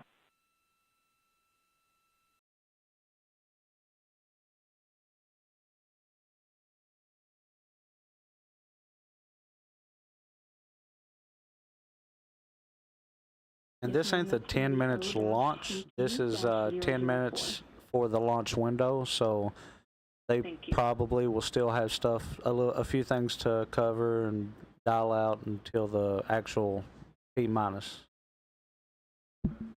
Yeah, us taking a look at the data right here, looks like that was a single sample. Yeah, copy that. RFTS does report that they also lost lock for about 5 seconds. So I would love to ask KUS and see if they also lost lock with the vehicle for any extended amount of period.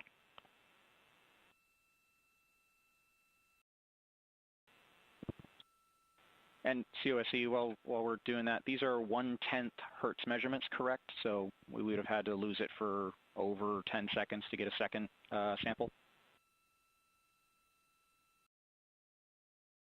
Yes, sir, that's correct. It is 1/10 hertz. Yeah, so from our perspective, the allowance is effectively up to 30 seconds, up to 3 samples based on the 1/10 hertz. This is not an LCC violation, I believe. Yes, sir, I would agree with that at this point. Copy that. We're checking with KUS on 232. I don't think they have 212 access. We're trying to verify, but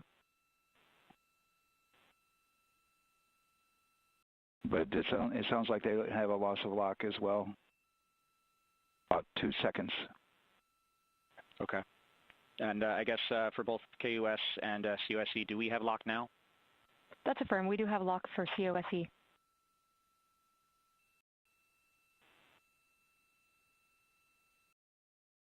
Yeah, so from the integration console perspective, we did have a temporary loss there within the allowable, and per the requirement, let's go.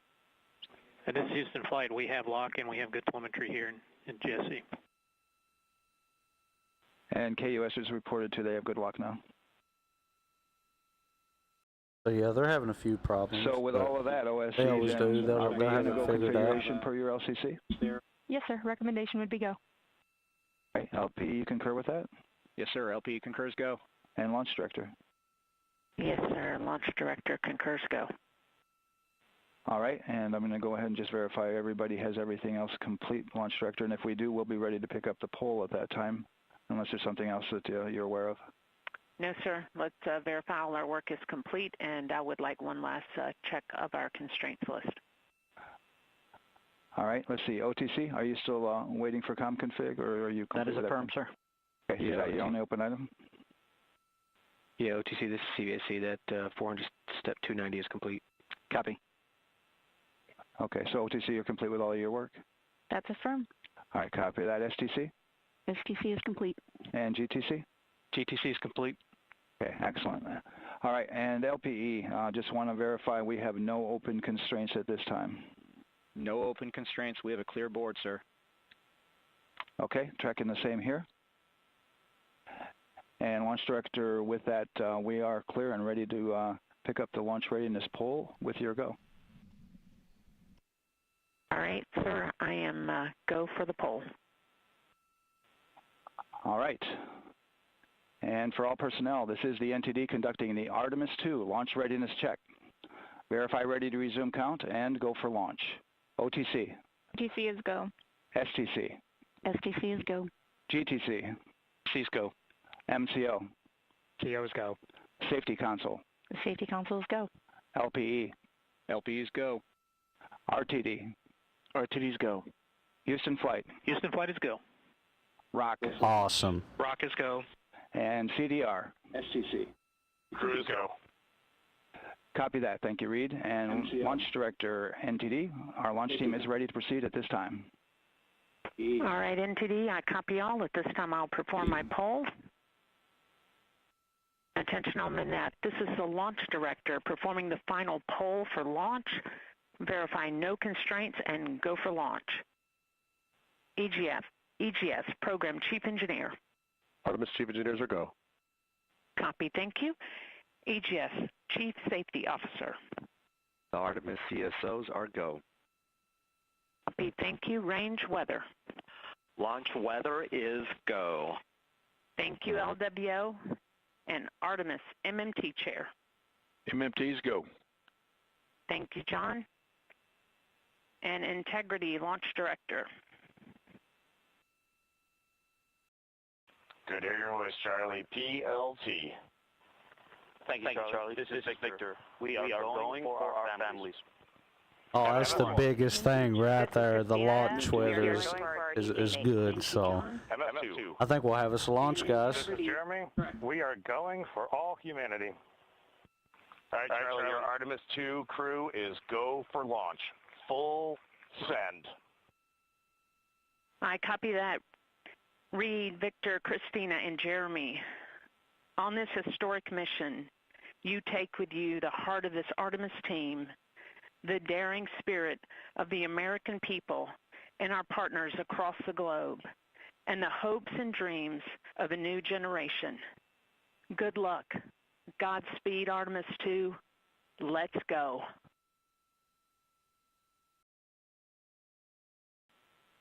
And into the launch director. Go ahead, Launch Director. Yes, sir. You have a go to proceed with countdown. Copy that. I'll put it in work. CDR, NTD. Go. Trigger your visors and initiate short purge per your EPROC 10.1.1, steps 8 and 9. 10.1.1, 8 and 9 going to work. Copy. CVSE NTD, start and verify recordings of our Orion cameras. Copy. Okay. Well, there you heard it. RSR NTD. RSR. They're getting ready to start terminal count. arm rotation enable at this time, please. It's currently at T-minus 10 minutes. Once we wrap up this last bit of work, SNA arm rotation enable complete. We're going to start that clock. Copy that. Thank you. Integrity crew, close and lock visors.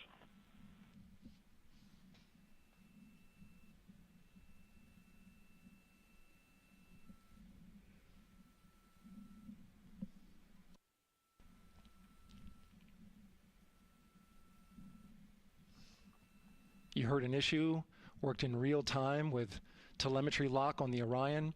It was transitory. It was very short.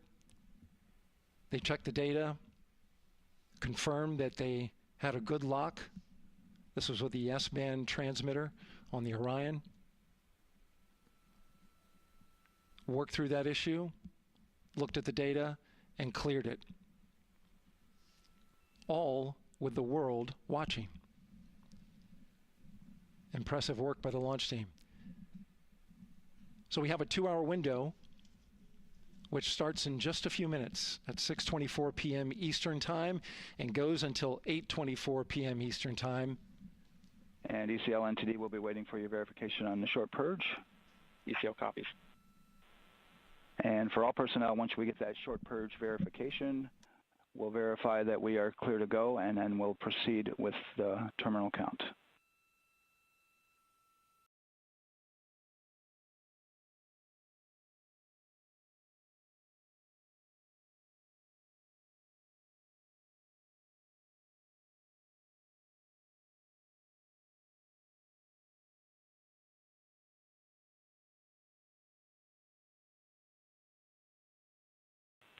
ECL time estimate?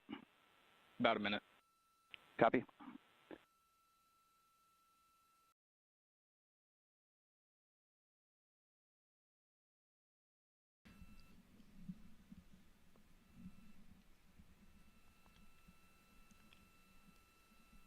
So we're going into the launch window, but not by much, it looks like.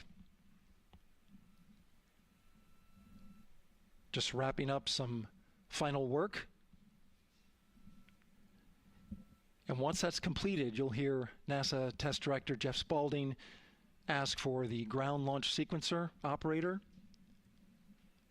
to go ahead and start the clock.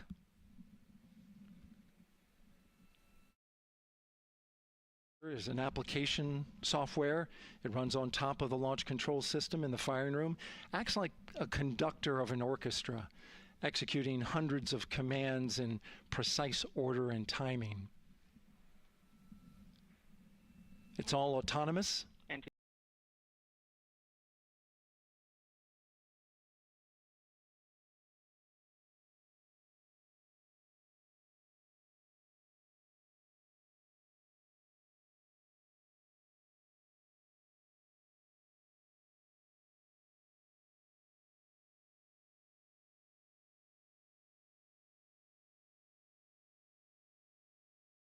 The clock momentarily. And CGLS, you can resume the clock on your mark. GLS copies. 3, 2, 1, mark.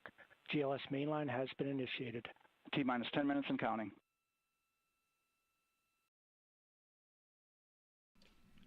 And that begins terminal count. Our new T0 is 6:35 p.m. Eastern Time. 6:35 p.m. Eastern Time. We are now counting down to liftoff of Artemis II.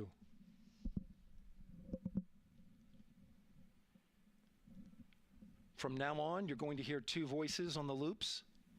If everything goes nominally, NASA Test Director Jeff Spaulding, who's directly managing the launch team, and Alex Bendelos, the GLS operator who closely monitors the software. He has the ability to stop and restart the countdown.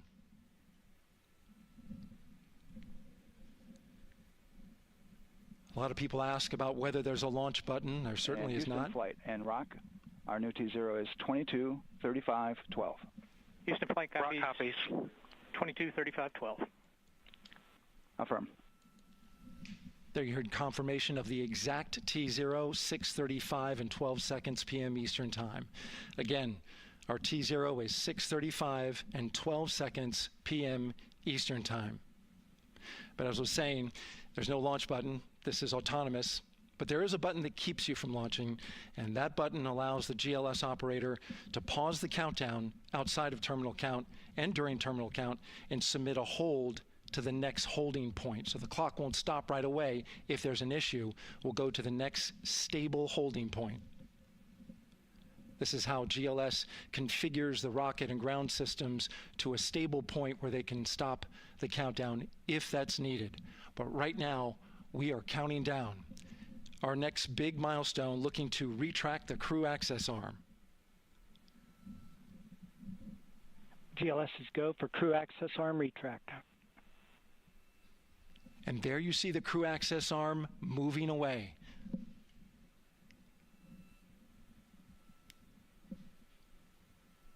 That's the path that the astronauts took to ingress into the rocket.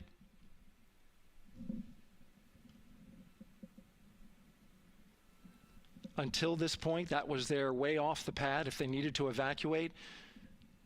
But now with that arm retracting, the backup transitions to a launch abort system, and they'll begin arming that shortly.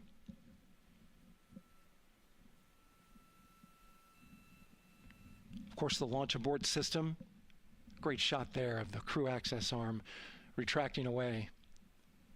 The launch abort system is the tower at the top, and that's what would pull Orion and its crew off the top of the rocket in case of an emergency, whether it's on the ground or in flight. This is critical safety hardware that protects the lives of the astronauts.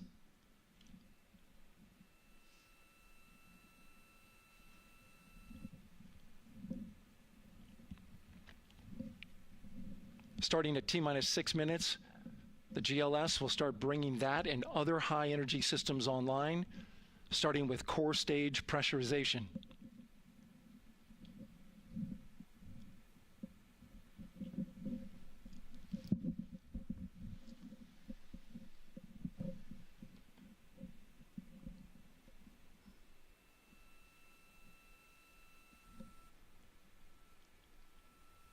Weather is 90% go.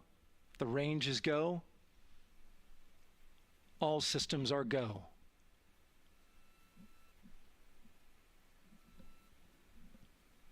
GLS is go for core stage tank pressurization. That means the replenish valve for the liquid hydrogen tank has now closed, and that tank is beginning to pressurize to flight levels because that hydrogen is naturally boiling inside the tank. We'll get the liquid oxygen tank a little later in the count. Now the team is waiting for verification that, if needed, the Artemis II crew could use the launch abort system to pull Orion safely off the top of the rocket in an emergency. Let's listen in for that call. GLS verifies last capability available. And CDR, do you copy? CDR copies, last available. That's great news, and you heard the NTD verify that with the commander of the mission. GLS is go for FTS arm. Now work is being done to arm the flight termination system. This is so the range safety can send a flight termination command if the rocket flies too far off track. There's a brief built-in delay so the launch abort system has time to pull the astronauts to safety first. GLS is go for LH2 high flow bleed check. All right, the high flow bleed check. That's so the cryo team gets verification that the RS-25 engines, all 4 of them, are in the proper temperature range for launch.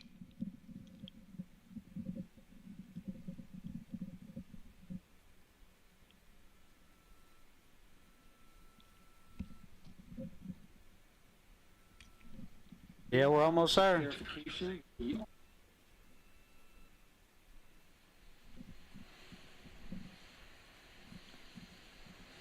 GLS is go for core stage APU start. Core stage APUs start. Those are auxiliary power units, high-speed turbines which provide pressure to hydraulic pumps that steer the RS-25 engines. We're going to see a gimbal test a little later at T-minus 2 minutes and 30 seconds. This is what allows that to happen.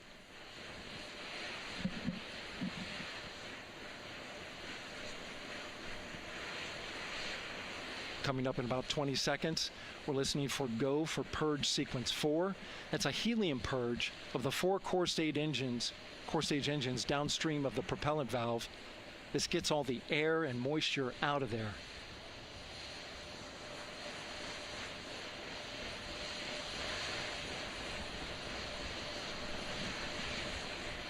GLS is go for purge sequence 4.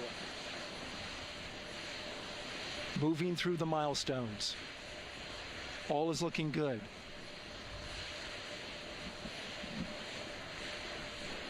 Coming up in just a few seconds, we're going to get that thrust vector control actuator test. This is a gimbaling of the engines.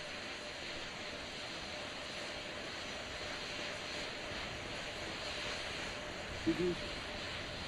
2 minutes, 40 seconds. 4 RS-25s, 3 of them Shuttle Heritage, 1 of them built from shuttle parts. And there you see them moving.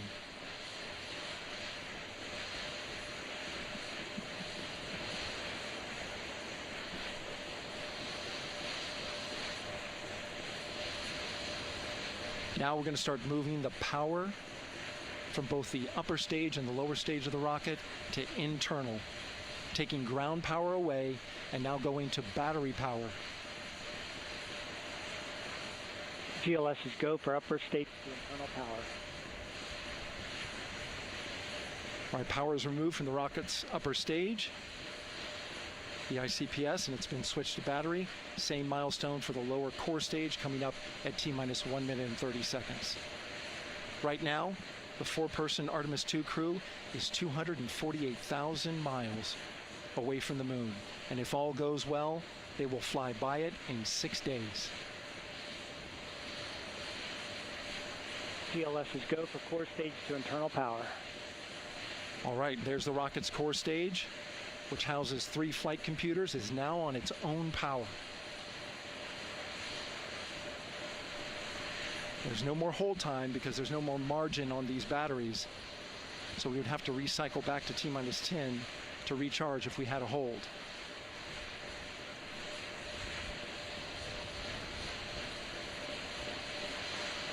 One minute. Right now, the rocket does not know what the T0 is, but coming up at T-minus 33 seconds, control shifts from the ground launch sequencer to the rocket's onboard autonomous launch sequencer, or ALS. The rocket will count itself down, but honor any holds that could come from the ground. Now, shortly after liftoff, Houston will take control of the rocket, and my colleague Gary Jordan will take over commentary. GLS is go for ALS. 30 seconds. Let's go. The rocket is on its own. 4 brave explorers ready to ride the most powerful rocket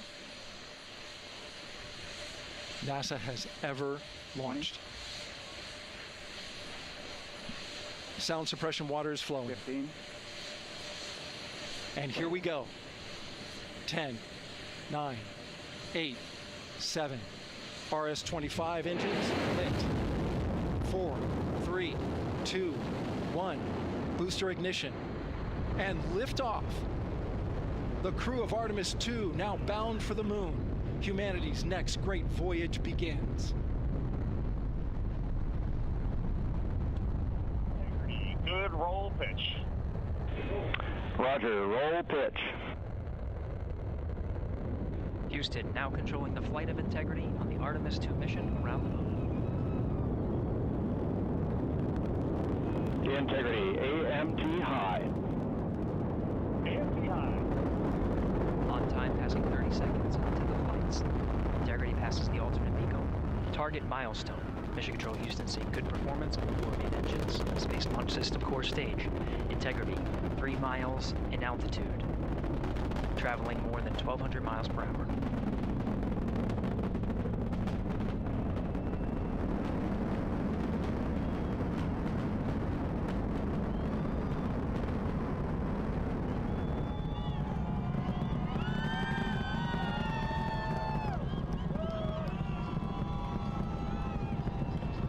Mission elapsed time, passing 1 minute, approaching max Q.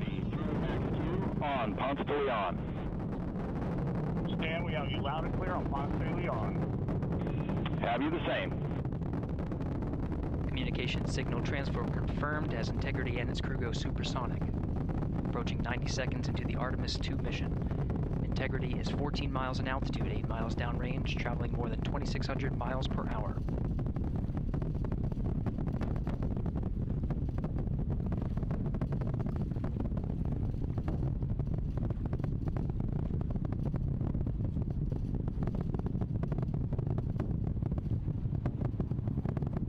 Minute 50 seconds of mission elapsed time, standing by for main engine throttle down to 85%, ahead of solid rocket booster separation, expected at the 2-minute 9-second mark. We see throttle down.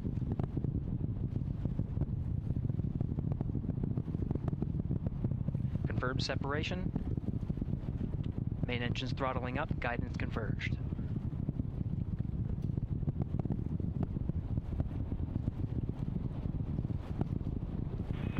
Integrity, guidance converged, performance nominal, upper stage RCS ready. Copy all, Stan.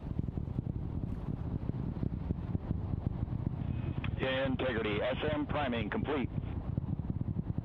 SM priming complete. 2 minutes 45 seconds of mission elapsed time into the Artemis II mission. Thrusters on Integrity and upper stage confirmed in a ready state. About time we got us some GoPros on it. Separation.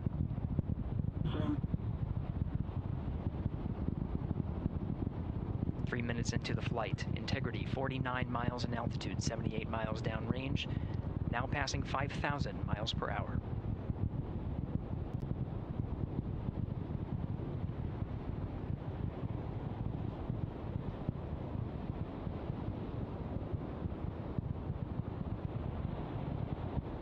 Standing by for launch abort system jettison.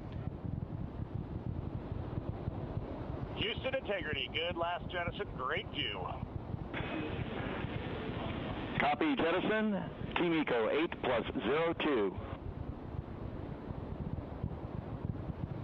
We see the same on board, Stan. And Houston has you loud and clear on Tidris at the Carmen line. Outstanding, Stan, we have you the same.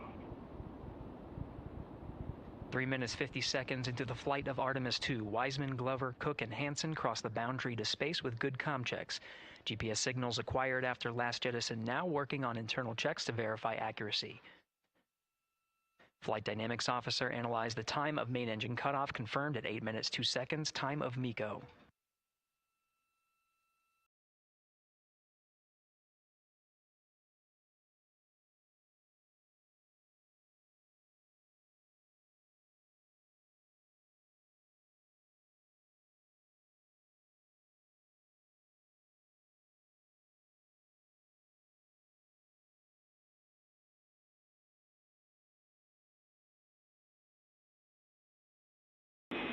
Integrity, GPS processing. Outstanding, Stan. We see the same, and we have a beautiful moonrise. We're headed right at it.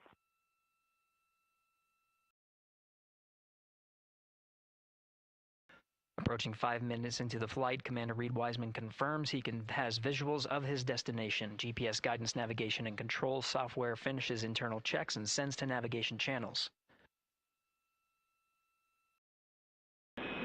Integrity, 3 engine press. 3 engine press. On time, now passing 5 minutes 20 seconds of mission elapsed time into the Artemis II mission. At this point, 3 good main engines are all that's needed to carry Integrity to a nominal main engine cutoff target. Though at this time, we're seeing 4 good engines here in Mission Control Houston. Integrity, 75 miles in altitude, 330 miles downrange, approaching 10,000 miles per hour.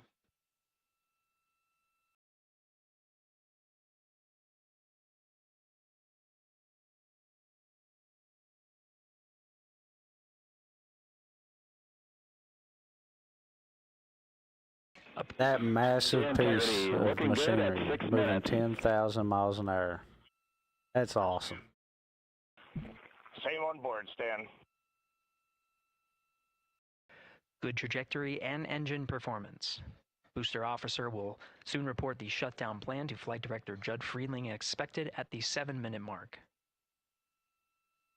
Integrity, 78 miles in altitude, 460 miles downrange. Integrity, expect nominal shutdown. Integrity copies, nominal shutdown.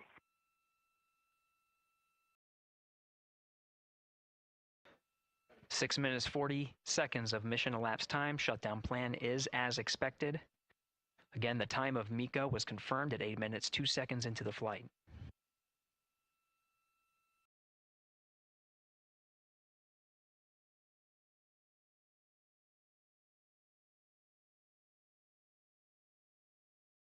Seven minutes of mission elapsed time.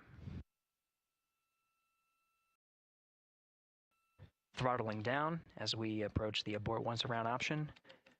Milestone at the 7-minute 30-second mark. Now 84 miles in altitude, 650 miles downrange, traveling more than 15,000 miles per hour. Integrity, AOA open. AOA open. The window is now open for an abort once around option that would target splashdown in the Pacific Ocean. Still following nominal ascent at this time.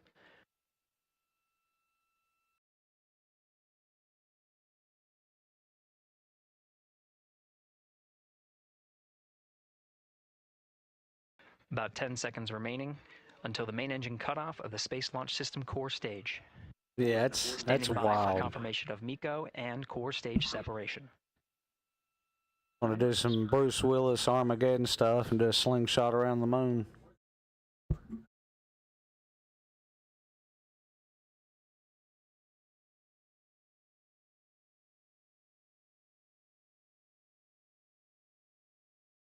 Integrity and nominal MECO, core stage separated.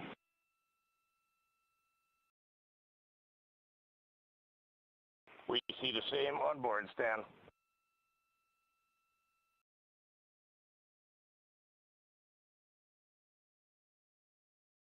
Eight minutes 40 seconds into the flight, we have a nominal main engine cutoff heading in the right trajectory on the way to swing around the moon. Core stage has separated, done its job. The Space Launch System upper stage, the interim cryogenic propulsion stage, or ICPS, still attached to the Orion spacecraft.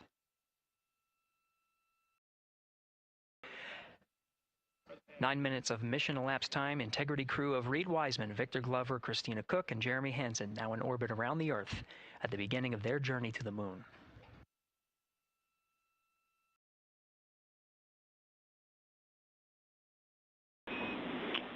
Integrity Houston, looking ahead to PRM numbers so far per the pad.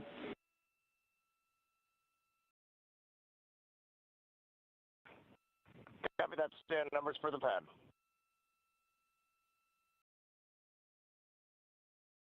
Capcom Stan Loves now reminding the crew that the perigee raise maneuver time of ignition is as expected prior to booster ignition. That time being 49 minutes, 50 seconds of mission elapsed time.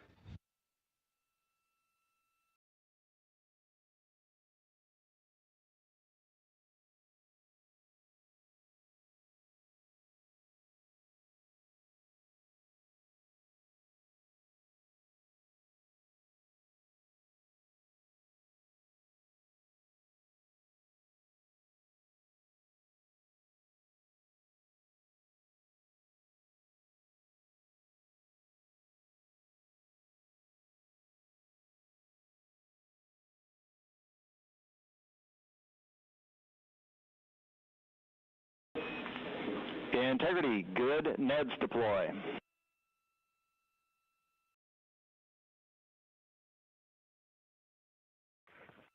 Copy that, Stan. Good, Neds.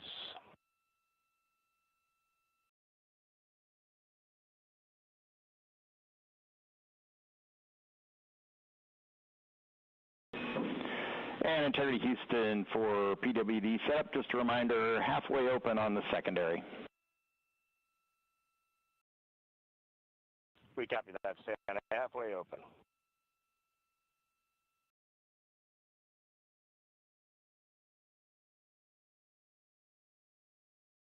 Passing 11 minutes of mission elapsed time. Here, overhearing the conversation between Capcom Stan Love and Commander Reed Wiseman, already passing some milestones. We have a good nozzle extension deployment system. That is confirmed, complete. We also have the visors are confirmed up. Now past the dynamic phase of flight, that is ascent. Their launch and entry suits that provided them an extra layer of protection. Now not as needed. They're going to raise those visors. And later in today's mission, they will begin to egress or get out of the suits to begin some of their initial tasks of activating some of the systems aboard in the Integrity spacecraft. It's passing 12 minutes of mission elapsed time. Again, the perigee raise maneuver that's targeted near 50 minutes of mission elapsed time, 49 minutes, 50 seconds. That's what the crew is going to be working towards. The Commander Reed Wiseman, pilot Victor Glover will focus on preparing for that milestone. In the meantime, mission specialist Christina Cook and Jeremy Hansen will start some of the activation of environmental control life support systems. You may hear confirmation of their activation over the Orion to Earth communication network.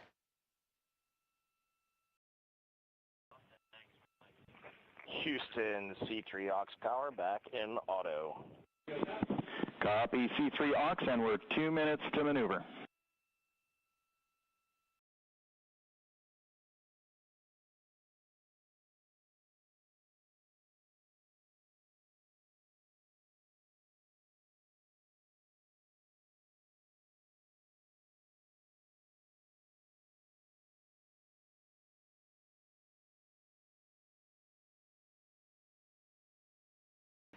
$13 minutes and 30 seconds of mission elapsed time. We're going to continue to follow the crew of the Artemis II mission. They are beginning their journey around the moon to verify the systems that will take us to its surface. An incredible ascent.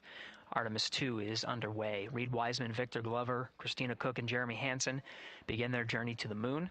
Still milestones to come up as we await solar array deploy and the critical burns that will get Integrity into high Earth orbit around the Earth before engines are fired to get us around the moon. We'll keep tabs on Integrity and its crew from here in Mission Control Houston. But for now, we're going to send it back to you, Megan and Nicole at the Kennedy Space Center. Very jealous to hear how the launch experience was over on the Space Coast.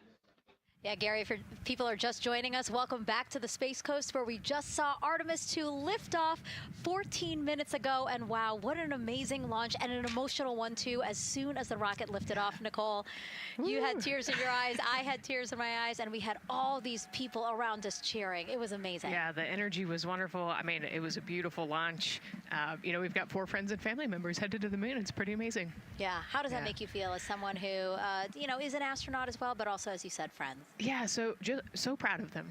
You know, man, we don't have the words in the English language to describe this kind of an event, and pride, love, so many emotions. You know, they are truly breaking some barriers, and hopefully, you know, as Gary just said, they've got a long day ahead of them, so wishing them well on everything. But so far, what a beautiful launch to watch. Yeah, to be returning to the lunar orbit in more than 50 years. Maybe they go farther from Earth than any other humans before them. Maybe they see parts of the moon that we've never seen before. I mean, what a great start to what could be all of these milestones that we break in just a 10-day mission. Yes, what a way to welcome in the Artemis generation. Yeah, how do you feel? I mean, we saw some beautiful shots we were covering of course, the rocket, of course, the Earth falling away as we continued up into our ascents, but also some of those crowd shots where we saw young and old, just emotional, overcome by this history-making moment. Man, we are going back to the moon for all, and we saw that today. We saw that in all the crowds. And yeah, you guys just saw that view, the sunrise or sunset, I guess. They just made it over the crest of the Earth, and you could see the sun peeking over. One of my favorite views from space, and I can't imagine what they're looking at now, and I can't wait to see what they're looking at in about 5 or 6 days. Yeah, and you know, I know a lot of people are like, you know what, I'm surprised this launched on the first try, because we know, like any little thing, we have to be keeping safety in mind, and we want to make sure we're ready to go, but we were ready to go, and I think it surprised a lot of people. What a wonderful surprise on this Wednesday evening. It did, you know, and it kind of surprised me as well, but you know, it's just a testament to the team here that has been working so hard on Artemis. You know, Artemis 1, we learned a ton of lessons. We learned a ton from the wet dress for Artemis 2. We were able to go in, fix those things. We even had a couple mishaps today, not mishaps, but a couple, you know, anomalies today that the team creatively came up with solutions for. It's just a testament to the teamwork that gets us to the moon. And so we can continue to watch Christina, Reed, Victor, and Jeremy on their way now to the moon in Earth's orbit and awaiting the next in-flight milestones, deploying Orion's solar arrays. So why don't we get back in with Mission Control and Gary. Hey, thank you, Megan. Again, we're following along in the action. It is a long day. They have a number of procedures they need to get to immediately in their timeline. And Integrity Houston, cross-tie is on board per the ETSI-DEM. We copy, Houston. Thank you.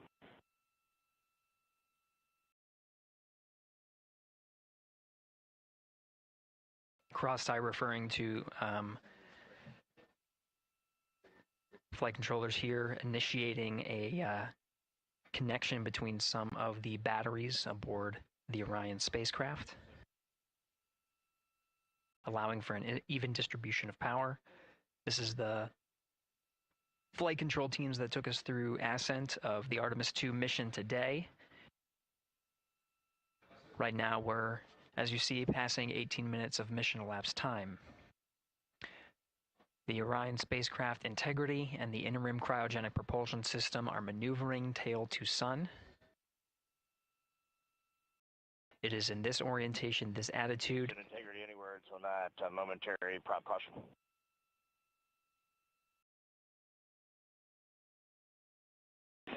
And Reed, no action. We're looking at it.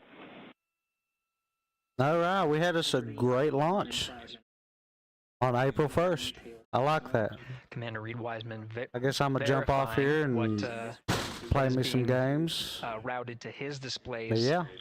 Aboard Integrity. Everybody have a good day and happy